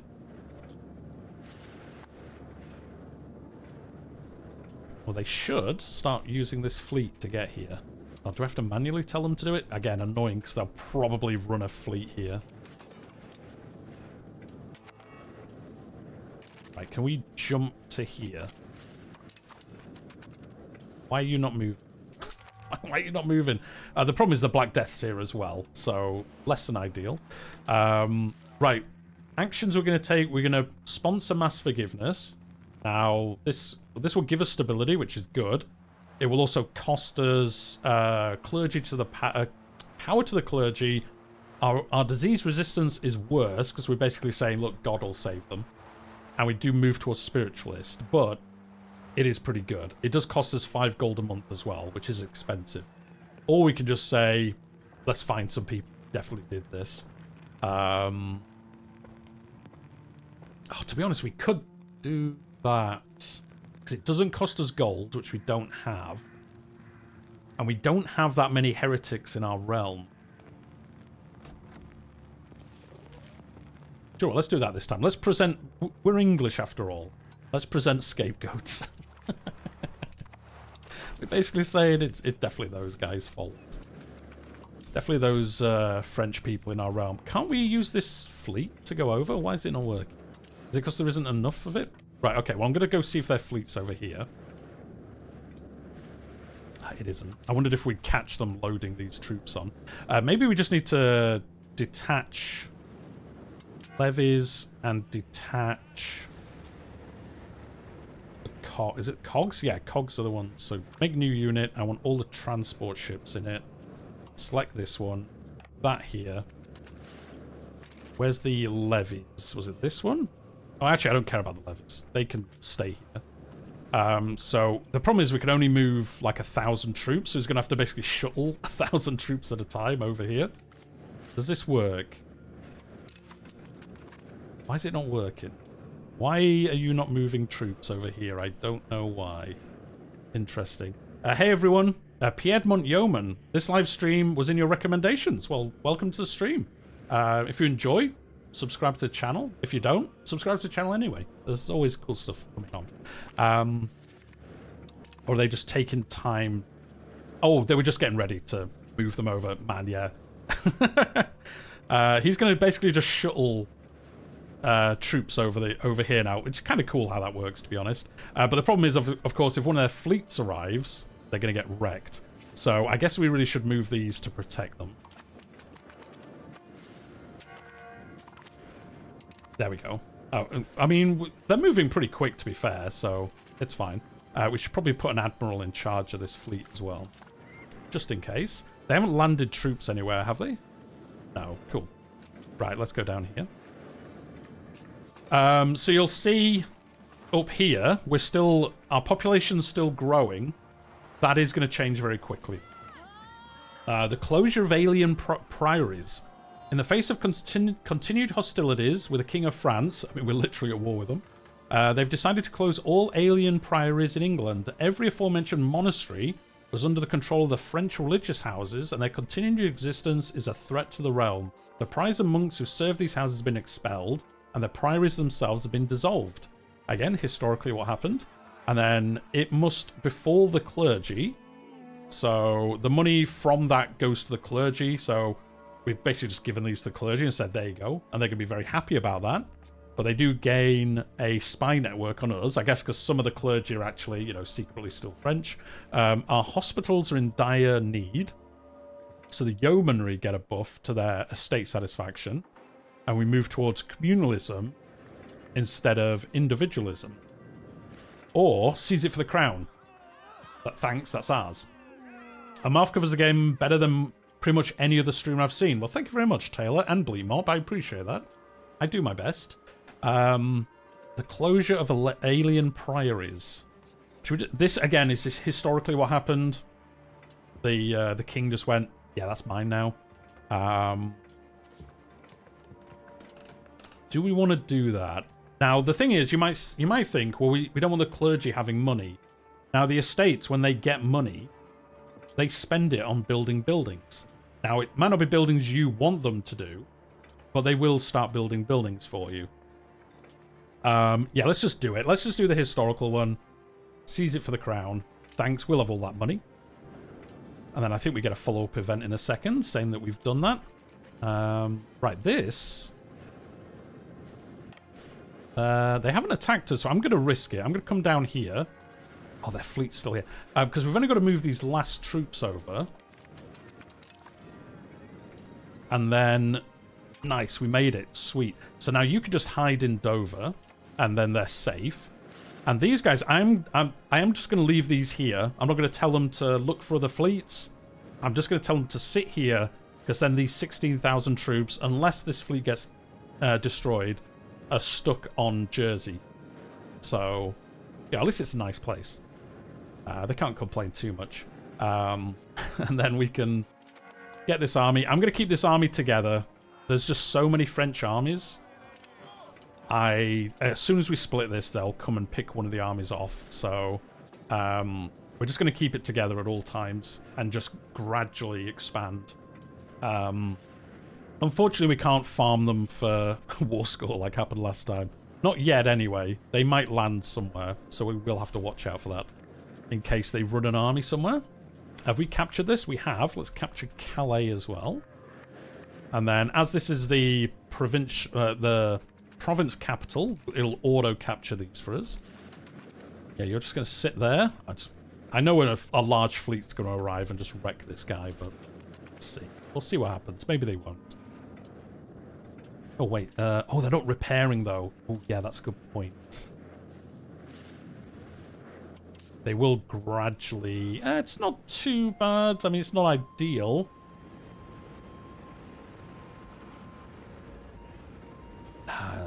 We won't risk it. We'll send them back to repair soon. And then we'll see what happens. Right, yeah, all this has been captured. We can capture this, I guess, and then we'll have to siege one of these forts down to get any more progress. They haven't sent any fleets up. No. Yeah, because we want to leave them here as long as we can. Oh, they immediately brought their... they immediately turned up with their troops, did Artois, to take this back. So, yeah, we'll siege this, and then we'll come up and attack them. We'll probably just have to yo-yo between these areas, to be honest, for a while. But we might as well destroy this vassal army. Okay, we're just going to sit there. I guess we could bring these... No, because these are just cogs. Well, they still have some martial ability. So, do you know what? You'll actually come and help as well. It just might be that little... Oh, look, they followed us. Interesting. That was cool. So, they saw our ship go past, and they were like, I'm going to attack that fleet, and we'll see. Because I guess they didn't realize we had these other ships here. So I guess we'll see. Was that a smart idea by Normandy? Was it a bad idea? It's probably a good idea, to be honest. But they could all be levies. They were all levies. So they got wrecked. Did we capture any ships? Because you can capture ships as well during these. Does it usually show you? Yeah, it says +1 over here if you do. Oh, wait, no. Did we? Because I didn't think we had 16 ships before. You can tell because they all get names. It's probably quite hard to see. But all the ships get names. So, like this is called the London... No. Oh, wait, no. These ones don't. It just says where they're from. Is it later on they get names? I think something... Or is it armies that get names? I can't remember now. But anyway, none of these have got French locations or names, so that means we didn't capture them, I don't think. But yeah, so they're just going to sit there now. So Normandy made a mistake. They tried to follow our fleet, and they didn't realise we had another fleet waiting for them. What about second fleet? Trick them real good. I don't think we'll intentionally try trick them in the future, but it's fine. Obviously, once they siege this down, they're going to head towards us. So we want this to go on as long as we can. Oh, wait, they attacked us again. I think. We don't care about this. The Battle of St. Malo's Gulf. That must be here. It is. So, yeah, Normandy tried to escape from here and failed. They immediately got beaten by us. So, yeah, we're kind of hemming in one of their navies, and these troops are stuck on Jersey for now, which is cool. Right, should we just try siege Artois down? Because maybe we can get this as a vassal in the peace deal if we siege it down. We'll see. We probably won't. As long as we can stay put and not lose anything, that's a victory for us, to be honest. Because usually what happens in the AI, if you watch this and it's just the AI, you know, if you're playing somewhere else, France usually wins the 100-year war because they just, you know, take Aquitaine, take this, use their fleets, destroy the English navy, and then just flood England and win. But we might be lucky. And/or I'm good. Who knows? We got Lady Elizabeth Plantagenet. She is not married. Oh, so we can make a marriage alliance. Well, a royal marriage. Who's this? Brabant. Who's this larger one? Wittenberg. Wittenberg. Yeah, go on then. Why not? Let's marry these guys. There we go. Royal marriage between the two of us. Can you show the Black Prince character, like if he's in the game? I'm pretty sure he is in the game at some point. Because I think there's events based around him, isn't there? I think so. What's he called? Oh, there we go. Earl Edward the Black. Is that the Black Prince? I'm from England. I play history games. I don't know.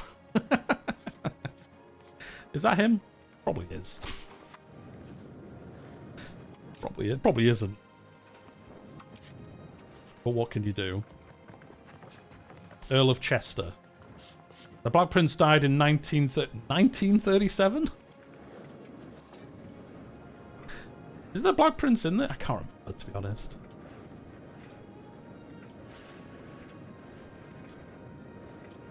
He lived for a long time, Bleak Mop. Was he immortal?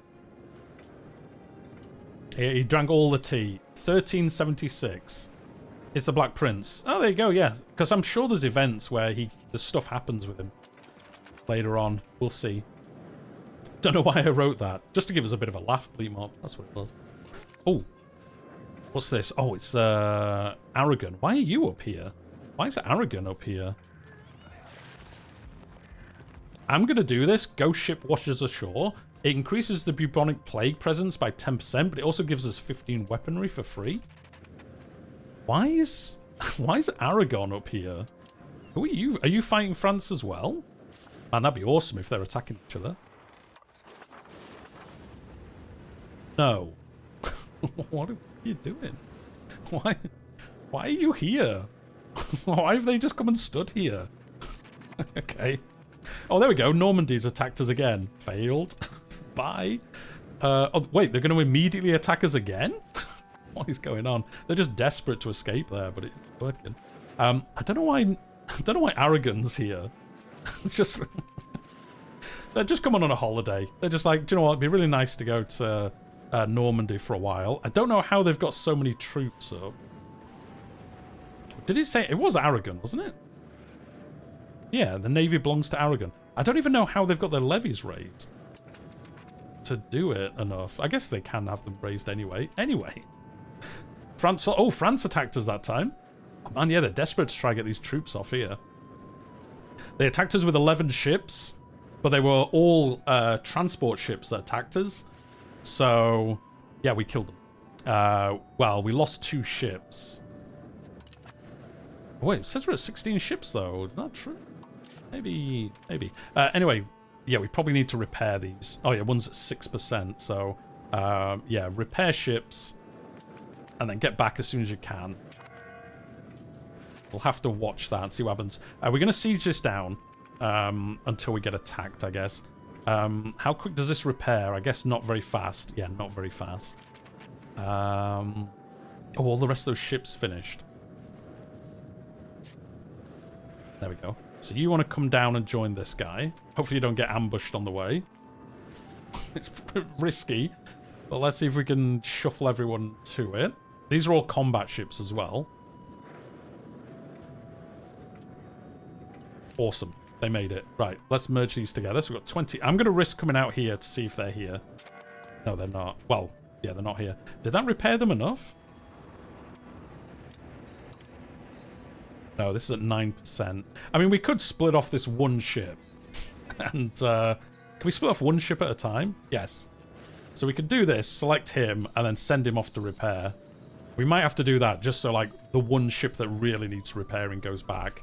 And then everyone else just sits here. We might be able to siege this down. We're at 10%. It looks like they've not headed here, but they probably will once Normandy falls.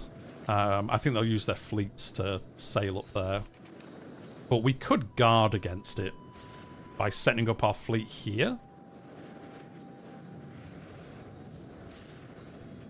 Yeah, we might have to do that. We'll see. We'll see what happens. Armies lack food. Oh, they do lack food. That's annoying. Right, what we'll do is we'll split this army in half. Half of you come here, come get some food. So they're going to come here. They should replenish their food. Oh, wait, did they not? Isn't this captured by us? Why are they not replenishing their food? Oh, is it because of the Black Death? Oh, it probably is. Oh, yeah, it probably is. That is why. That is why. You could release them so they get back to fishing for you. I mean, they're not literally fishing. It's just because it's a levy, so it's just a fishing boat, but yes. What rig are you running this on? Oh, I was talking about that earlier. I've got a... again, I'm streaming this. I've turned the graphics down a bit just so it's easier. But my system is a Ryzen 9 and a 3080 Ti, 32 gig of RAM.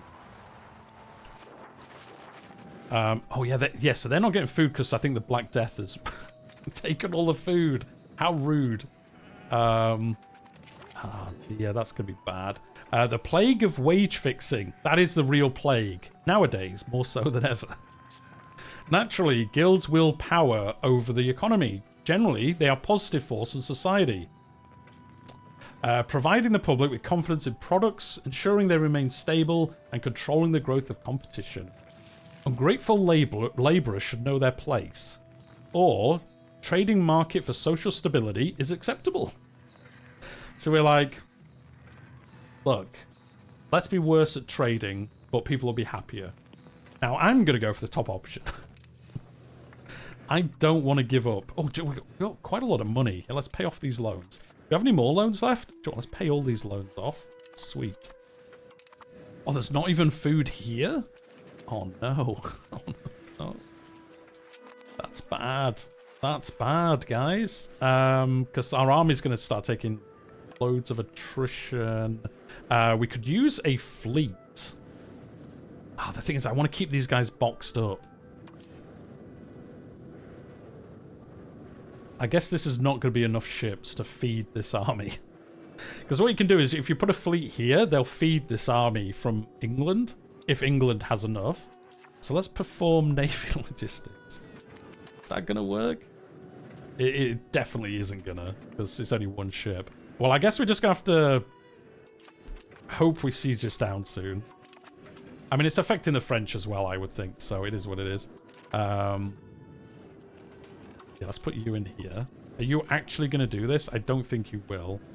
But come over here. You're definitely going to get sunk. Oh, interesting. Bulgaria started a new market. So let's have a look. So they're just starting a new market here. So that means they're going to weaken these markets. But if their market isn't very good, it'll just get destroyed anyway. But they're going to start building out a market over here, which is it is a decision. Not sure I'd take that decision, but it is one. Oh, what do we want to do with this? So, we can ask for money. Who's going to give us money? Is it the Pope? Oh, let's see what Pope wants to give us. Oh, I pressed the button. Oh, it was 440 gold. Let's go. Or is it you need a ship in between England and France? Yes. So yeah, Frederick, you can do that. So if we build up this fleet, it would be able to move food between the two of them. It's just I don't think this fleet's big enough. And also there might not be food here. In fact, we can tell if there is. It will say... No, there's minus 14 food there. So there's no food here for them to move because the plague is wrecking us. Or does it just mean the overall change? Oh, no, there is. No, monthly production is, due to this. Yeah, food balance is minus 14. Yeah, the plague's just wrecking it all. So there isn't actually any food for them to move. You know, not ideal to be at war during the plague. Unfortunately, France didn't think of that when they declared the war. Yeah, they're going to... Oh yeah, we beat them here. Yeah, our one ship navy lost, unsurprisingly. But yeah, I just want to stay here because if we can box up this 16,000 troops, is it their good troops as well? Oh no, it's just levies, but it's fine. Stops them coming up and causing trouble for us. We probably want to move this army back. Plague as punishment. The end times are upon us, or at least that's what everyone claims. While originally having support from the church, these groups have strayed too far from doctrine to be sanctioned anymore. Sanctioned anymore. The clergy believes they must be stamped out. Instruct local garrisons to disperse the flagellant gatherings. The flagellant? You know what I mean. Yeah, the plague is bad. The plague is bad for us. Every location we own in Norfolk will have the spread of the plague by minus 5% at the expense of 15% pop satisfaction. Or we could just say, never mind the church. They're onto something, these people who are, flaying themselves. Let's do that option. Let's do that option. Yeah, so we have some money. So we could invest in our economy. But I think what I want to do is get at least a few more forts. Just in case... in the future, France attacks us and can get into our lands. So how much is a fort going to cost us? I don't want to do it this way because I want to see how much it's going to cost us directly before we do it. So let's go down this list. There should be fort here somewhere. It'll be in red. Sergeantry. Oh, there it is. Castle. And then you can see on here where it would give zone of control. Is basically that province or whatever. This is going to cost us 124. Oh, that's not too bad, actually. We could build a few of these. So, yeah, we've got these ones protected, this one, and then we have a few in the north already. So I kind of want one down here. Yeah, this one. If we do these two, if they land in Cornwall, they can't just push into the rest of our lands. So I'm going to do these two, and then we'll do one here. There we go. Again, just so we can have some protection from stuff. Yeah, they increase our fort level, zone of control. It does give us more nobles, and it does lower unrest as well. But yeah, it's just going to help us. And to be honest, we got that money from the Pope, so 450, you know, what a good time. Yeah, getting money from people is so overpowered in this game. Especially later on, you can get like 3,000 gold from them. What does zone of control do? What it does is... let me see, can I bring up the province UI? Probably easier, because I don't think there's a zone of control map. Or is there? Fortification? Oh yeah, there is, fortification. So what this means is, like here, we've got a fort in London, we've got a fort in Windsor. If there's an army here in Shoreham, because you can see these hatch things, that's zone of control, they couldn't go from here to here. They would have to take out one of these forts to get there. Now, as you can tell, there's a flaw in this plan. They could walk and then go through and come this way, but that's obviously longer for them to do. Take an attrition maybe. So it basically blocks. Like, you can't go through this province. It also helps with, obviously, the longer it takes to siege down. You know, it helps with stuff like that as well. But generally, it's like, you know, if this, like here, we've got this line of forts. If Scotland is here, they can't just walk into the north of England. They're going to have to take one of these forts out at least. I think if they took Carlisle out, they'd be able to come through Carlisle then. But it basically blocks. It's like basically a blockage. So you can't just walk anywhere you want. There are things later on. I think in the Age of Revolutions, there's advances that make it so you can just ignore these because armies progress to the point where they're just like, I don't care about that fort. I'm just going to walk past it. But early game, it's to kind of protect your lands. To slow them down as well, because obviously they can't do as much. Yeah, this army is dying slowly. I'm hoping it lives long enough to siege this down. It should do. The lords want some pensions. I don't really want them to lose... We'll pay it this time. It's annoying because it's going to give us a loan, but I don't want them to be unhappy at the moment. Come on, siege this down. Come on. Yes! We did get it. Awesome. There's food here now. Oh, they do have some food. So this can replenish its food supply. You're going to stay here. Have they finished sieging this down yet? No. For some reason, they haven't attacked Bordeaux yet. Or Berlin. I guess they're finishing sieging this down. Now, we could shuttle our armies down here. I think we'll just stay up here, though, for now. And then, yeah, as we've caught this fort, as you can see, the lands around it are now going to automatically switch to us. So I think what we'll do is we'll come to here. So I think if we tried walking here... Oh, yeah, because we took this. Yeah, so it doesn't matter. But yeah, if we tried, say, there's two here. If we tried to go to here... Oh, wait, it's going to let us walk through for some reason. Why? Maybe they're not paying for their fort upkeep. Interesting. Well, anyway, we're going to go here. In theory... Oh, it's because this is a different province, I think. Maybe that's why. Anyway, that's the theory behind it. In EU4, it used to get real buggy, and the AI could just walk through your forts, but in some scenarios. I think they're going to get attacked. Do you know what? I'm going to play it safe. I can come up here and just unify these armies together. Is there a way to see how much navy they have? France was attacking you with only transport, so it's possible it's safe to split your navy. Oh, yeah, no, we might be able to in the war screen. Anyway, this is the thing I was talking about where somebody was saying, can you get chevauchés, whatever they're called? You kind of get a version of it here, because constant wars between England and Alba have had a devastating effect on the border regions. Since they are the first affected by the enemy invading armies, this means that people on the border constantly see their lives and houses threatened. And you can basically have these border raids are enabled, and we'll keep getting events where they keep attacking each other, and it like destroys prosperity and stuff like that on either side. So we can either just say, yes, but we're not going to fund this, or we can say, we fund it, and it makes less damage happen to our side.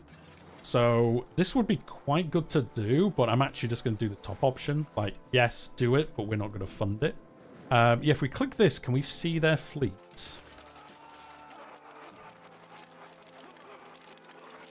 Yes, Flanders has 18 ships, but I don't know where they are. So yeah, France themselves only have 12 ships, but their allies have more ships. So it's whether they would actually unify their ships together and come and attack us, or whether they wouldn't bother to. Because we have 39, but that's just because the Papal States... Oh, actually, are they down here still? Oh, France has taken Avignon. That's not ideal, although they're going to come and take it back. So we could, in theory, move this fleet.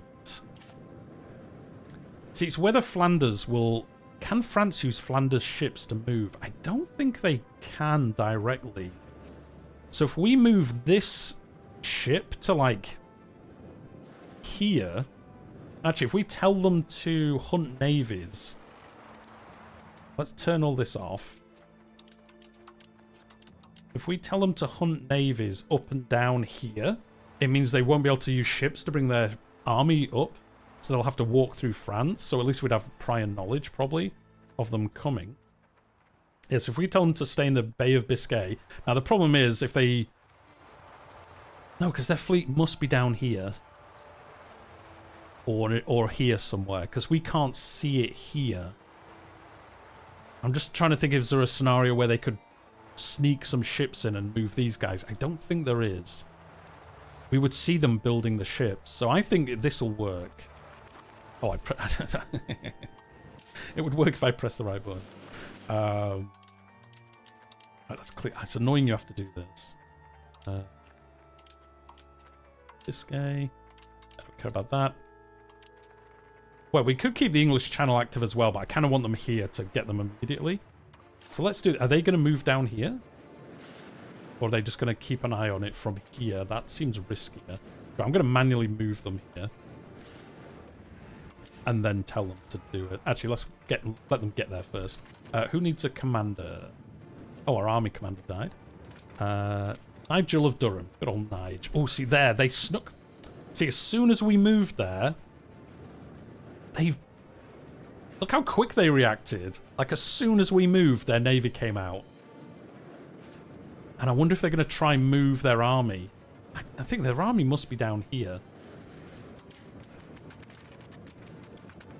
Oh, yeah, there's the... Yeah, so there's the French fleet. So if we sit here, they can't move their fleet out. Because their fleet is in port here in La Rochelle, which is quite cool, because that is... historically where the French fleet used to be quite a bit. Or, but yeah, they're going to sit here, I guess. But I guess we'll see them move. Sure, we might be fine doing this. Oh, the annoying thing here is these can remove these sieges, which is super annoying. But yeah, if we sit here, now they are going to take damage. Yeah, ships aren't... Oh, because we don't have liquor in the Bordeaux market to even fix our ships that well. Because ships need liquor to work properly, as we all know. Refugees at the gate. Refugees fleeing from plague have arrived in large numbers in Bristol. They are desperate and hungry, seeking the safety of our locations, as they are not yet touched by dire death. I think they are, aren't they? Well, no, actually, Bristol isn't. It's somehow avoided it so far. So we could take in the refugees. So we get a bunch of refugees from... Oh, wait, it's from other places in England? Oh, I thought it was from abroad. Set up plague camps, which we can afford to do. So we welcome them, but it doesn't cost us as many problems. Or we can just say, go away. Now, I'm going to do this because I want to move towards innovative. So I'm going to turn them away. Sorry, guys. Sorry. But we kind of want to get in institutions quicker in the future, so you've got to die today for that. For our later dreams. The Papal States are sieging down Avignon, which is the seat of the Papal States in this era. At least for now. We'll soon actually get the event where that changes, I think. Is it during this era? I think it is during this age. So yeah, in theory, they can't move these ships. These troops. Unless I'm wrong. As long as we sit this here, blockading this port, they try and escape, we should be able to just wipe them out when they try, or beat them. My grandfather, who lived in Saskatchewan all his life, only drank Navy rum his entire life. Man, that's crazy. Liquor keeps the crew happy. Happy crews means they don't throw commanders overboard. I mean, it is quite cool that is shown in the game. Yes, that is literally the reason why. Oh yeah, we should be doing stuff whilst we're doing this. Right, Teutonic Order. I'm going to send somebody else to them. Yeah, you can go. The other guy hasn't come back yet. Oh, we can separate peace. So we should try piecing these guys out. Oh, actually, do we have any of the special options? No. But yeah, we should try white piece some of these different parts of France. So it says... Are you going to be able to... Can we white piece you? No, because they like France too much. Oh, that's annoying. It does that. I guess they'd be green on here. Oh, yeah, we can. So we can piece out against these. Against... a Malay. Can we just take your land? Yes. Should we expand our reach? Or should we just make them a vassal of ours? Can we make them a vassal of ours instead?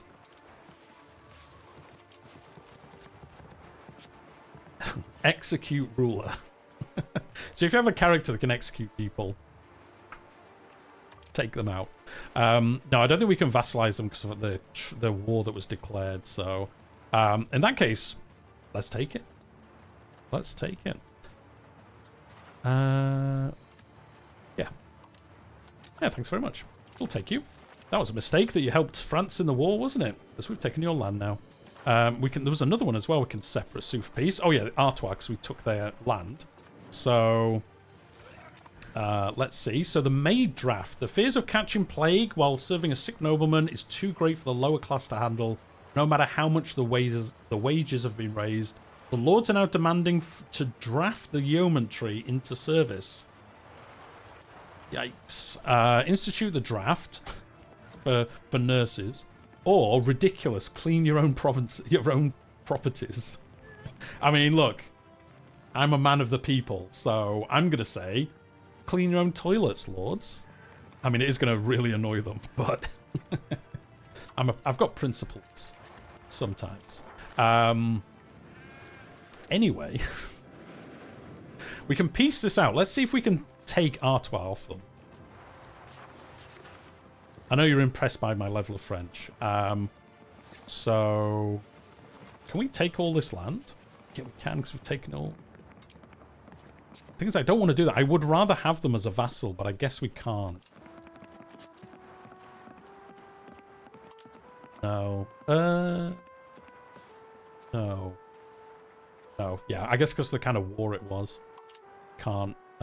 Yeah, can't do subject treaties. So yeah, I'm going to take all this, and then we'll just release them as a vassal when the war ends.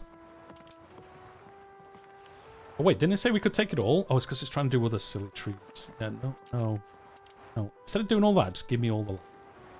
Yeah, so the AI treaties, but the treaties, the AI, you can ask it like, hey, give me a peace treaty. And yeah, sometimes you really don't want to do because they're really bad. I'd much rather do this and then release them once the war ends as a vassal of ours. So there we go. Sorry, France, we're playing the Uno card on you. And these guys... Wait, isn't that the army of Artois? Oh no, the army of Ames. Okay, it's a different one. I was going to say, how are they still fighting? Because they don't exist anymore. So yeah, I guess this is one thing you could do. Just go in, take a vassal, take their land in a separate peace deal, and then... You know, gradually you're going to beat France. In the end, they'll give up and just say, can we white peace, please? But we'll see if this carries on work. So, yeah, we want to attack this guy kind of as soon as we can. We might have to halve the army to go and attack them. This is where it's annoying, like I was saying, where you get, like, really small armies that can actually do quite a bit of damage to you if you're not careful. The problem is, as soon as I do this, a French army is going to arrive and... wreck this army. I think we all know that's how it's going to go. Oh, we should at least do this, and then, yeah, we want to come and stop this guy from sieging this down. Because it's annoying, he's only got 400 troops, but he's sieging this down so quick. I mean, I guess because we only just captured it ourselves, and we're still trying to, you know, fill it up with troops. Oh, we just beat them. So let's go back here. I guess we could attack Flanders. Oh, wait, Flanders never... No, Flanders did join the war, but they're just not doing anything. They're just chilling. So that's fine. Oh, this worked. Okay. Right, let's merge these back together. We are in trouble, though. If they come, they're going to do bad things to us. But they're still messing around sieging this down, which is great for us. Wait, where did the French fleet go? Did we beat them? Oh, I think we did. Interesting. Well, in that case, we might come up here with this. Yeah, let's come up and defeat Normandy with this. I guess they're still here. Let's see. Yes, they are still sat there. So we'll destroy the Normandy fleet here.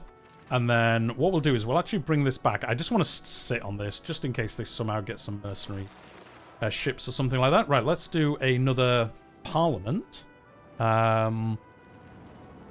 Castle works. Oh, we should have... Yeah, we should have waited to build those castles until we pass this. Because they'd be half the price. They'd be like 50 gold each, which is ludicrous.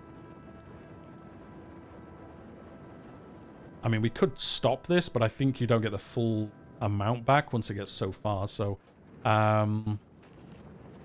what's naval? Oh, this gives all ports more development. Interesting. Or support the state. We just buff the king. Do we just buff the king? I might do this. Move towards plutocracy. We get trade expedition, which makes your... Yeah, gives you +4 trade, which would make us a bunch of money.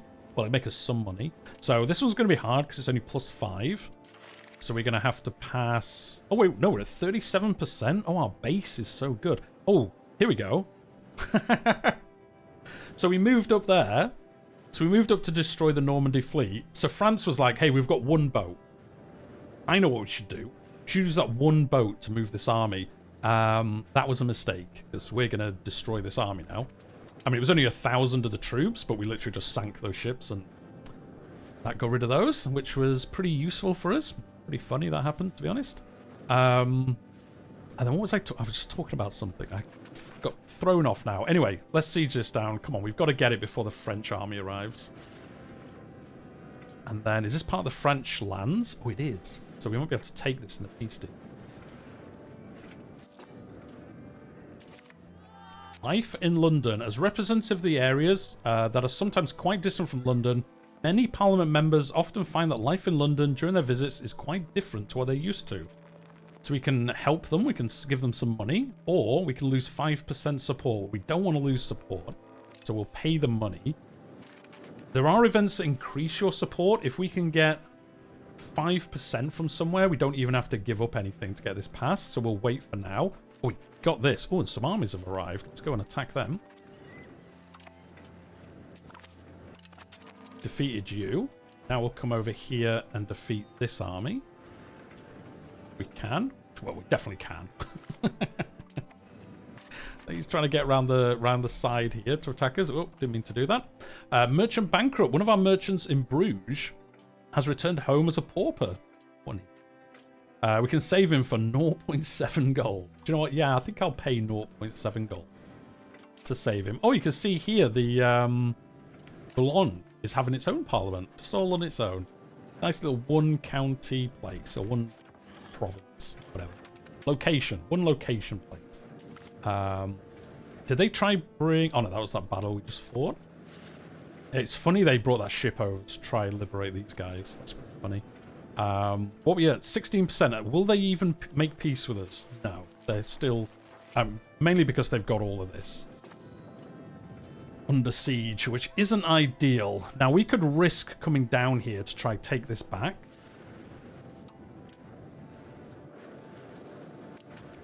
Or do we just keep expanding up here if we can? Oh, actually, we could take this now. This is open to us. Might be able to come into the middle of here and take some land, which will help us with the war percentage. Probably. Yeah, they haven't snuck past us. No. We've got somebody who can marry. I know we've got a lot of things along the top of here, but we don't need to worry about most of them just yet. So Lady Joan Plantagenet, who should we marry you off to? Well, someone in the HRE by the looks of it. Brabant, Hesse, Baden, Holstein-Pineberg, Javar. Sure, let's do these guys. Yeah, you'll do. Oh, Denmark still survived. It's weird how often you see Denmark get wrecked by a HRE member. It's kind of funny when it happens.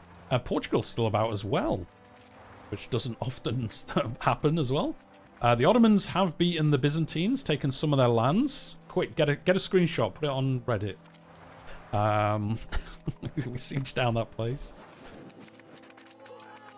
Let it slide. We're gonna have to let it slide. How far's our parliament got? Okay, I've got to try and remember to keep an eye on this. Oh, one of the armies is here. Right, let's... Do they have any special troops in here? Oh, they've got so many armies, it's hard to see. Right, let's see if we can fight these guys and win. They've got so many armies, we'd have to look into each separate one to see if it was... Yeah, not they're all levies. Oh, they are professional armies. Okay, I'm going to risk it anyway. Let's see how we do. I kind of want to get out of this war because our army's just getting slowly attritioned. What did I say, guys? Our population would go down to 2.4. 2.3. So over 1 million people have died from the Black Death already. In fact, 1.4 million people have died in England due to the the Black Death. So that's probably going to be a little bit more. We're probably going to go under 2 million people. You can see over here our historical population. Boom. And then everyone died. So, sad times for all. Right, let's see if we beat these here. Can watch that whilst they get a drink.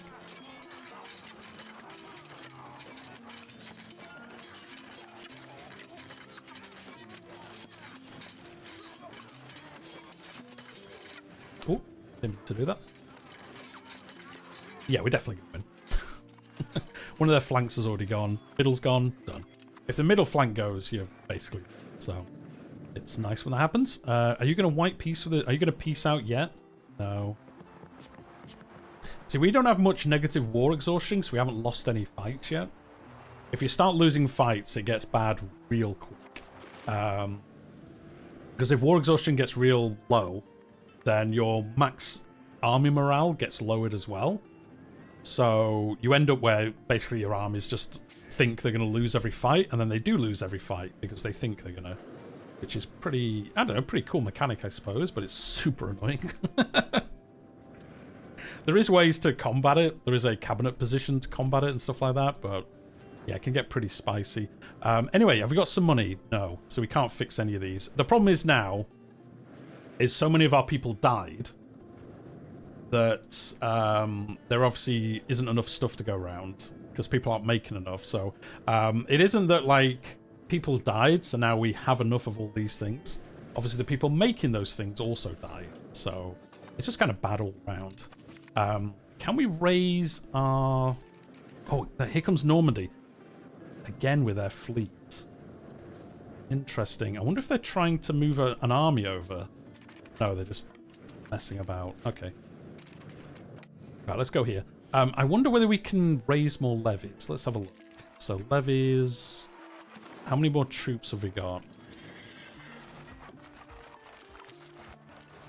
Not many. We'd basically have to disband these levies and re-raise them. So we might as well wait it out for now. Quite sick of waiting for its release. It's Tuesday. It's going to be here soon. Be here before you know it. You can all play it on Tuesday. Let's come down into Rouen. No, Russie. Because we can probably piece them out. Oh, here comes Flanders. They're finally moving. Stupid, sexy Flanders. Yeah, see, because we've moved far enough away now. Oh, hello. They're actually over here as well. I kind of wanted to siege this down, but... No, let's go this way. I'd rather keep what we have. Because this is ticking up in our favour, I think. slowly. Decline of the Cinque Port. Again, we had an event about this earlier. Harbour silting caused by storms along with a continuous withdrawal of the sea has rendered Cinque Port in Kent inoperable. A new location must be selected if we are to amply defend the English coastline and preserve the tradition of ports. So we can invest in a dock building in Southampton, Portsmouth, Rochester, or... Shut up. What are you talking about? I thought it came out on Wednesday? It comes out Tuesday, doesn't it? I think it better had to. I took the day off. Or is it the 5th? It's the 4th, isn't it?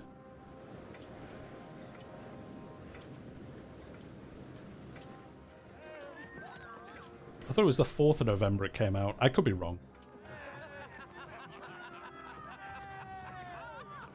Yeah, 4th, Tuesday. Good, because I took the day off work to stream it all day. Sure, let's build this dock building. It's going to mean that we get better ship stuff, so kind of worth it. Oh, I forgot. I knew I'd forget. I always forget about it. I always forget about the Parliament. I kind of wish the UI up here also showed you when it was going to end. Because I always forget to go back and check if I'm doing wars and stuff. It's so weak because you don't get any other notification. I'd kind of like, actually, if it came up and said, like, hey, in 7 days, the Parliament's ending. And you'd think, like, oh, I better get onto that then. They're having trouble sieging this down. Has it got a really good fort? Because how has that not gone down yet? Or is it because our ships are helping? Oh, it's probably because this navy's, like, helping protect it. Maybe. I just don't know why this hasn't gone down at all yet. Anyway. I would have thought it ticked over by now, but I guess not. Anyway, we're going to try fight these guys. Let's see how well we do. Yeah, our army's starting to get a kind of weakened now. So that's why I want to get out of this, if possible. It's only at minus 16.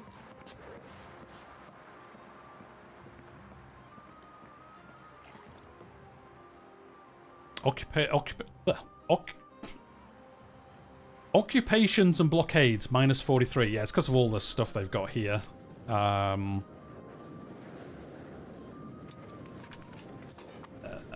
ideally what we want to do is... Come back. We kind of want to bring these back to England and then re-raise them all up again afterwards.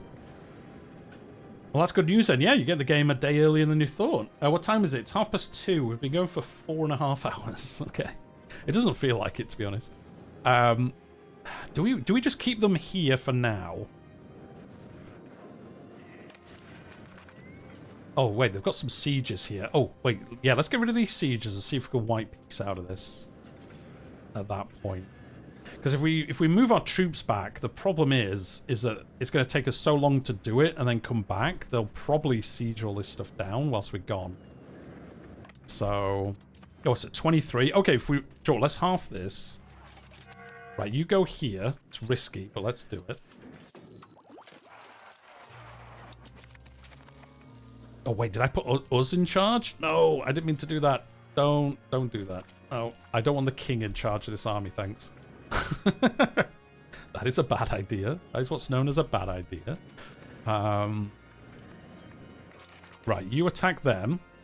And then once we've sieged this back... Yeah, they're bringing armies in here now. They're all small, though. Can we peace out now? Minus 11. Okay, we're getting there. Right, let's unify these back up. Let's attack these guys. Oh, Flanders is coming in to help now properly. Oh, no. Nice. Press the button in time. See, we might start struggling now, because I think our good troops are all dead now. So we might start struggling. That's why I want to get this over and done with. Oh, this is getting removed. Is it? Oh, yeah, it is. Why is that randomly being removed now? Oh, it did. Yeah, nice. Right, let's attack these, then we try peace. Yeah, I'm basically trying to peace as soon as we can. Okay, this is at minus 4. Oh, we might be able to peace soon. The thing is, I think I just saw their army move.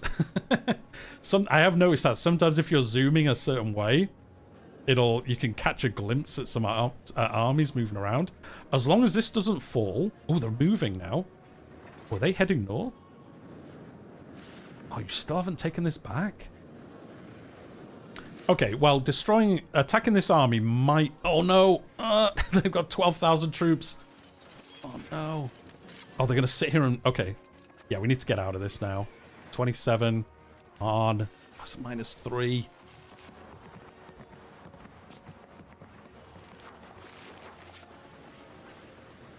Although, what is in this army? What's most of it? Is it just made up of loads of small armies? No, this is the... This is Brittany. Although they don't have any special troops. Are any of our special troops still alive? Like, our professional troops, I should say. Are any of them still alive?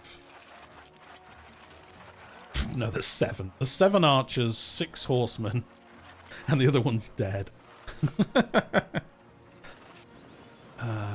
Yeah, I guess we'll lose if we attack them. Yes. Don't do that. Oh, it's so close as well, but as soon as they start sieging this, can we...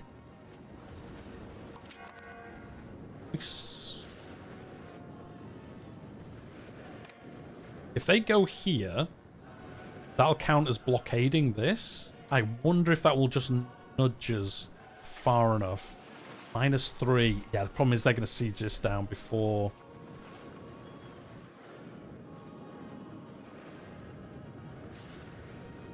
None of these are special troops. Again, I keep calling them special troops. Professional armies, no. Yikes. Man, we're just too late, I think.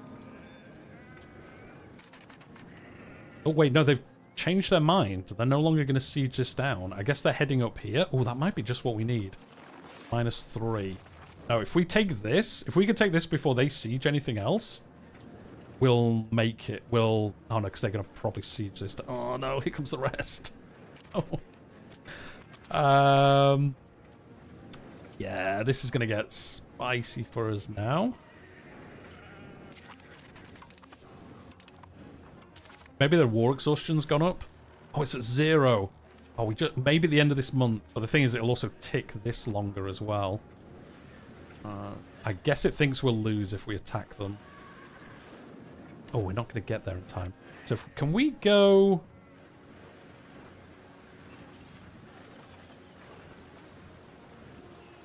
Will we beat this army? Because if we beat this army, I think we'll be able to peace out the war. It's just whether they turn around and attack us. Alright, let's slow down time. Sorry, guys. I just need to make sure we don't lose this. So he's got distracted. He's going to go siege down Ares. Or Arras. So if we can get here and defeat these, we might... It's going to be risky, though, because I think they might beat us. Alright, we can speed up time, actually, because yeah, it's going to move slow. Yeah. Oh, yeah, they're going to come after us now. No! No, I want you to... Oh. Wait. How did they take this? Wait, how did that happen? How did this flip over to them?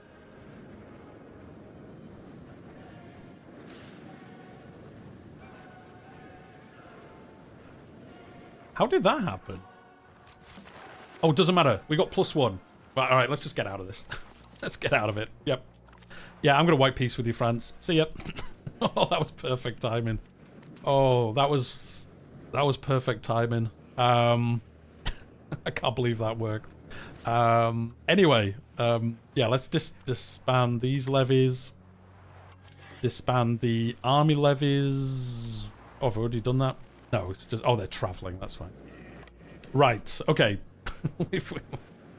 we got out of both of those wars like bandits. We got the land from Alba before France affected us because they declared war against us whilst we were fighting Scotland, and then yeah, we actually expanded in in France, which is crazy. But there you go. We probably want to build some forts down here when we get some money.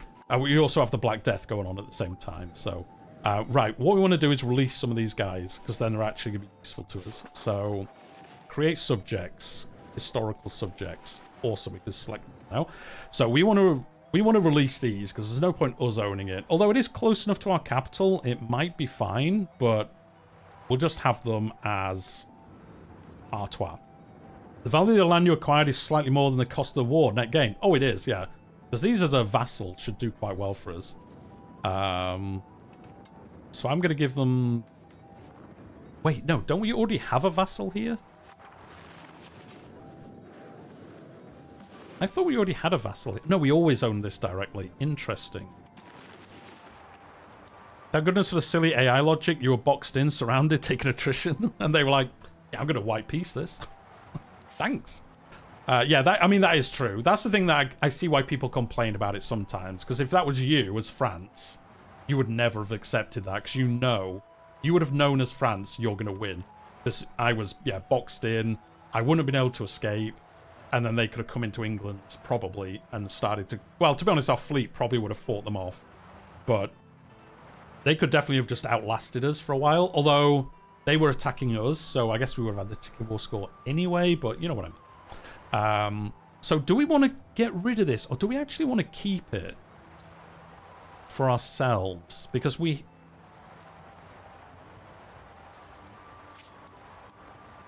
I don't know. Joe, I was going to release it, but I don't know whether to keep this.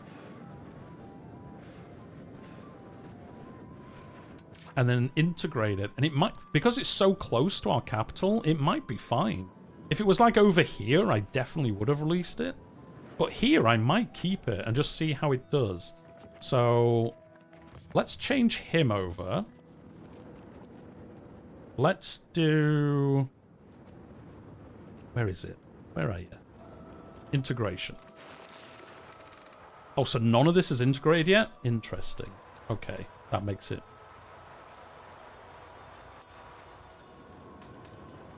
Oh, this is at... Oh, so 2 bits of this province is integrated, but the other bit isn't. Okay, so what we'll do is we'll switch both of these. I think I'm going to keep this, because I think it is close enough to London that if we build some wharves and stuff, we'll actually get control here. So, yeah, I'm going to keep these for now. We'll see if that's true. If it doesn't end up being true, we could just get rid of it later. Right, let's disband the levies. And then we'll see how many of our... 42. We had 42 of our professional army left. Yeah, English Fortress Europe. It is. We've got a little bit of Calais. This guy's just stuck in the middle.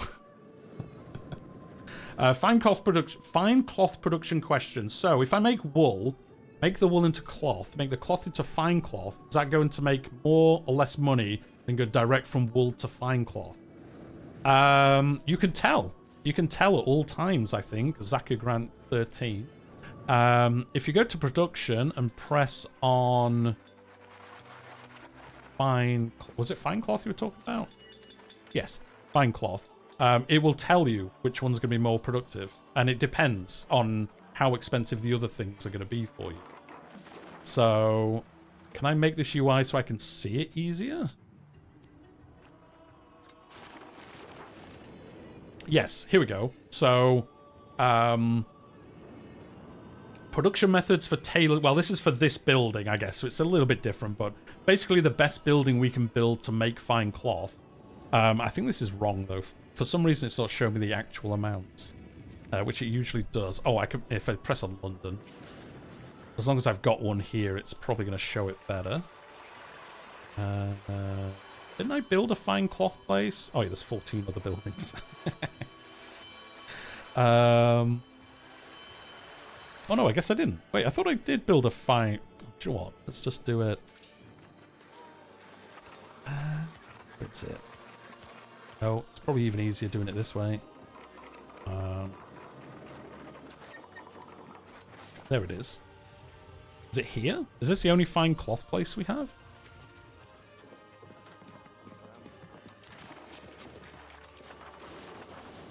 Oh yeah, we do only have one. Okay, yeah, I can do it this way then. So, press this. Oh, I think we have nobody working in it. That's why it doesn't say. Oh yeah, yeah. The Black Death's killed everyone, so there's no one available to work, so it can't show us the profit. But basically, here's Zach and Grant. It would tell you here which one's the better one to do, and then even here you can look into it and say. So this is it uses 0.8 cloth to make 0.5 bad cloth. Yeah. Unfortunately, 1.6 million of our people just died. Or you can use wool directly and make fine cloth, or you could use silk and make cloth, or, although we don't have this production method, I don't think, you can use 0.8 wool to make 0.5 cloth. But yeah, everyone's dead, so we can't look. But usually you can see the difference here. Now, by default, it'll pick the best one for you. But the good thing, especially once you learn the game more, is you could look at this one and maybe it says cloth is better for you. But then you might look at it and say, well, as England, look at all this wool production I could have. So if I invest into wool, the price of wool will go down in my market, and that will increase the profit of fine cloth being made in my market. So yeah, there's so many different ways. Like, it isn't as easy as saying, oh, this way is always the best way. It depends what the combination of things. Like, if I have no buildings that make normal cloth, it's not going to be the cheapest way to make fine cloth. But if I have invested in making a lot of cloth, it probably would be the cheapest way, but not necessarily every time. So yeah, there's so many things. That's why I love the economy side of this game. There's so many different things you can do to like mix up how things work. And then obviously there is some advances later on that change like how effective they are and things like that. I suppose my question comes from, where does the money actually come from? The thing being produced or the thing being sold? This is probably a good question for Generalist Gaming, because he could probably tell you. I think it comes from it actually being sold. And then, because yeah, if you use the cloth to make fine cloth, yeah, the normal cloth that went into it, you don't make money on that. You only make money on the end product, I believe. Because because thing being produced and produced again, then produced times 2. Well, yeah, no, yeah, because if you make it once, you're then using it on something else. So you don't make that profit because you're not selling it yourself. Although, again, with how it works, if you had excess fine cloth, no, normal cloth, you could be selling your excess and then also selling the fine cloth you've made from the cloth. There's so many things, guys. It's very intricate once you start looking into it, or you can just automate it and it doesn't matter. Because, yeah, I had cool things like when I was playing as Scotland, I was selling furniture, I think. Was it furniture I was selling? And no, was it clothing? And basically when I had my colony, I basically bundled like all the furs or timber from my colony, sent it to Edinburgh. That crashed the price of the, you know, furs, and then I could make clothing at ridiculous profit because I was selling it. It was costing me nothing to make it. So, you know, you can do really cool stuff like that. You can also you can do that aggressively as well. If you have control, we'll go on a little tangent. Say Paris is making lots of money from making, again, well, fine cloth. You know, it's really expensive here. You could, if you had enough advantage, you could export out, I believe, like all the wool and normal cloth, and then this will get more and more expensive for them to make or import. So you can really do some crazy stuff with this. Like, you can crash markets, you could help other people. Like, if you're allied with Sweden and they're having trouble making weaponry, you could push weaponry into their market, and then they get it cheaper, and then they'd be better armies and stuff like that. So, well, not better armies, but they could replenish their army better if that's what's limiting them. Like, there's so many things. Like, the depth of some things you can do is crazy. Do I want to keep our professional army here on the continent of France? Probably. Oh wait, turn these off. I don't want you messing with this AI. I don't know why they just took half their damage here. Is it just because they was... I'm not sure. Oh, we're going to remove these guys up here. Don't price bottom out. Oh, yeah, they do. They do actually... I mean, yeah, they are limited, so you can't literally destroy the price. Although I think it goes up with each age. I think the prices can swing more every age that you progress, I believe. Oh, it can only get more expensive. So yeah, from in the Age of Traditions, the maximum price is 300%. Oh no, from 10 to 300%. In Renaissance, it's the same. I think it gets worse though later. Doesn't it? I think it does, because otherwise why does it show it? Or is it different modifiers that change it? Or maybe it's different modifiers affect this then, because otherwise it's exactly the same. I thought this changed with each age, so it got worse and worse. So that the swings could get worse the further you got. Or maybe I'm wrong. Maybe I'm wrong. Maybe it's something else that affects it. Anyway. Warbleton versus Gorges. A dispute has arisen between two noble families from Hampshire and Somerset. Seemingly members of their respective households met in battle during the Siege of Calais. Okay. And because it became evident that they share identical coats of arms. Okay. Unable to settle the dispute amongst themselves, they've launched a formal complaint. So you can side on with basically either side, or you could just say... Wait, does this not cost us money? Or does it and it doesn't tell us? Well, I'm going to pick this because it doesn't say it's going to cost us money. But it just makes everyone happier. Yeah, okay, I guess that's a bug. Because that definitely should cost us money. We'll see anyway, because I think this... Oh, no, there we go. It's building up its thing. So I think we'll leave this army here. Because then... Maybe they'll be able to hold out if a war starts. Although, do I just want to have them in England? Do you know what? I think we'll just put them in England. Yeah, let's just put them in England. It's safer that way. Because then they're not going to get ganked by another army. Yeah, that's true. Yeah, let's put them over here. Or they should. I think they'll have to wait for a second, and then they should. You're going to go over here? We need the Black Death to end. Because at the moment it's costing us money from procurement. And also it's destroyed our trading. So we're currently making 0.46 gold. Yes. Everything is just getting destroyed. That's the plague. So, if the plague could end, that would be appreciated.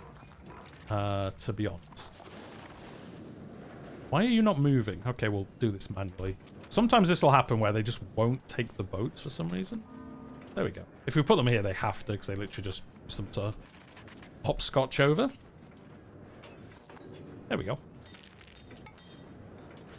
Right, you guys can stay here whilst you very slowly replenish. I'm going to split this in half.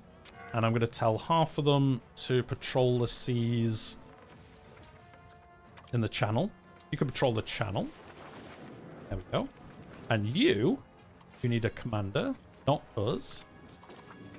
And you can probably do the North Sea. Yeah.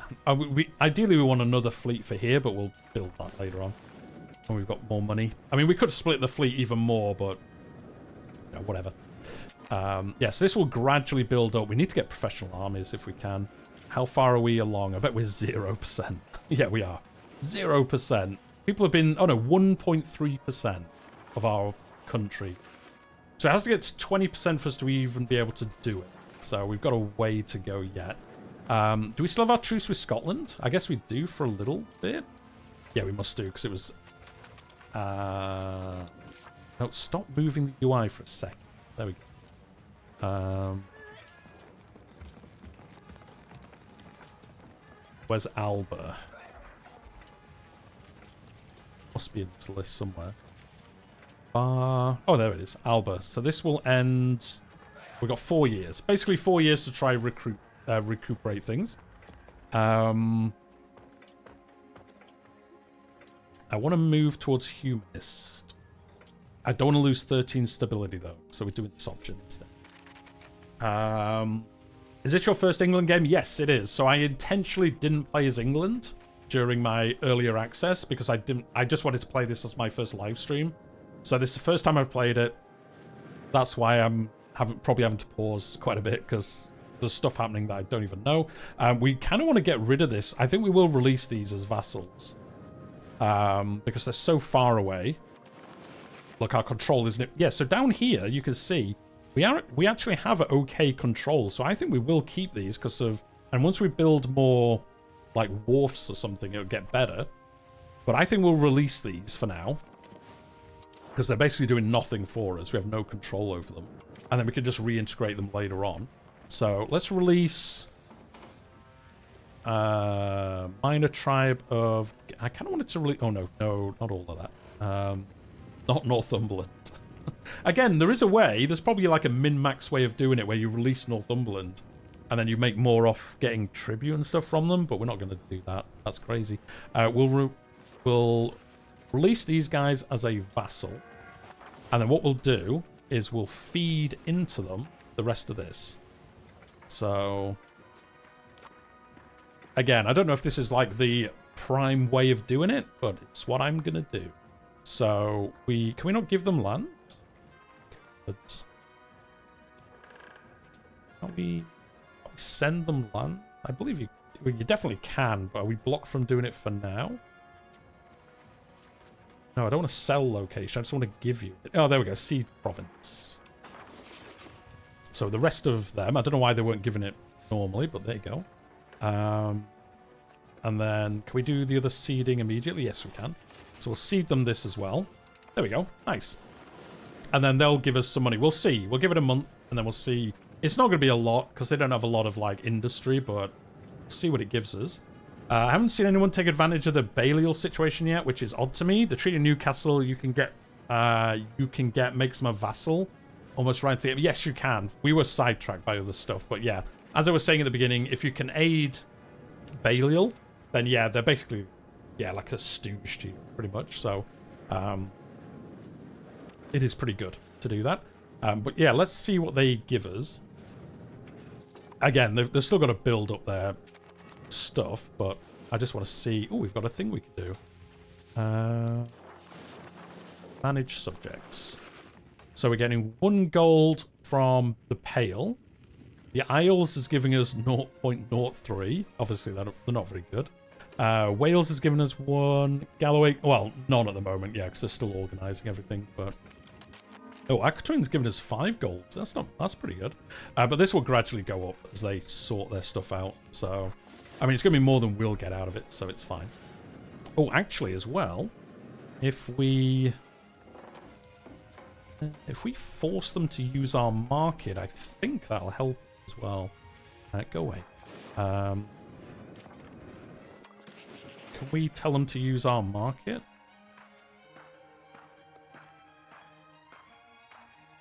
We do not have a market. Wait, what? Yes, we do. Yes, we do. We have London. What are you talking about? It's probably just figured out still. We can do this.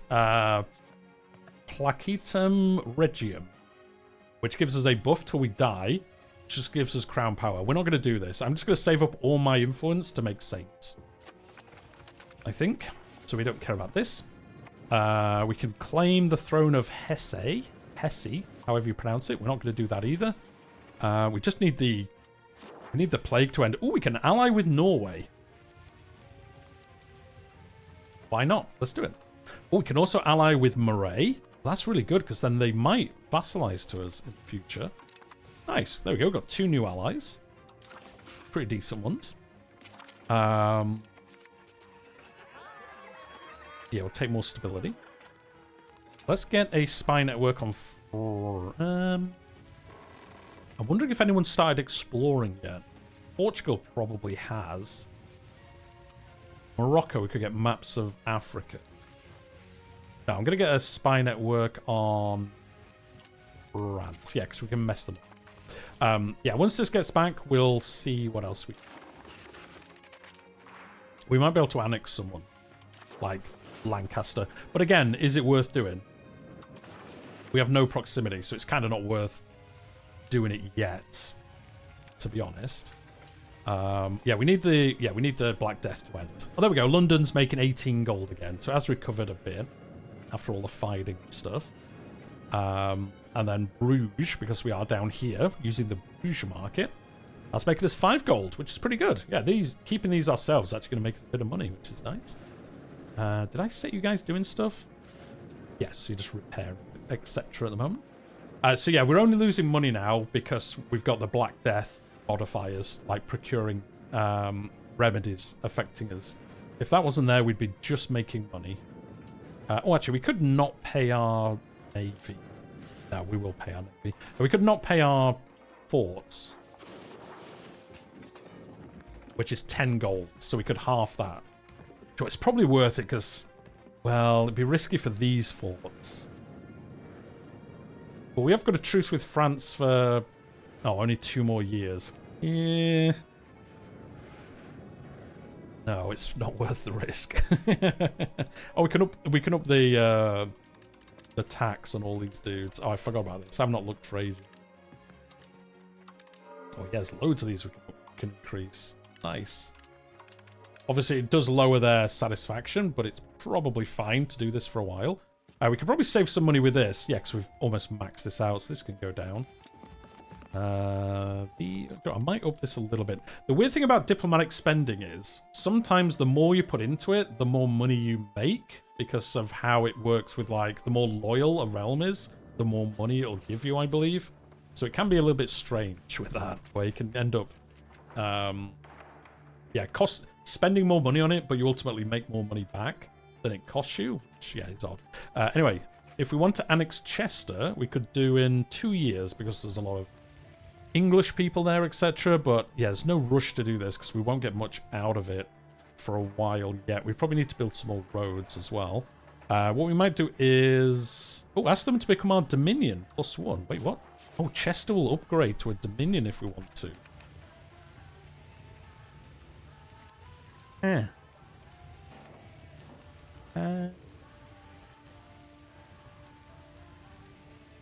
So there's some other differences, and the main thing I always find with Dominion is it basically puts your ruler, so you literally run it. You're the head of it. You don't run the vassal, but you are the leader of that realm, like the Pales and Canada if you do that. But I don't know if it's worth doing this. I probably have to look into whether it's worth it, really. What we will do, though, is cultural opinion of, like, the Isles, because that'll mean when we do want to annex them later, it will be easier for us to do that. Anyway, guys, we could just chill for a second. We are making money. The Black Death, I think, is mostly gone. Oh, it has. Look at that. It's gone now, which is good. It killed 1.6 million of our people. Which is bad. Which is bad. But not too bad, I don't suppose. We've done okay with it. So yeah, we just need to... basically, when this is gone from everywhere, it will end. And then that means we'll no longer have to pay. We could repeal it, but it'll cost us 20 stability to do so. So we might as well just wait it out, basically. There's one bit we can see here. Obviously, we can't see most of the map, so there's probably some in Africa, but not much. So this should end soon. We can't do any of these yet. Although when we get some money, we might be able to. I find that a lot of these just... I don't know, when I've seen other people play this, I never see these actually be available most of the time. I think the requirements can be a little bit fiddly to hit. Oh, yeah, what we should also do is make Moray like us more as well. Because then they might vassalize to us in the future. Which would be awesome. Yeah, they're only -57, which isn't horrific. I mean, we probably can't modify it just through opinion, but yeah, they hate us. Ross hates us still. Defending our rival? Wait, who are you rival to? Who's your rival? Oh, oh, I see. You hate each other. Okay. Okay, I see. Let's see how it is. You two hate each other, so you're mad that we like them. Okay, fair enough. Fair enough.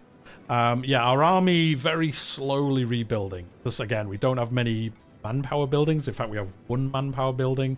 So it's very slow to replenish this. Which is why we need to get some of these, ideally. Got 2.9 professional army. Which isn't good.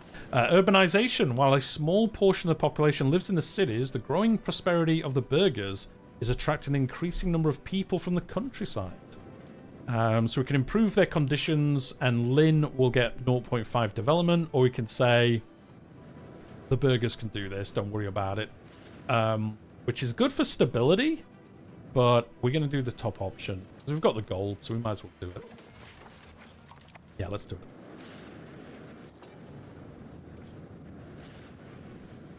And we'll see what happens.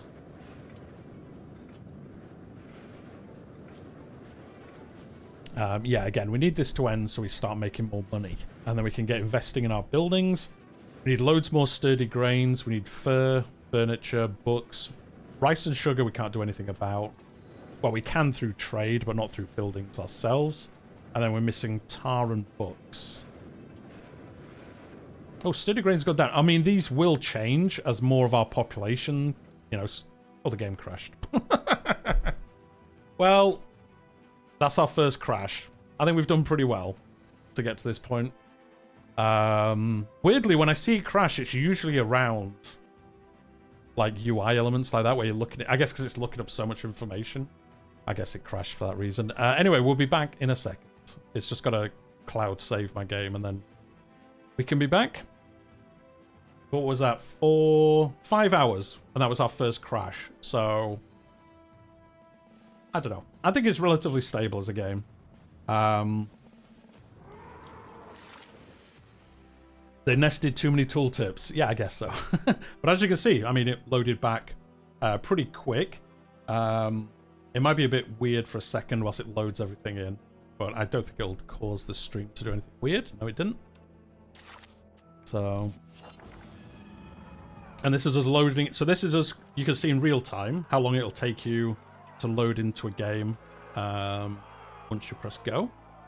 I love the loading screens. They're really cool. Like how things kind of zoom in on different levels. Like this bit here is a different picture to the back bit, so your perception changes. Oh wait, no, it's struggling a bit because I'm streaming. There we go. It's gone there. But as you can see, loads pretty quick. Loads pretty quick. We should be saving every 2 weeks, so I don't think we'll have lost much progress from that happening, which is good. So, oh wait, we still got to integrate. Oh yeah, we've got to integrate these provinces. Wait, weren't we doing that? Didn't we tell our dudes to do? Oh yeah, no, we're integrating these two, and then we'll do these ones next. Yeah. There we go. I can't remember what time it was. I think we lost 2 weeks, maybe. Oh yeah, we just had this event, didn't we, with the smugglers? Oh, did we? No, we didn't. So I don't think we lost any time. I don't want smuggling to happen, so we're going to have to go into debt to stop this. There we go.